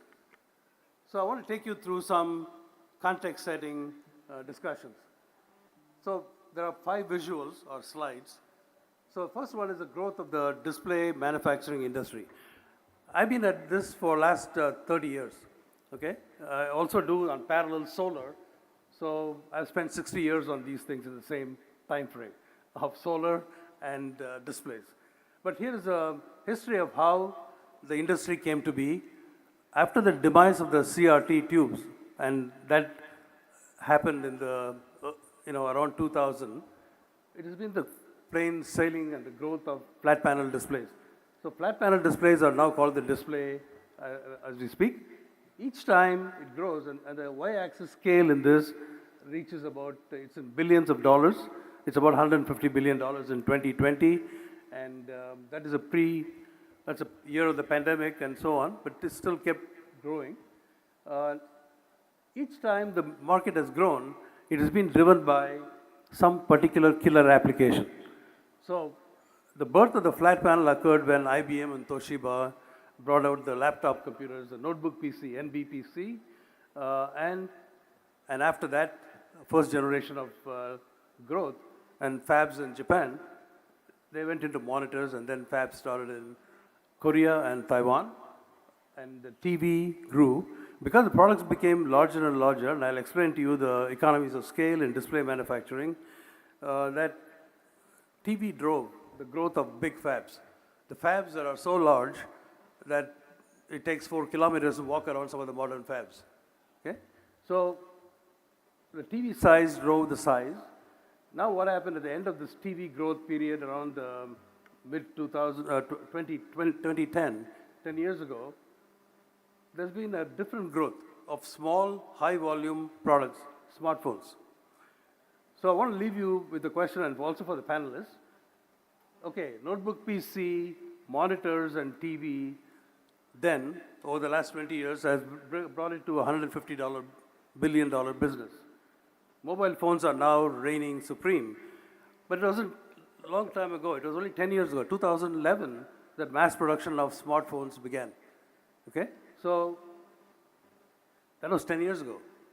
So every 10 years you can see there's a new driver for displays. The Society for Information Display, which kind of coordinates all the display supply chain providers, the display fabs. You'll be hearing from Dr. Achin Baumik, who's the president of SID.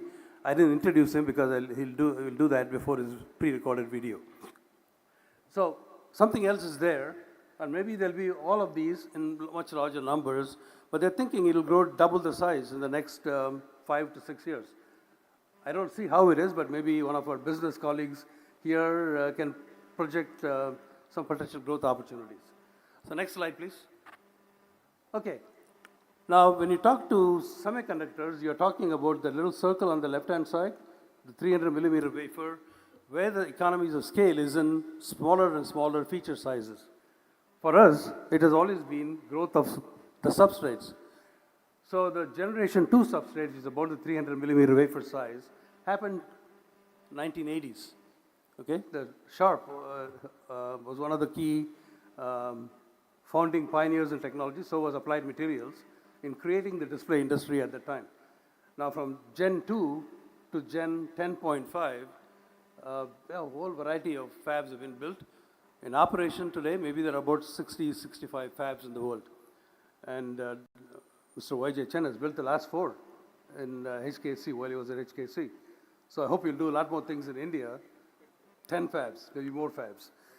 So this technology and this business industry requires a lot of know-how. You know, it's not just getting the technology driven and demonstrated. It is putting it all together, all the things I'm going to show you. So the industry jargon, you have to always think about what product size drives your fab investments. And you can see on the picture on the right-hand side, from IT products to TV products, the size went up. So fab size went up too, because there is something called N-ups. How many pieces of a product can you fit on a glass? And typically this has to be at least 6 or 8, depending on the type of product and the market prices it can bear. So the N-ups, I called it here, is a made-up word in display industry. You need to have more than one. If you can make TVs the old-fashioned way, you make one TV at a time. That's my goal, eventually, of getting into micro factories, and that's the kind of research I'm working on in IIT Madras with my researchers and students. And there's a poster on that somewhere in the next hall. So the product size went up, the fab sizes went up, but now this generation of products are much smaller. You can make 500 and 700 pieces of displays on a single substrate. So now what is the economies of scale? Do you build a big factory or a small factory? It all depends on the technology you select and what aspects of it. So please remember product size, N-ups, and mother glass, MG. Mother glass is the size of the big glass on which many products are situated. And the capacity of a fab is measured in number of sheets of the mother glass per month. So there are more jargon, but right now let's stay with this. Next slide, please. I should say that LCD fabs, liquid crystal display fabs, require larger fabs because they are typically oriented towards larger size products. AMOLED fabs are limited today because of this limitation on technology of scaling and patterning. Okay, next slide. So a very brief look at what are these devices. On the left-hand side, on the top left-hand side, you see a cross-section of a liquid crystal device. On the bottom, the highlighted in blue is a TFT substrate. TFT substrate is typically called the backplane in this technology. And above that is the liquid crystal fill, the color filter, and the light comes out, and the light is coming from the backlight assembly. So it's an assembly of several subsystems of technology. If you go to the market and say, I want to buy an LED TV, which many people do by mistake, there is no LED TV available for consumers. It's all LCD or OLED. The reason it's called LED TV is because the backlight went from cold cathode, the CCFL backlight to, which I believe Mr. Y.J. Cheng used to make CCFLs a while ago, right? So that's all LED. So marketing people just call it LED TV, but there are only 2 major classes of technology today that cover most of the $150 billion of revenue. So the TFT backplane and the liquid crystal, the front plane, are manufactured at size, at scale, at the sheet size. The same with OLEDs as well. It has a backplane. By the way, this technology was developed by me 22 years ago, and has gone from a laboratory where I took it from to manufacturing to a $50 billion industry today. So next growth in the smartphone segment, because of flexibility, we think there's going to be a lot of growth in that area. Whereas the TV and notebooks are still in the LCDs, and they are the big brother in the 2 technologies. So one is called AMOLED, which is active matrix OLED, and liquid crystal display is the LCD display, even if the backlight is made of LED. Next slide, please. I won't go through all this, but I want to make a point here that we are in a semiconductor conference, and many of you are experts at this, but very few of you have actual experience, I think, in flat panel displays. So I just want to say that the backplane technology, TFT manufacturing, is very much like a semiconductor manufacturing.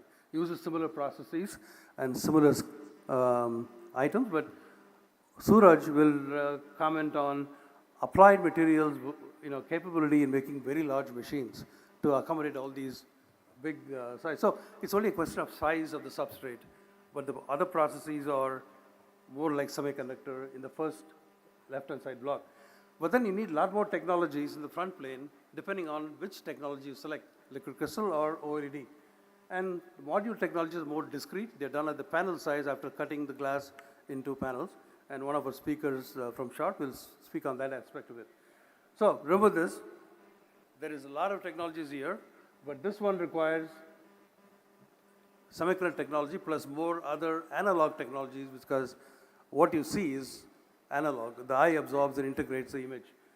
Next slide, please. One example I've shown you is the typical semiconductor process is depositing thin films on a substrate, patterning them, etching, and getting ready for the next level or mask level. It's very similar here, except we do it at a large scale, MG or mother glass in, and eventually after multiple levels of masking, you get the TFT out, ready to put the front plane on it. And that's how semiconductors are made. The number of mask steps will depend on which technology you select. So TFT backplane process and flow are similar to those used in semiconductor fabs. Next. Next slide, please. So a display fab, about which we're going to talk about, the dynamics of manufacturing, depend on many factors. Market pull, equipment, materials, know-how, bring it all together, people who have to run these operations and have the skills, not just the people, also the management of these fabs. All of these come together as an ecosystem that needs to be built in India, and all the leading companies in the world are willing to come here and do it because they see a market potential. We just need to encourage them. The ISM has done a very good job of defining what needs to be done. We need one LCD fab and one OLED fab to get started, and then we are on our way. So with that, I'm going to stop, and we'll move on to Suraj. He has some slides to show, and he'll go in that order, and then we'll come back to discuss over there. Move to Suraj's presentation, please.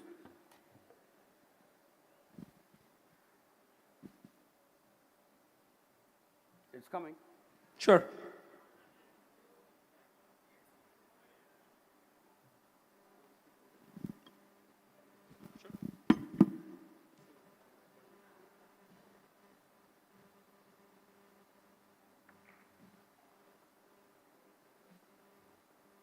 Thanks, Raj, for that tutorial. I think we should have probably named it the display tutorial session.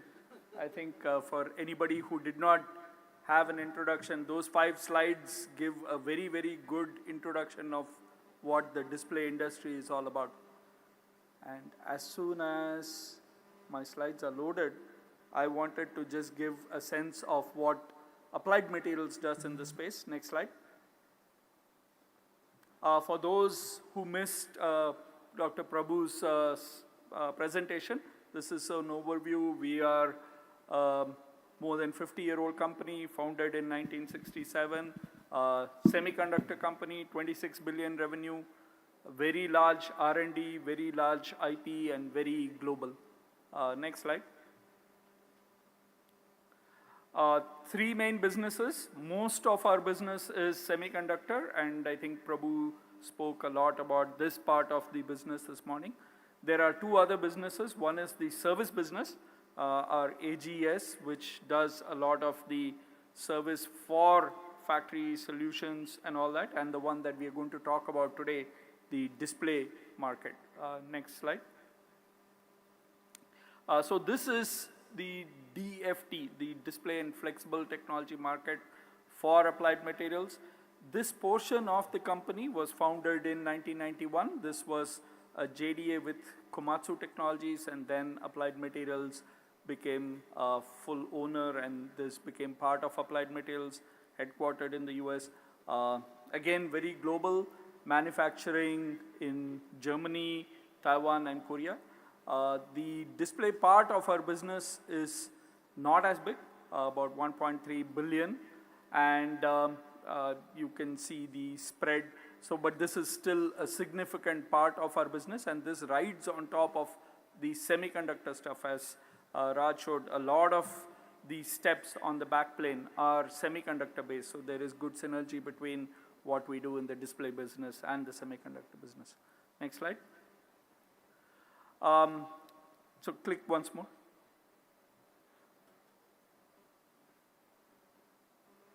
Okay, yeah. So basically, if I think Raj explained this very well, the bottom part of this is the black plane, the TFT, and this is common. Whatever display you do, this backplane is required, and this is what Applied Materials does, and the scaling from the 2-inch to the, to now whatever we have, the garage door size equipment you can see over there. All those were pioneered by Applied Materials over the past few years, and we are the leader in this part. The front plane is something that's where innovation comes in as you do new applications. There is a lot of material innovation, application innovation on the front plane. Keep going, next slide. Now coming to Applied Materials India. So the picture here is from the Applied Materials office in Bangalore in Whitefield.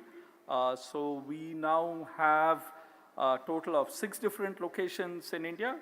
Bangalore is our headquarters. We also have presence in Chennai, Coimbatore, Delhi, Mumbai, and Pune. And this Applied Materials bug was made using our employees. This was a few years back. Next and last slide. So based on all this, we hope to make possible a better future, and we will be talking a lot more about Applied Materials solutions and the different scenarios and applications in our fireside chat. Thank you. Mr. Chen, next.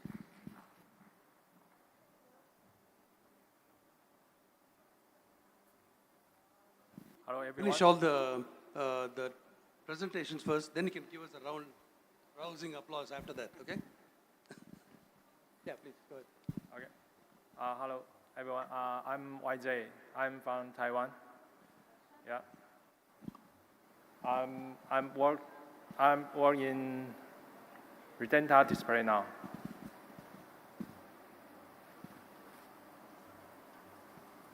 Okay, let me brief introduce Redenta. Next one.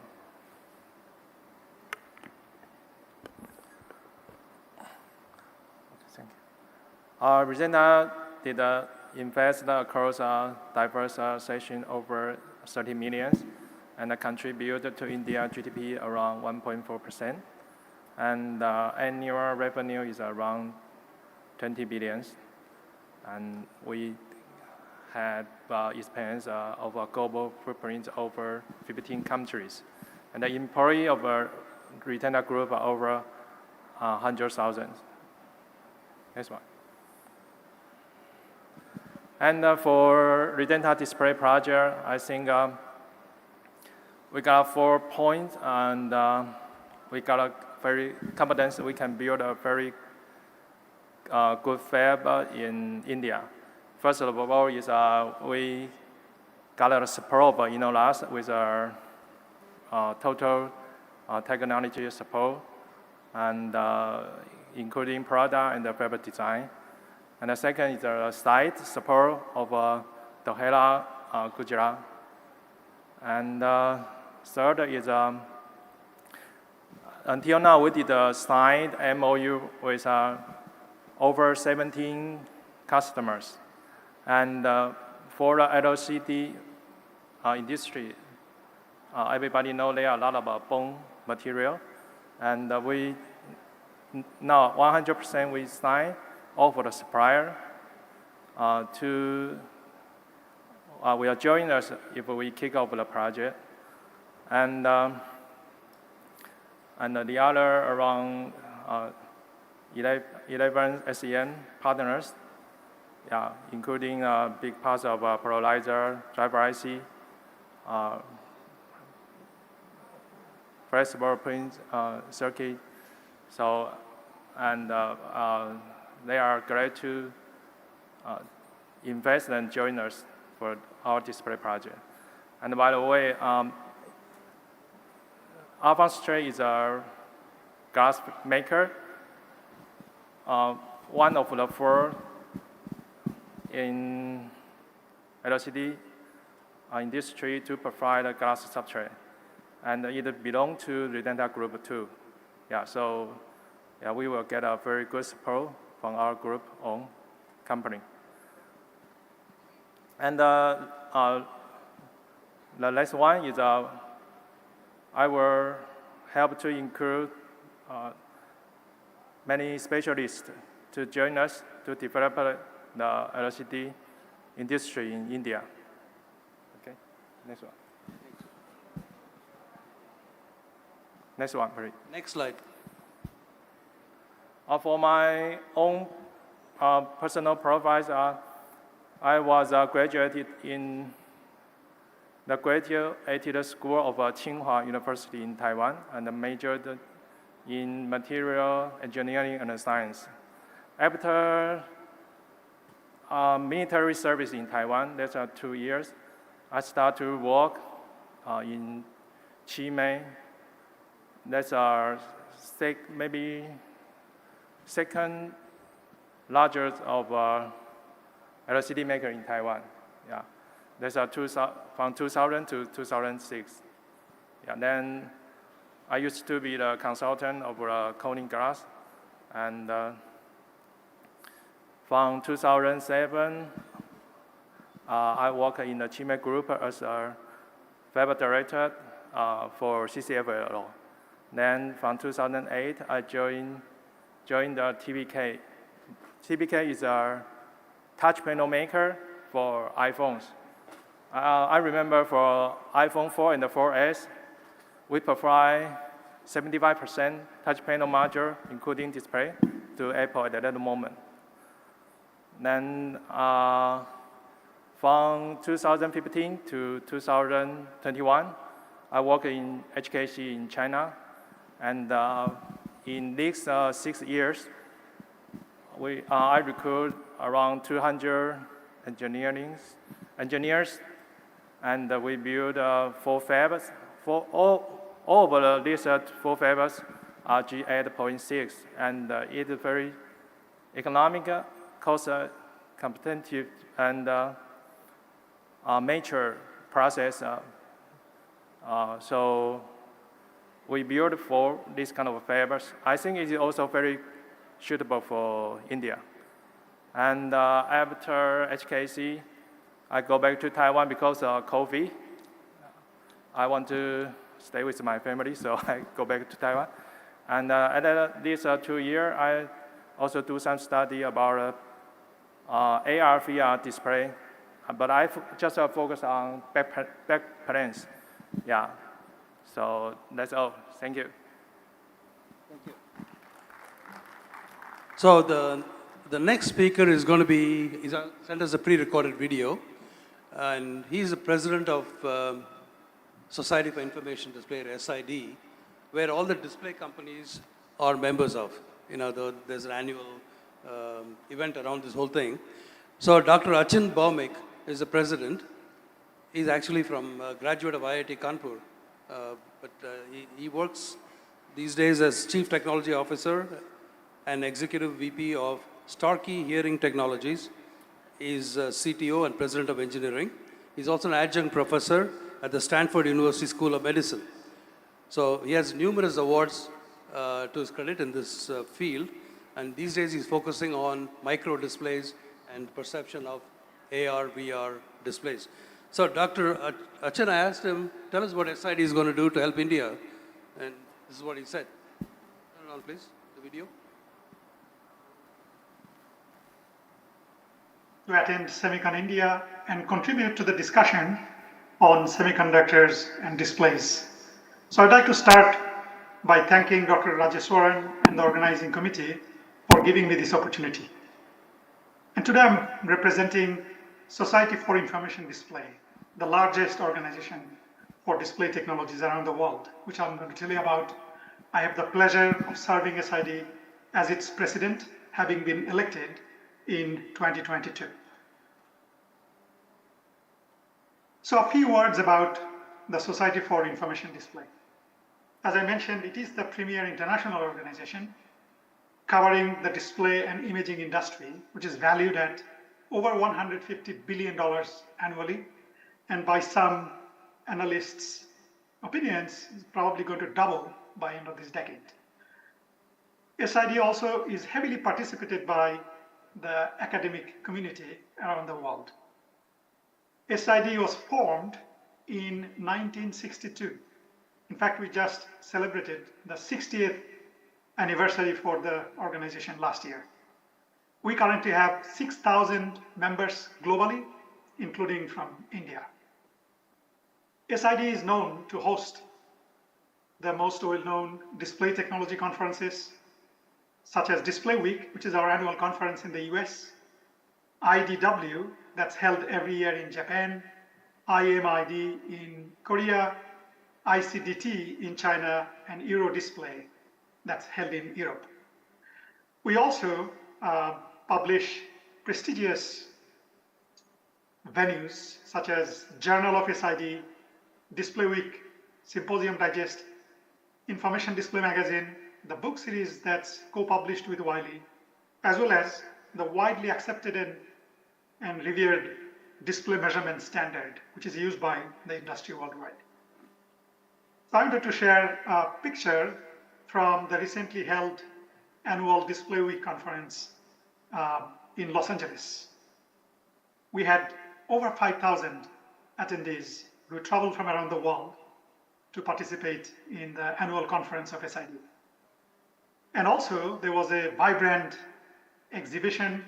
We had nearly 200 companies exhibiting from around the world with their technologies in the displays, as well as semiconductors, sensing technologies, and imaging technologies. So with that, I want to share my viewpoint on the importance of displays in the context of semiconductors.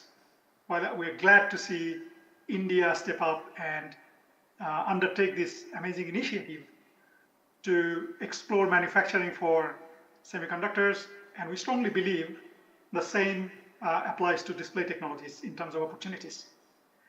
I'm showing you here a report from Deloitte, and this is a little dated, but in 2021, they estimated that an average US household had 25 connected devices. And when you talk about connected devices, suddenly all of us think about chips, semiconductors.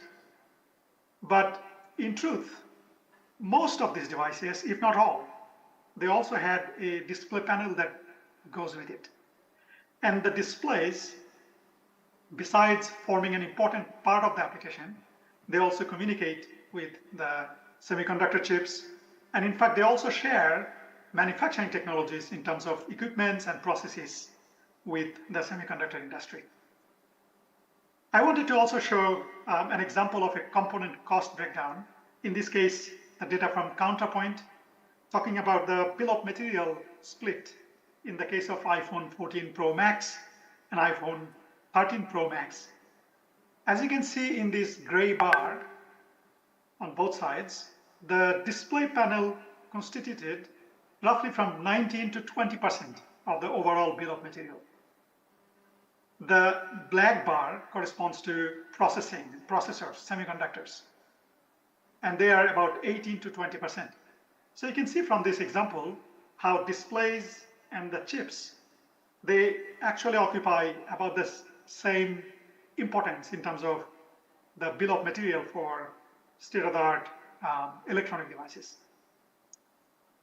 And I want to impress upon you that displays are a hotbed of innovation.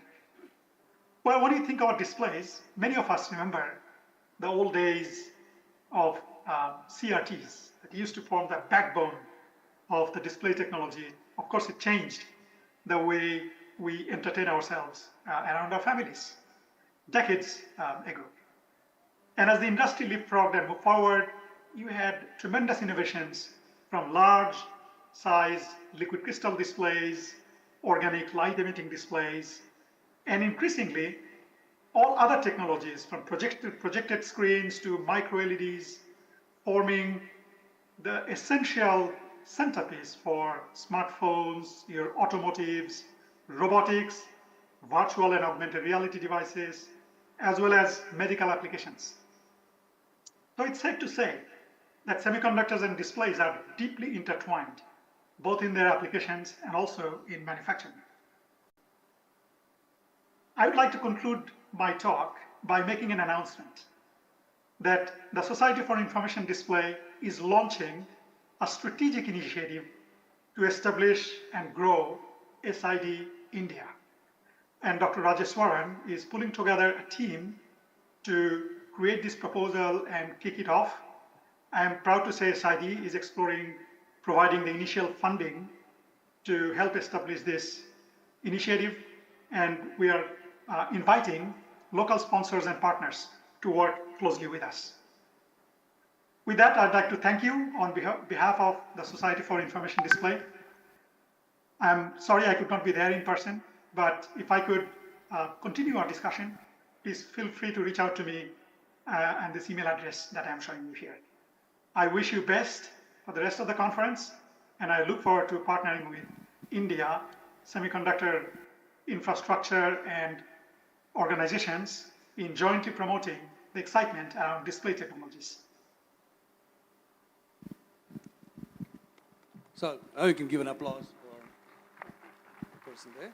So I just want to say with respect to this, we will be holding two focused SID sponsored events.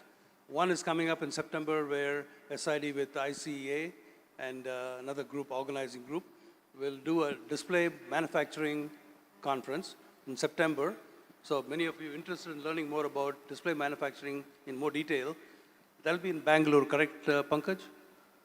Bangalore, yeah. So, and then in December, SID will work with the Premium Scientific and Technology Conference in India, which is IWPSD, in Chennai at IIT Madras, where all the scientists and academic people come together. So business-oriented folks, keep September in mind, and professors and students come to Chennai, okay? So some of the leading, the inventors of OLED will be there. I'm one of them, but I'm already there. So my colleagues, Professor Cheng Tang and others will also be there. And we promise to put on a good special show on OLEDs in both these venues. So SID is going to start that way this year. We have already held 2 manufacturing conferences the last 2 years. So now it's the third one. It's getting to be a routine.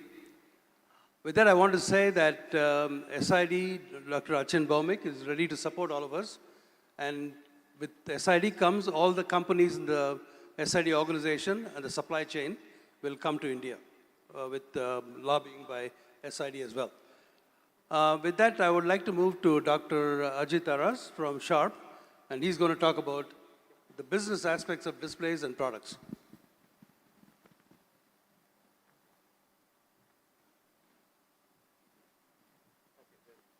Oh, great. Okay. And yeah, if you think that looks better than me, that's true. Because display is supposed to show nicer things, right? And besides, I'm a salesman, so that explains. Yeah, unlike most of the intelligent fellow panelists that I have here. Okay, so anyway, my team and me, we work at Sharp, trying to deliver the user interface and user experience, for other brands, right? Because we sell our LCDs to other brands, and then they can create a good user experience with these LCDs. And of course, in my free time, I do some guest lecturing and mentoring to the startups in Singapore. Okay, so yeah, next one, please. Okay, this is for real. This is Sharp and has a long history of innovation, okay, more than 100 years now. But one very notable, somewhere in top middle, if you see, as Dr. Raj mentioned, Sharp was the first one to introduce LCD in a calculator, and that was 1973. Okay, exactly 50 years from today, 50 years ago, yeah? And the LCDs have evolved, as Dr. Raj has explained, and Suraj has explained, and YJ has explained, into various other, better types. Okay, we can go to the next slide where we talk more about LCD innovation in the last 5 years. Okay, Mr. Bhaumik shared about SID, right? And you know, a lot of activities that happen in SID, and he actually showed you know, the innovation that SID is helping. And Sharp is a very prominent member of SID, okay? And these are some of the, you know, innovations in displays that are done in the last about 5 to 7 years, okay? And I thought these are more relevant, so we spend a little bit more time here. So Sharp was, of course, the first one to launch the 8K LCD TV, okay? And then again, no cadmium or cadmium-free nano LED, which will be the next display technology, let's say 2 to 3 years from now. That was first shared in SID, okay? And this was in fact shared in the photograph that Mr. Bhaumik shared in his presentation, right? Okay, and of course, you know, innovation is the way to go, and Sharp has been among the top 3 publication or publishers, okay, in SID within 4 out of last 5 years. Okay, so that's a little bit of an introduction of Sharp. We are, you know, heavily invested in displays. Okay, now exactly as Suraj mentioned, Dr. Raj really gave a very good, you know, explainer of how displays are made, and you know what is the basic structure of displays. And Mr. Suraj then added on top of it, and you know really shared what equipment we use for that and so on. Okay, I'm going to talk a little bit about what happens to the display after it comes out of that fab. Yeah, the fabs that YJ built, right? So maybe can we jump 2 slides further, Sudarshanji? Okay. Maybe sorry. Sorry. Can we go back a bit? Sorry. Okay. Let's go to that. But before that, one important aspect of Sharp, we have done well in LCDs, yeah, and in business. Okay. But this is a company which really focuses on doing good as well, you know, and doing good as much as doing well, right? So this is one of the examples during pandemic. We actually, you know, used some of our, you know, lines, right, because of the air purification lines to actually build masks when there was a shortage. We used some of the technology of low reflection on LCDs to actually make face masks, right? And next slide, please. We can see them deployed by some of the news anchors, and this is in India. Okay, so really not only doing technology just for innovation and advancement and business, but really bringing the technology to use without hesitating, you know, for the good of the society. So that's really a bit of introduction of Sharp, and I think that, you know, is. So yeah, now we can jump 2 slides more, please. Okay, and as I mentioned, so what Dr. Raj explained and what Suraj explained and what YJ explained is typically the step 1 of display. And I took the liberty of consolidating that. It's much more complicated than what it looks here, but then I have my learned fellow panelists who has explained those in details. So this is what comes out of a display fab as a mother glass, right? And then there is, depends on application, you know, for IT applications, you need a slimming process because we want thinner and lighter displays. For televisions, you don't need this. So the step 2 is kind of optional, depends on the application, right? And then the step 3 onwards is again required for all displays till the time they reach our hands as consumers, as products, okay? And these are processed like cell cutting, okay? And then the output of step 3 is a multi-cell, okay?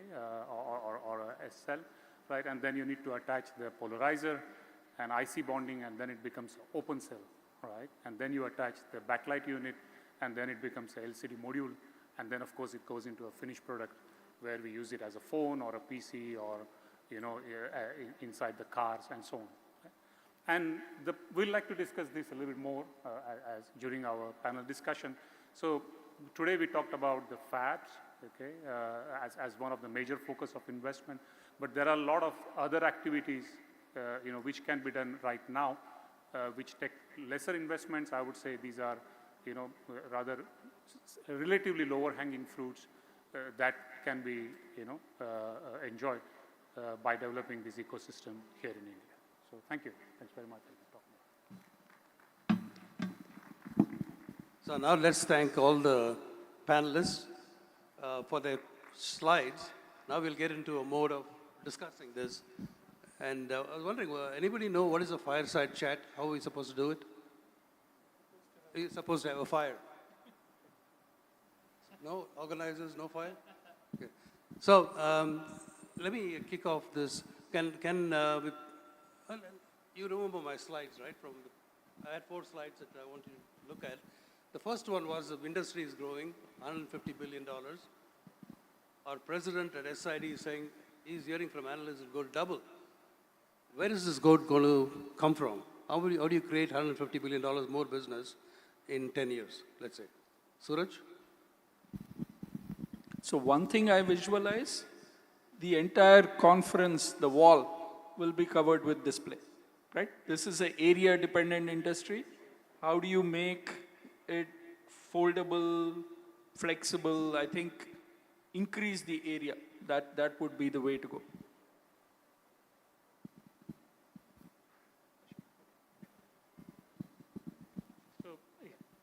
Of course, as you are seeing now, I think mobile phones drastically changed, right? And we said we are carrying computers in our pocket, right? And the same thing is happening to our cars as we speak. Okay, so there is the computation in cars is increasing exponentially today. Business models are being developed around having the computation power, and of course communication is improving on speed. I mean, you have 5G and so on. And then how does all this information interact with the user of the car? The user of the car may not be driver of the car any longer, right? So in the 30 minutes or 1 hour or 2 hours that you are taking a ride, what do? Have nice displays there to enjoy that ride. And of course, I'm creating a little bit of a exaggerated picture.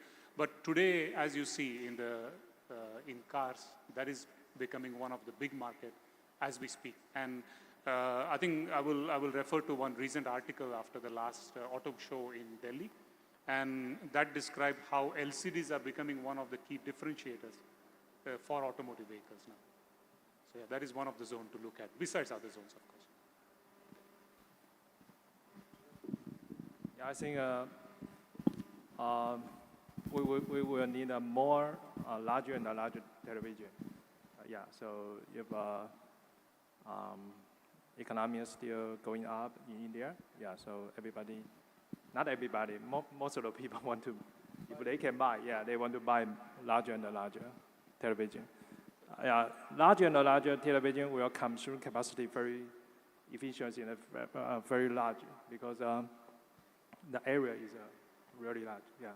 So I think this is also a very good point, good market in the future, yeah.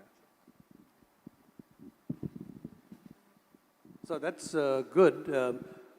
The audience, I have a question for you guys. How do you like driverless cars in India? Would you get into a driverless car? How many of you would get into a driverless car in India? Because you can do other work in there. You put displays everywhere inside the car. One person said yes. He said yes. Yeah. Very brave man.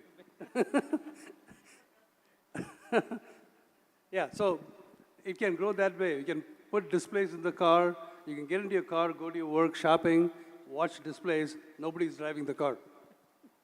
Sounds good? But anyway, the industry is going to grow. That's a feeling from all the experts who have been in this business. But it requires fabs.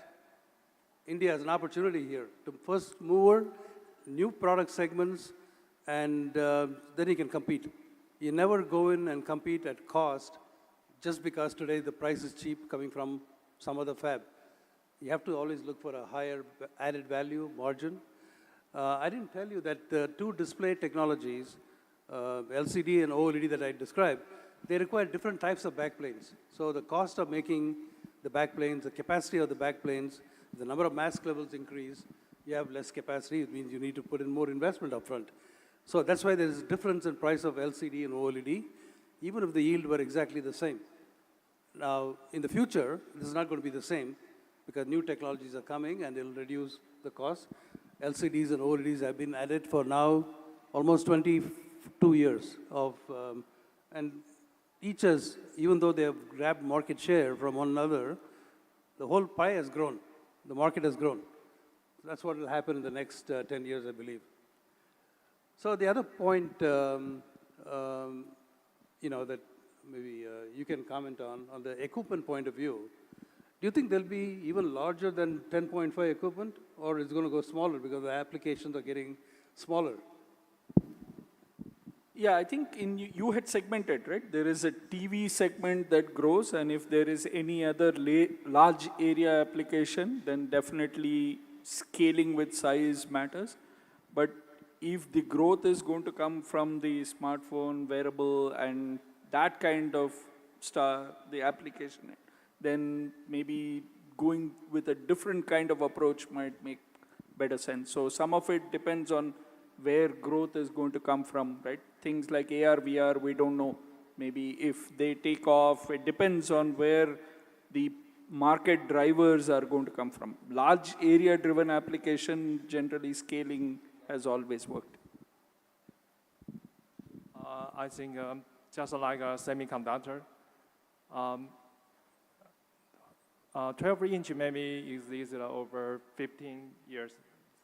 Everybody discussing about 16-inch, but nobody really to do that. So I think for the equipment point of view, if we continue to enlarge the glass substrate, maybe they will make a lot of risk, not only glass maker, also TFT maker.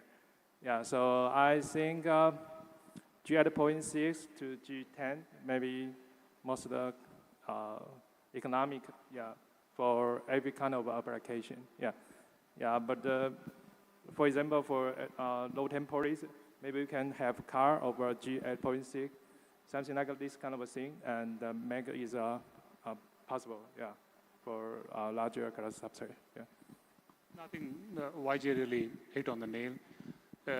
So I think it's not just the bigger is better syndrome, but rather what is the NUPS, as you mentioned, the cut efficiency, you know, and from an application point of view, there is always a certain size that is the best. Even if you go bigger than that, it doesn't really help because, you know, we need to, from a factory perspective, you need to input a certain number of mother glasses for the factory to have its return on investment point of view. And then multiply that with the NUPS, as you mentioned. If we do some smaller sizes, for example, this N can get into like about 30 or 40 at times, or even more than 100, depends on what size we are doing. So it all needs to be tied back to the demand calculation to get the right optimal economy of scale, absolutely, yeah. Thank you. I want to ask you the next question. This is related to customers. Fabs can be built. We have built fabs. He's built a lot of fabs. I've built fabs. The point is, who's going to buy all these things? And what is the role of the customer in this process? Since you are looking at devices from Sharp, how does the process work differently from semiconductors, the spec process and the development of product and the yield, all that kind of stuff? Can you comment on that? No, thank you. You asked me that. And, you know, in displays, one of the common display that we all have with us is our phone, right? And on one side, you see more and more appliances or applications using display now, okay? Because displays are available. A lot of innovation has happened on the display in terms of power and in terms of price. Power consumption and price both, efficiency certainly. Okay, but at the same time, there are a lot of applications going non-display, some things like e-chargers and things like this, because you can actually settle most of the things on the phone, right? So the point is, what is the key value that we are going to add by this display, okay? And what is that value to the customer? So when let's say in a PC application, for example, definitely, you know, productivity is one of the key factor of a PC. Okay, and then most customers are looking after the power consumption there. So we and most of the LCD makers or even OLED makers are spending a lot of resources and money on innovating, you know, on the power improvements of the displays, right? So we're working on like 1 watt panels. We are trying to drive panels at a lower frequency so that you can save power on the display, as well as the CPU is not so strained, you know, so that the whole system power is reduced. So, for example, that's one of the applications. On other side, because we are having more and more CPU power that is being developed, which is coming directly from semiconductor.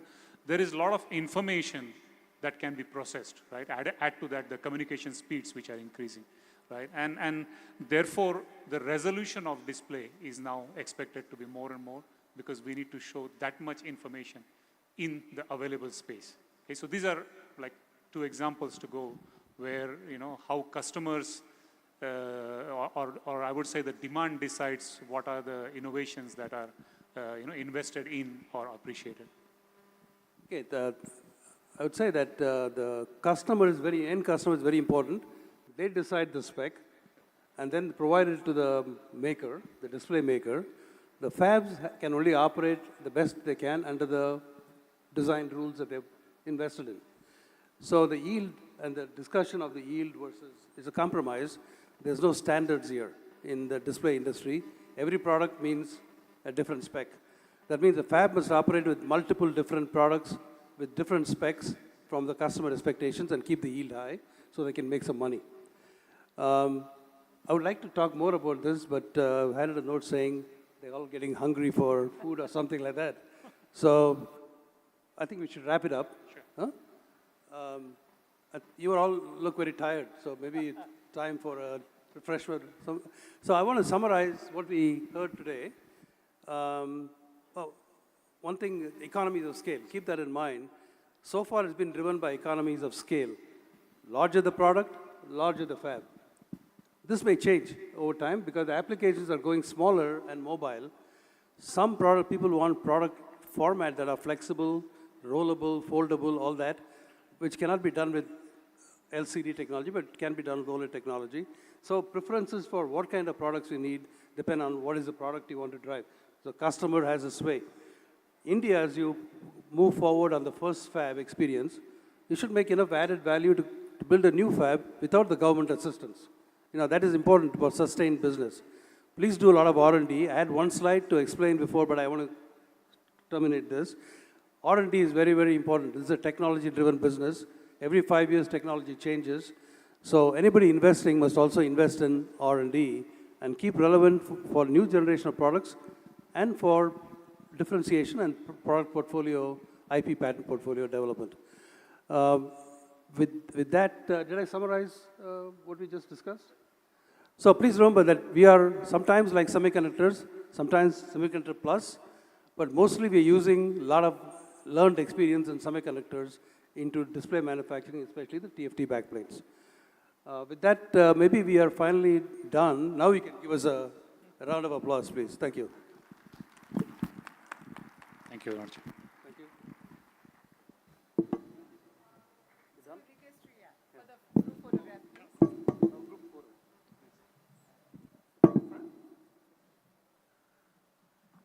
Thank you so much, moderator and panelists, for contributing your thoughts and displaying a new screen of exciting prospects in this sphere. A big round of applause once again for all the esteemed speakers over here.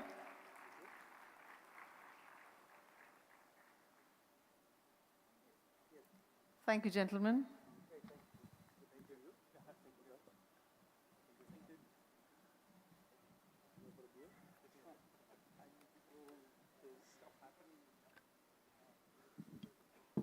Ladies, gentlemen, and students, we move ahead with our next session, ISM, Attracting Semiconductor Investments to India. SemiconIndia program has one of its kind policies, which extends incentives on pari passu or upfront basis to those willing to establish their semiconductor manufacturing units in the country. Would like to invite Ms. Nivritti Ray, MD and CEO, Invest India, to share her thoughts on sustainable semiconductor manufacturing and investment opportunities in India. Ms. Ray is recipient of the prestigious Nari Shakti Puraskar from the Honorable President of India for her remarkable contributions in the field of technology. We can always applaud that gesture, that achievement of hers, getting the Nari Shakti Puraskar from the President, Sir, of India. We welcome you, madam, please.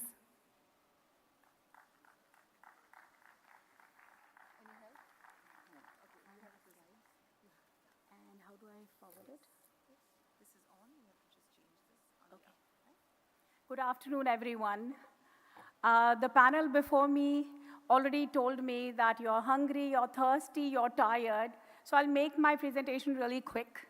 Since morning, you've heard about semiconductor ecosystem, you've heard about fabulous design capabilities from AMD, you heard about tools, technologies from Cadence, you heard about manufacturing, Foxconn. So all of this you have already heard. So what I decided is I'm going to talk about sustainability. I'm going to talk about semiconductor industry like perhaps you have not heard since the morning.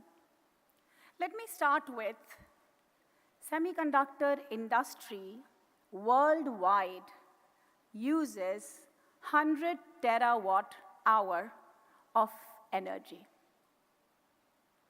And I want you to remember just 3 numbers for me: 0.5%, 1%, and 2%. Let me tell you, semiconductor industry uses 0.5% of the global energy. Semiconductor industry uses 1% of global industrial water usage. And semiconductor industry emits 2% of the global greenhouse emission. These are some of the things that we have to take care of before we think semiconductor industry. So over the last year, I must tell you, the leading semiconductor players have been going through a lot of challenges as far as it comes to sustainability. Taiwan braced for further water shortages in its chip-making hubs. Taiwan semiconductor industry faces dilemma of carbon lock-in emission. The chip industry has problem with its giant carbon footprint. All of these challenges are faced by the semiconductor industry.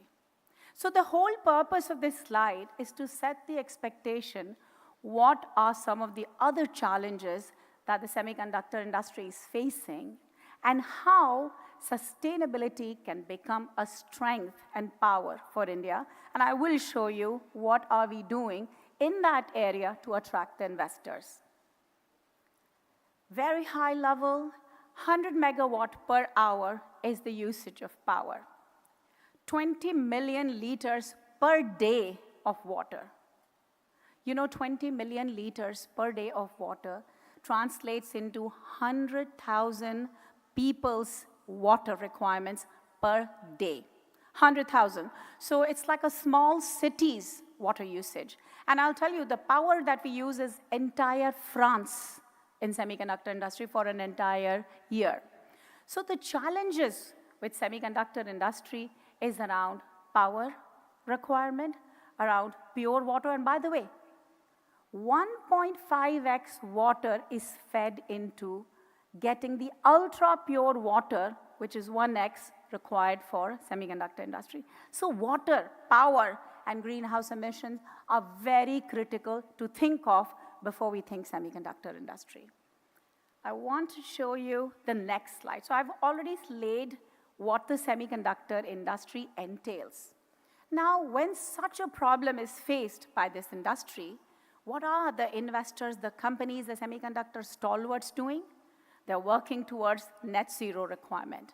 They're working towards stringent sustainability requirements and looking at how do they work on expanding their supply chain to address.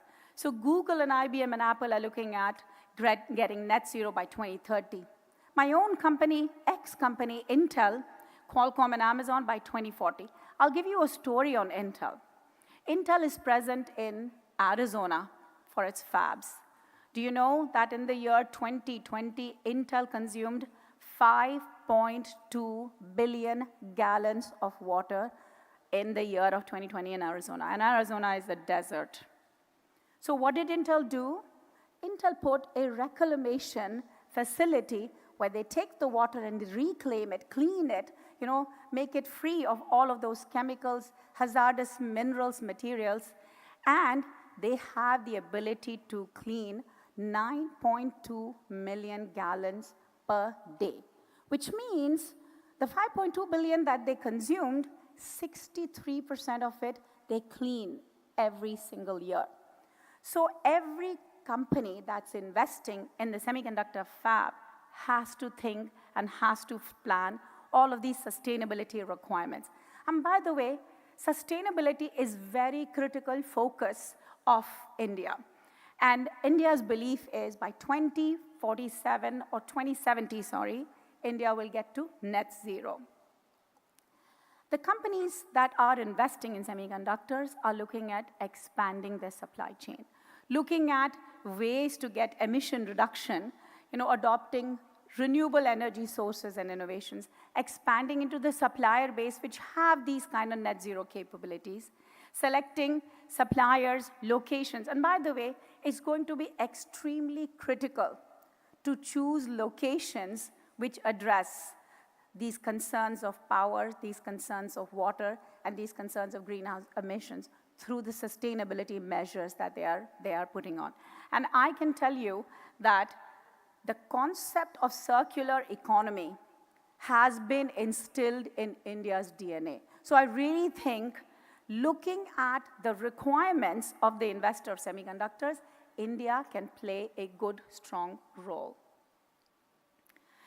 What have India and India's government been doing in the terms of green economy to support sustainable manufacturing? Sustainability has been a key focus. In fact, the G20 presidency that we are driving this year, sustainability is a critical topic. And like I said before, net zero emission by 2070. We made tremendous focus on getting solar and wind energy capacity. And by the way, just yesterday, the Prime Minister announced that India will be housing the largest solar capacity out of this country in the coming decade. India is the fourth largest globally renewable energy installed capacity base. Just in 2015, we were 38 gigawatt to now 172. Our goal is in this coming few years, this decade, become 500 gigawatt. If I look at the fossil fuel percentage today is about 65% or so. And our goal is to get it down to 45%. Our focus has been a lot on green energy, clean power, circular, economy. We've also been focusing on, waste to wealth. We've also been focusing on water. In fact, Jal Jeevan Mission is looking at increasing the availability of water to every single person in India by 3x by 2030. In the next few years, 3x increase in the availability of water. So India is really positioning itself to be the sustainability leader. And who requires it most is the semiconductor industry. So I really think when the investors are looking at if my operations in India happen, how close does it bring to my net zero goals? And here are some of the areas that India is focusing on. I want to tell you that all of these sustainability efforts, by the way, I'll just give you a small story. I have my friends like Vindam sitting in the audience. Sustainability is in our DNA. I used to live in US for the last 15 years or so. And I'll tell you, Indians were being made fun of that, they bring grocery bags from the grocery stores and use it in their trash cans.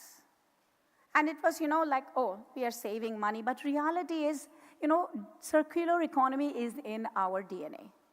And I just want to share with you what our minister talks about. He says India's semiconductor mission will be powered by green energy. Such a powerful, such a committed, goal that we have to power the semiconductor industry through clean energy.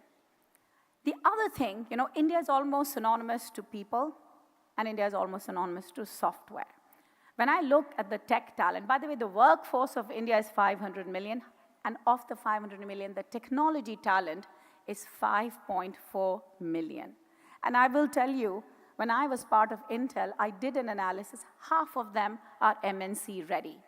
So it is a very strong technology workforce base that can be leveraged. And one interesting thing that I very recently learned, it's called a Stanford AI Index. Stanford AI Index claims that India is first when it comes to AI skill penetration in manufacturing.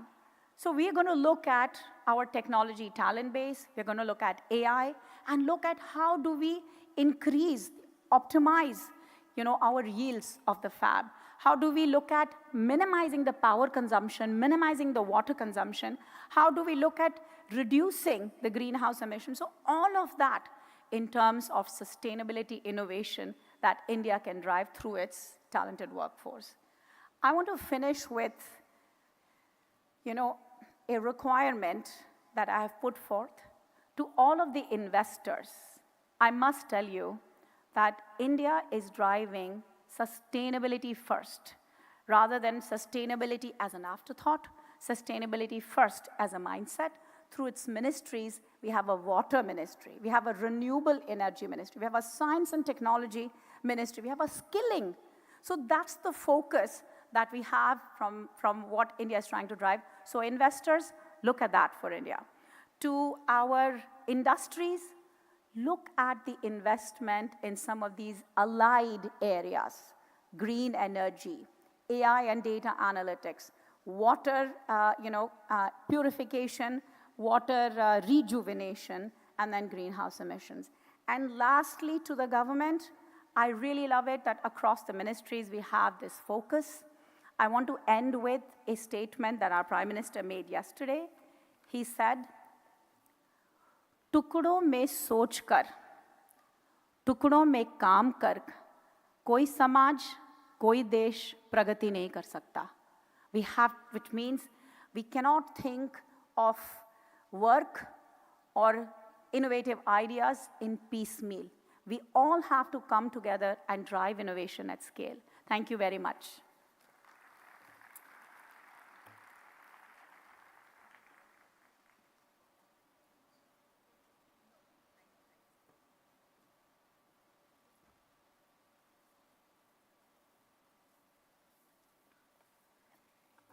Thank you, Madam, for sharing with us your enriching outlook. While ISM has been aiming to promote semiconductor manufacturing in India, it has been meticulously identifying credible projects and reliable technologies for support. Our panel of experts shall take us through the approach adopted by Government of India to emphasize about the techno-financial expectations from the proposals. I would take the opportunity to invite on stage the moderator, Shri Ajit Manocha, President and CEO of SEMI. Welcome, sir, once again. We also wish to welcome our esteemed panelists, Mr. Ajay Swahane, former Secretary MeitY. Welcome, sir. Mr. Nilkant Mishra, Chief Economist, Axis Bank. Welcome, sir. Mr. Suneet Shukla, Chief General Manager, IFCI. Welcome, sir. Mr. K. Mukundan, Senior Principal, NIIF. We welcome, gentlemen. And through the video conferencing, we also welcome Mr. Cyril Patrick Fernandez, CTO and MD, AFD. Can we have a big round of applause for all the gentlemen who are joining us for the esteemed panel? While the panelists take their seats, I would like to share a brief about Shri Manocha, who has been a great leader for industry collaboration for societal and economic prosperity. Formerly associated with Global Foundries, Spansion, Philips, and XP Semiconductors, Shri Manocha has been granted more than a dozen patents related to semiconductor manufacturing process that served as the foundation for modern microelectronics manufacturing. We please welcome all the speakers and panelists and request Sir to kindly take over. Thank you.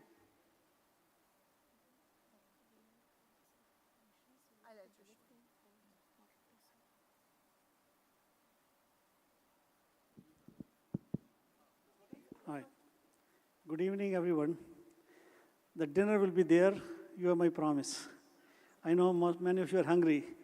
This is probably an important session if you are thinking of investing in India, or you're telling your friends and relatives to invest in India. This is an important session for you.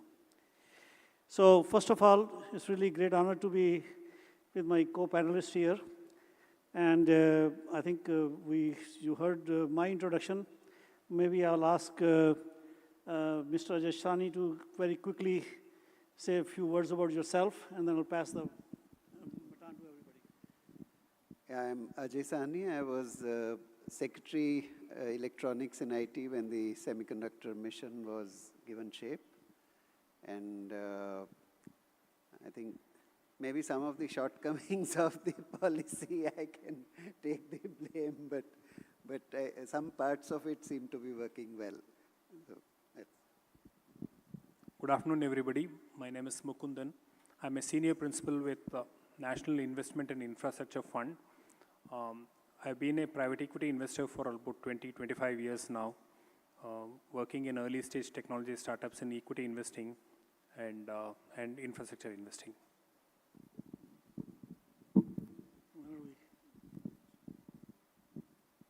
I am Suneet Shukla. I am Chief General Manager with IFCI. I head the Government Advisory and Business Development in IFCI. IFCI handles around, I am in and out project finance man.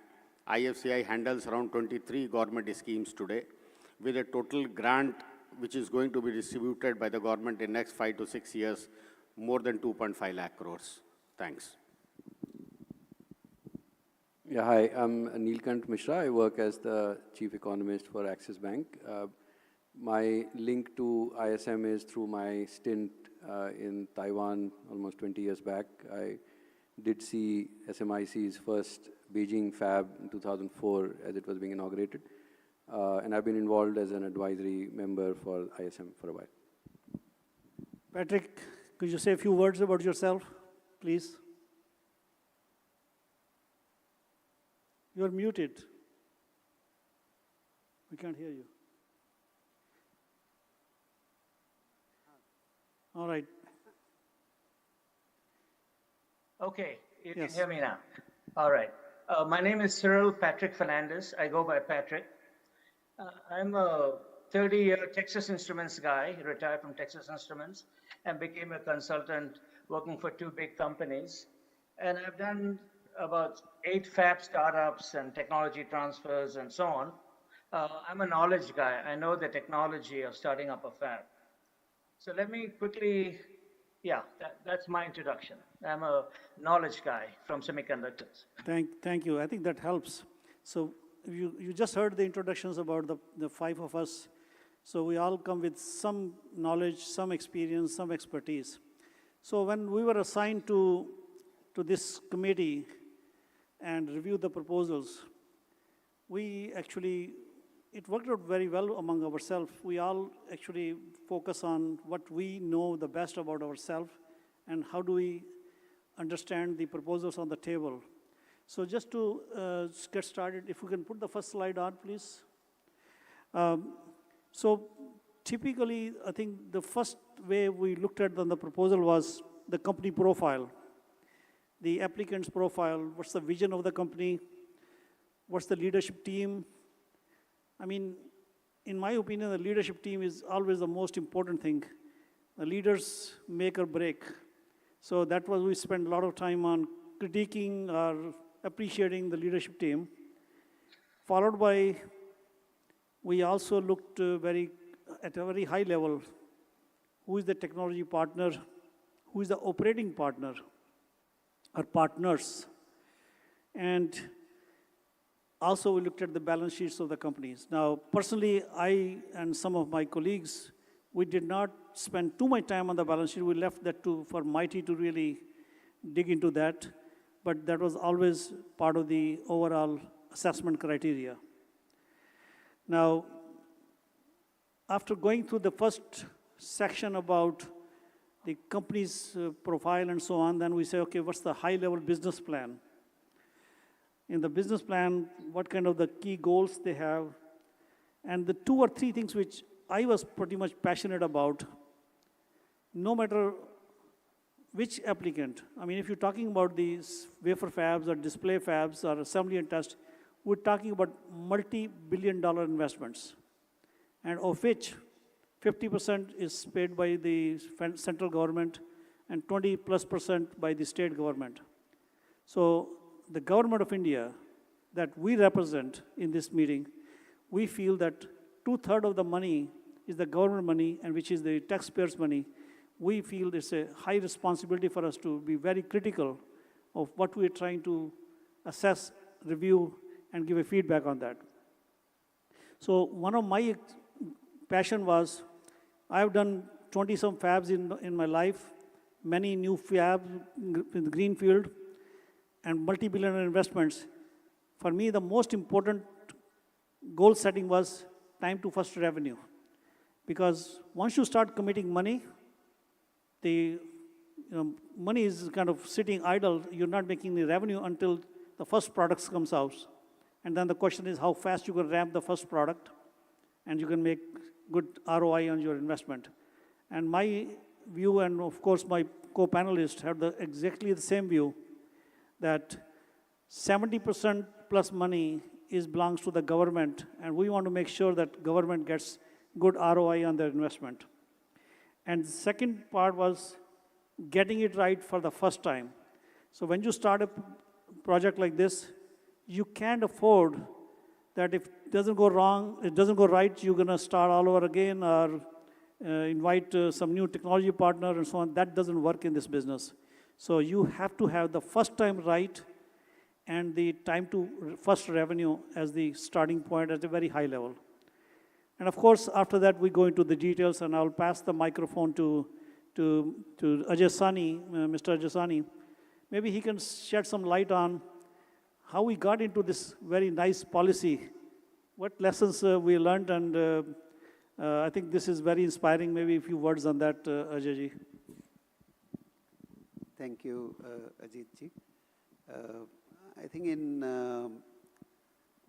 during the pandemic, we had a little, time to refocus on the semiconductor side, and we had actually the first thing that we tried to do in Ministry of Electronics and IT, because Electronics and IT looks at a broader perspective, all of electronics.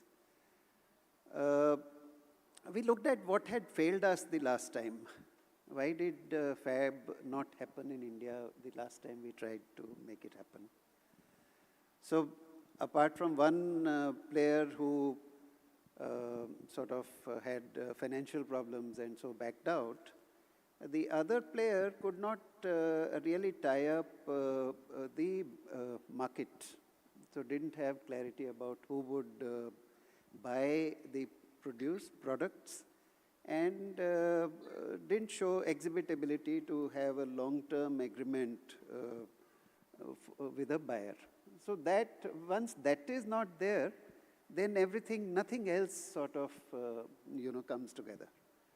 So in the meantime, last about 5 to 6 years before that, before we came in with the new policy, we have been concentrating on growing the electronic manufacturing, in which we have met with some success.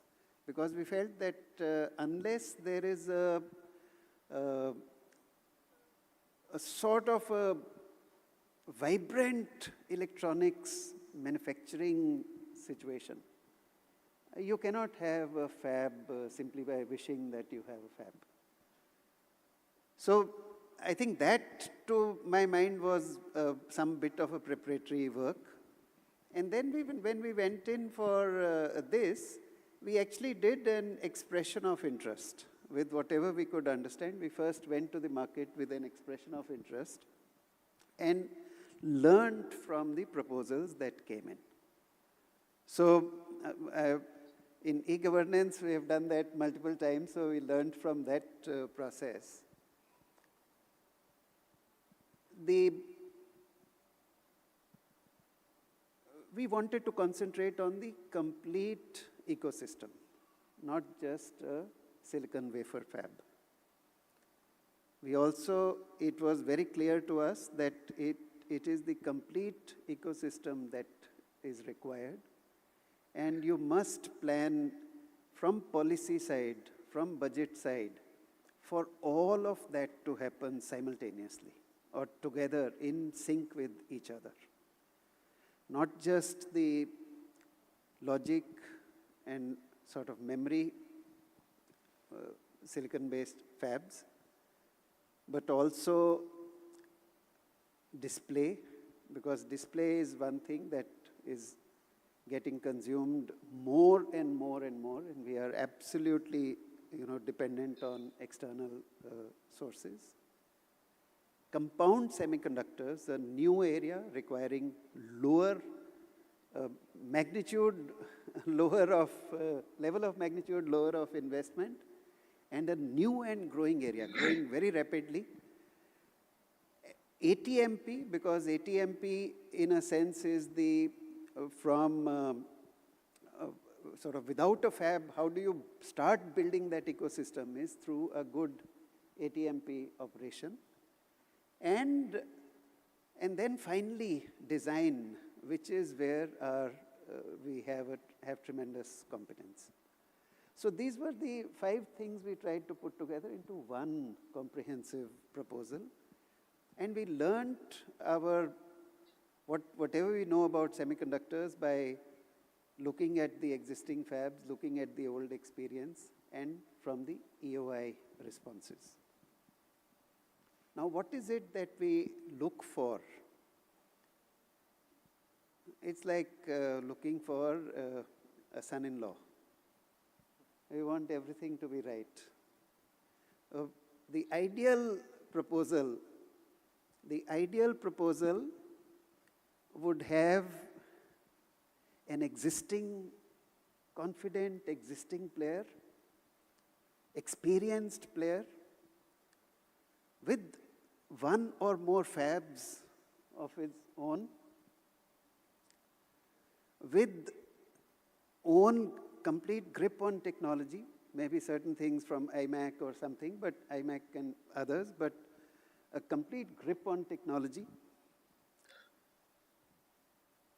Having either the company has its own market, it consumes what it produces in products or markets them, or it has a tie-up and experience with the long-term tie-ups which are essential for any fab, financially healthy, and finally one more attribute, a financial proposal, a costing proposal that inspires trust. I think these are the 5 things I would look at to consider that proposal as an ideal son-in-law kind of a proposal. But as we know, we never get, when you look for an ideal son-in-law, you're not likely to get one. So I think much of our anxieties are around not getting the ideal son-in-law. So how do you make the best of what you get, and what are the critical shortcomings, and what are the ones that can be bridged by bringing the right entities together. If one entity doesn't have all that is required, then how do you help, how do you encourage, how do you bring about an alliance which sort of together is able to satisfy these criteria. So these are the thoughts that went into the policy. Thank you. No, thank you, Ajay ji. I think we should give a big round of applause to Ajay ji, because he actually formulated the policy which ministers approved or cabinet approved. And we have seen the best results of that this year with the Micron's investment. So again, thank you, and also thank you to the mighty successors. They have really done a great job. Now, that's just a starting point. We got one proposal. We got long ways to go for many more. So Neelkanth ji, please tell what was your experience and how we can help. Yeah, thank you. It's actually been quite a privilege to see the progress that we have made over the past year or so. The way we approached it, and it took us a while because there's been a learning curve for everyone, including at the ministry. I think not just just METI, but also say, the finance ministry, the cabinet, on how to evaluate proposals, because these are among the largest commitments the government of India has ever made, and of course, without even claiming a stake, just giving billions of dollars of subsidy. So these are very sensitive, very important issues. So there's been a learning curve. I think we are now a lot better prepared to handle proposals than we were, say, a year back. I see these proposals as you know, what we would call in venture capital terminology, seed stage investing. The unfortunate thing is that in seed stage investing, whereas you put in $200,000, $500,000, here you're talking about billions of dollars. And what I was quite surprised by is that some of the proposals came in with absolutely no clarity on who was going to run the show. Because when you're backing a startup, which at the early stages is just a PPT, right? There's a PowerPoint presentation, and which is what effectively we are backing here as well. You need to have some granularity on who you're backing and who's the person who's going to be running it. And so unless it is a globally established company with multiple fabs, and you know that their organization will take care of it, if it is a new company, you need to have clarity on who the senior managers are going to be, what the business plan is, what the revenue plan is, and so on and so forth. The second most important thing is that the balance sheet of the backers needs to be strong. See, this is a very viciously cyclical industry. And while the initial investment is, of course, backed by the government, just to put the numbers in place, if there's $100 being invested, 50 is coming from the center, 20 is coming from the state, you can actually take 20 of debt. So you're putting in $10 and getting to own $100. And therefore, the return on investment, even if the yields are low in the first round, can be quite substantial. But remember that the government is only backing you for the first fab. And as the reinvestment cycle, the R&D cycle kicks in, you actually need to be able to reinvest. And therefore, another issue that we focused on was that we need backers with strong balance sheets. The third thing, and which is something that, again, we have been through iterations, and we have discovered this, even for you know, all of semiconductors, displays, like wafer foundries, displays, and packaging, that we need some benchmarking. Remember that from the government's perspective, just like, you know, we have, and the government has over a period of time understood what the industry wants, I think the industry should also appreciate what is it that the government is in it for. And there need to be CapEx benchmarks. I mean, if the industry is doing something in $3 billion, you can't be claiming to be doing $6 billion. And that kind of benchmarking is, I think, very important. And some explanation for why, if you're different, why you're different. The second is on the cost of operations. There was, you know, if you see a venture capital pitch, it is far more detailed than some of the initial fab proposals that we saw. So you have no idea on what the profitability is going to be, and I think Patrick will have a lot of comments on the inconsistencies in the equipment plans. So it is important to have some idea of where you are going to be on the cost side, how do you compare to what the industry is at, and what would you be without subsidies? So that if the government CapEx subsidy was not there, if the state government energy subsidy was not there, if the water subsidy was not there, the labor subsidy was not there, how much money would you really be making? So once the subsidies run off, will this fab shut down?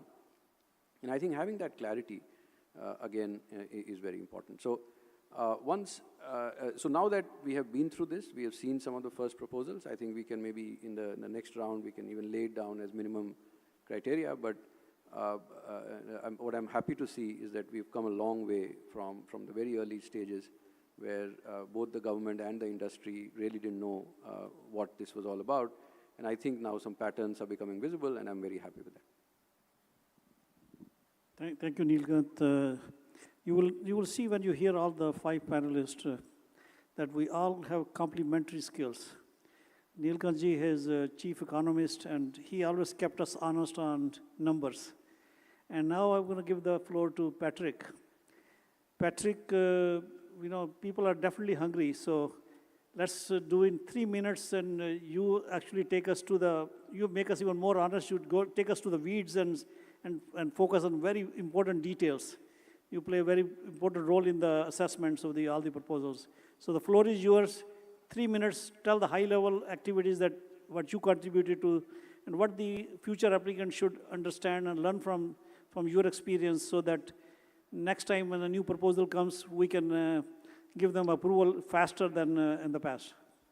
Floor is yours. Thanks. Thank you. 3 minutes, okay. First, the goal, to state the goal, India wants to be the top 3 countries in the world, economically powerful countries in the world. For that, we need to be one of the top 3 semiconductor fabs in the world. For that, and that drives the electronic industry, and the electronic industry can be $1 trillion, with the semiconductor being the huge lever that lifts India into the top 3. The semiconductor has got the right priority, and the government has set a nice policy and a nice process to get there. The process is working, right? So what is success? Ajit already said time to first revenue. But underneath the level of time to first revenue comes yield and reliability and cost and delivery. Nobody will want to come to India if they don't make money in India. So to get that, we have to find the right technology partner. The reason for the right technology partner, if we design and learn to prioritize the design and manufacturing, it takes about 4 to 5 years. By getting a technology partner, we remove 3 to 4 years. So we can come up in the time to first revenue in 6 months and break even in 4 years. When we do that with the first, second, third fab, the whole world will recognize us, and we'll get foreign direct investment. This is what we need. We need about 40 wafer fabs to be able to feed the India consumption in semiconductor, the technology. And it's we talked about infrastructure and revenues, and I'll address that a little bit. If we take a blip in the electric power or the water, every day will be in the order of $6 to $10 million a day. And we can't recover in one day, like you turn a switch. The furnace is shut down. It takes us 2 or 3 days for it to stabilize, and then we got to turn it on, and so we lose 2 or 3. So we cannot even have a blip in the electricity or the water. Super important. And of course, it affects delivery. So to do all of this, assuming we have the right infrastructure, we have to get the right equipment, the right setup, and the right daily operations. This is not a one-time build a building, put all the pieces of the puzzle together. It's every day, 365 days a year for the next 20 to 40 years. Right? So we've tried to start this in 1984, and now we've learned a lot, and now India has the ability to become the best startup in the world, because fabs take 6 years, 4 years, 10 years, 20 years, and many of them don't succeed and shut down. China shut down about 20 fabs because they couldn't qualify. They couldn't do it. So anyway, we have a fantastic opportunity. The time is right. We have the talent. We have to, of course, talent meaning that there's enough of us around the world to support the technical know-how needed in India, and we'll get there. But the first step is to select the right company, first, second, third company. That's what I have. Thank you, Patrick. Actually, we can't get the slide on the screen, but we go into a lot more details than understanding what's the break-even with or without the subsidies as well. And we also discuss in a greater detail what are the anticipated risks. Does the applicant have a clarity on how to mitigate those risks when they happen? So we really spend plenty of time on these things. And of course, that's what happened. There were multiple applicants, and you didn't hear anything about those applicants going forward yet. But let me pass the microphone to Mr. Shukla, and he can tell us what role he played in all those meetings and extensive discussions. Thank you. So IFCI is the project management agency for India Semiconductor Mission. And by chance, the paper go with our signature to India Semiconductor Mission. So the role is different and role is difficult also. So few things I would just like to mention, seeing all the proposals which have been there in the past or which are there on the table now, that there is a section which is section 3.1 in the Gazette notification which has been issued in October 2022. So nobody who is putting an application should expect that there can be many changes in that eligibility criteria which is there. So that eligibility criteria has been very well thought of and then it has been put up there. So please don't expect very many changes which can happen in that eligibility criteria. And many of the proposals which we have seen and they have not gone through is because they were not complying with that eligibility criteria. The second thing I want to make is that there is an annexure which is there with the guidelines which says that what should be the part of the application which is being submitted to ISM. Now, we have seen detailed project reports in which each page will be around 1,000 crores. So if it is a 28,000 crore project, so total DPR is 28 pages. So that I think is an injustice to the amount of money which we are talking about and of the size of the project which we are talking about. So please be very, don't be conservative in writing and giving the information. Please give information in as much details as it is possible. The last thing which I want to say is, although it is partially touched by Mr. Neelkant Mishra, that reasonableness of the cost and the benchmarking of the cost. You see, ultimately, this is also the responsibility of the person who is making the application. Definitely, we will cross-check it, we will have our own sources, we will also try it out in the market, that is part of our job also. But the basic benchmarking and reasonableness should come from there. The last thing which I want to say is that none of the proposals which we have received has a proper viability statements, like profit and loss, balance sheet, cash flow, ratios, IRR, what was talked about with subsidy, without subsidy. None of the proposals till date had these viability statements. And if at all they were there, they were so sketchy that it was felt that whether this proposal is worth billions of dollars or this is worth some 10-15 crores we are talking about. And we deal with some other schemes of the Ministry of Electronics also, like specs. Like very small proposals come in specs, except few of the bigger ones. And if you see their DPR and the kind of information which they submit, it is amazing actually. So my request will be that don't put a half-hearted application. Like somebody says that promoter is having funds to invest. Now when we ask what is the net worth of the promoter, they give a single one-page chartered account certificate that this is the net worth of the promoter. Now I don't know whether that is a free cash flow which is available with the promoter and whether that money is going to flow into the project. So my request is be a little more detailed, be more open in giving the information, don't be conservative.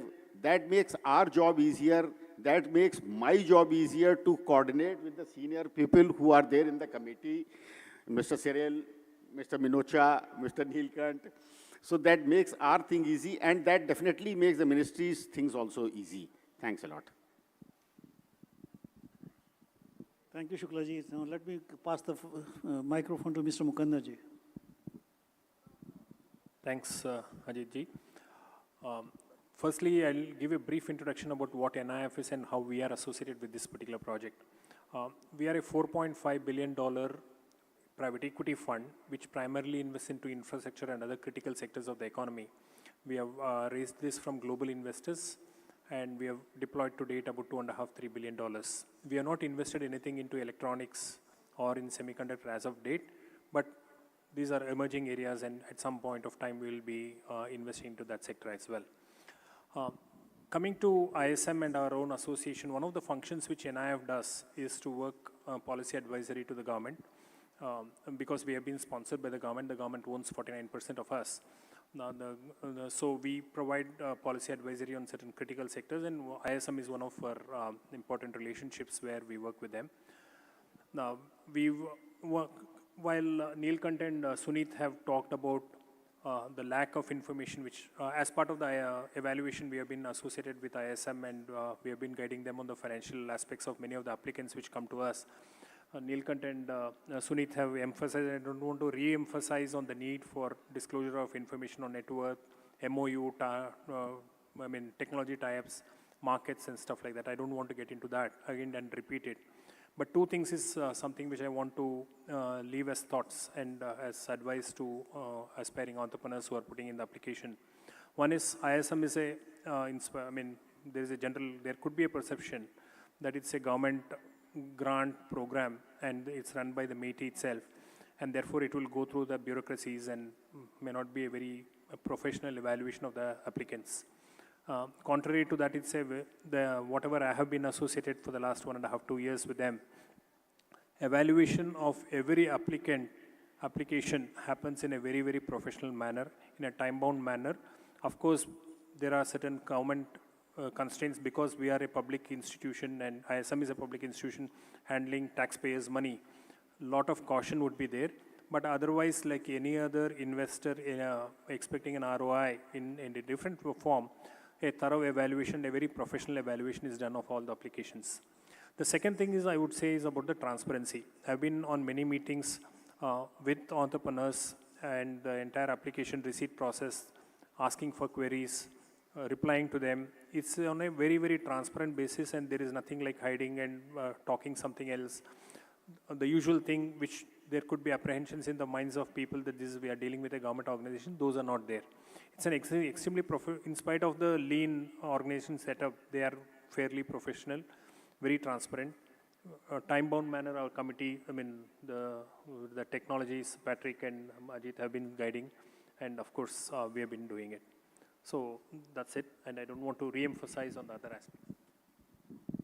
Thank you very much. Thank you, Patrick, and everyone else. I think this is really a very unique situation. When we see the proposals, they're coming from all facets of life, from the companies which are very seasoned companies, semiconductor companies like Micron that got the approval. Then there are companies who are trying to get into semiconductors but may not have the semiconductor background. Then there are entrepreneurs who want to really put compound semiconductors or even wafer fab. So not everybody has the experience of writing proposals.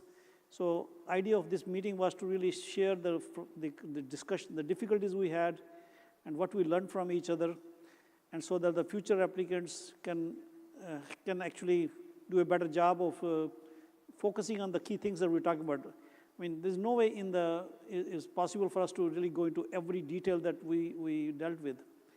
But even if we get the part A and part B on the slide, which is not visible, where we focus on the high level, the business plan, and then the detailed KPIs and the business plan that Patrick talked about, we can have the best overall vision and the plan and the business plan. And after that, the next big thing, which hasn't been discussed heavily in our meeting, is the execution plan.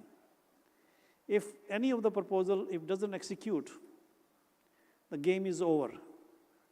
And again, my personal view is that the big companies who have been doing this for a living for many years, they will be actually very conscious and they will do it.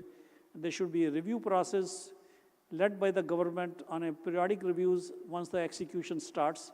The flawless execution is the key. And I'll give you one example to make my point. There are two companies started at the same time in Taiwan, TSMC and UMC. They eat the same food, they speak the same language.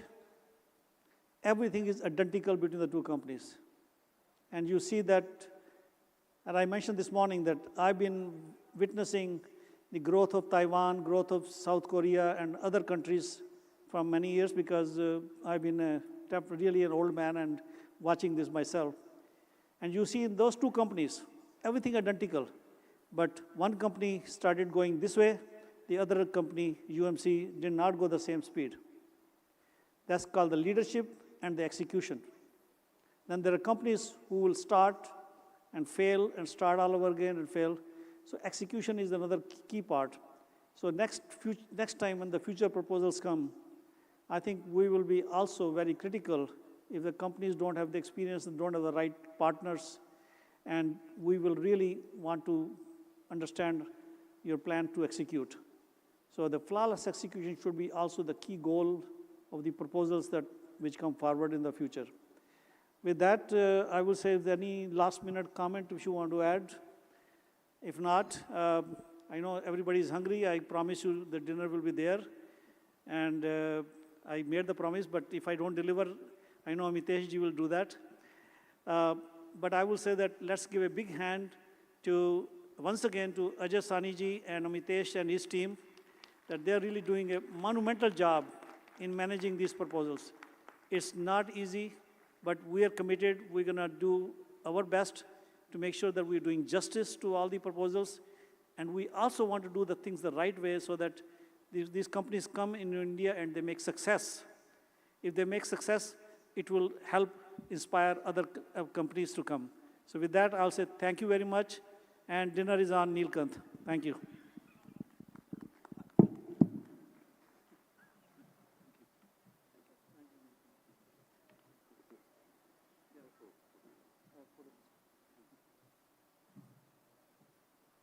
You can step forward if you need to come ahead.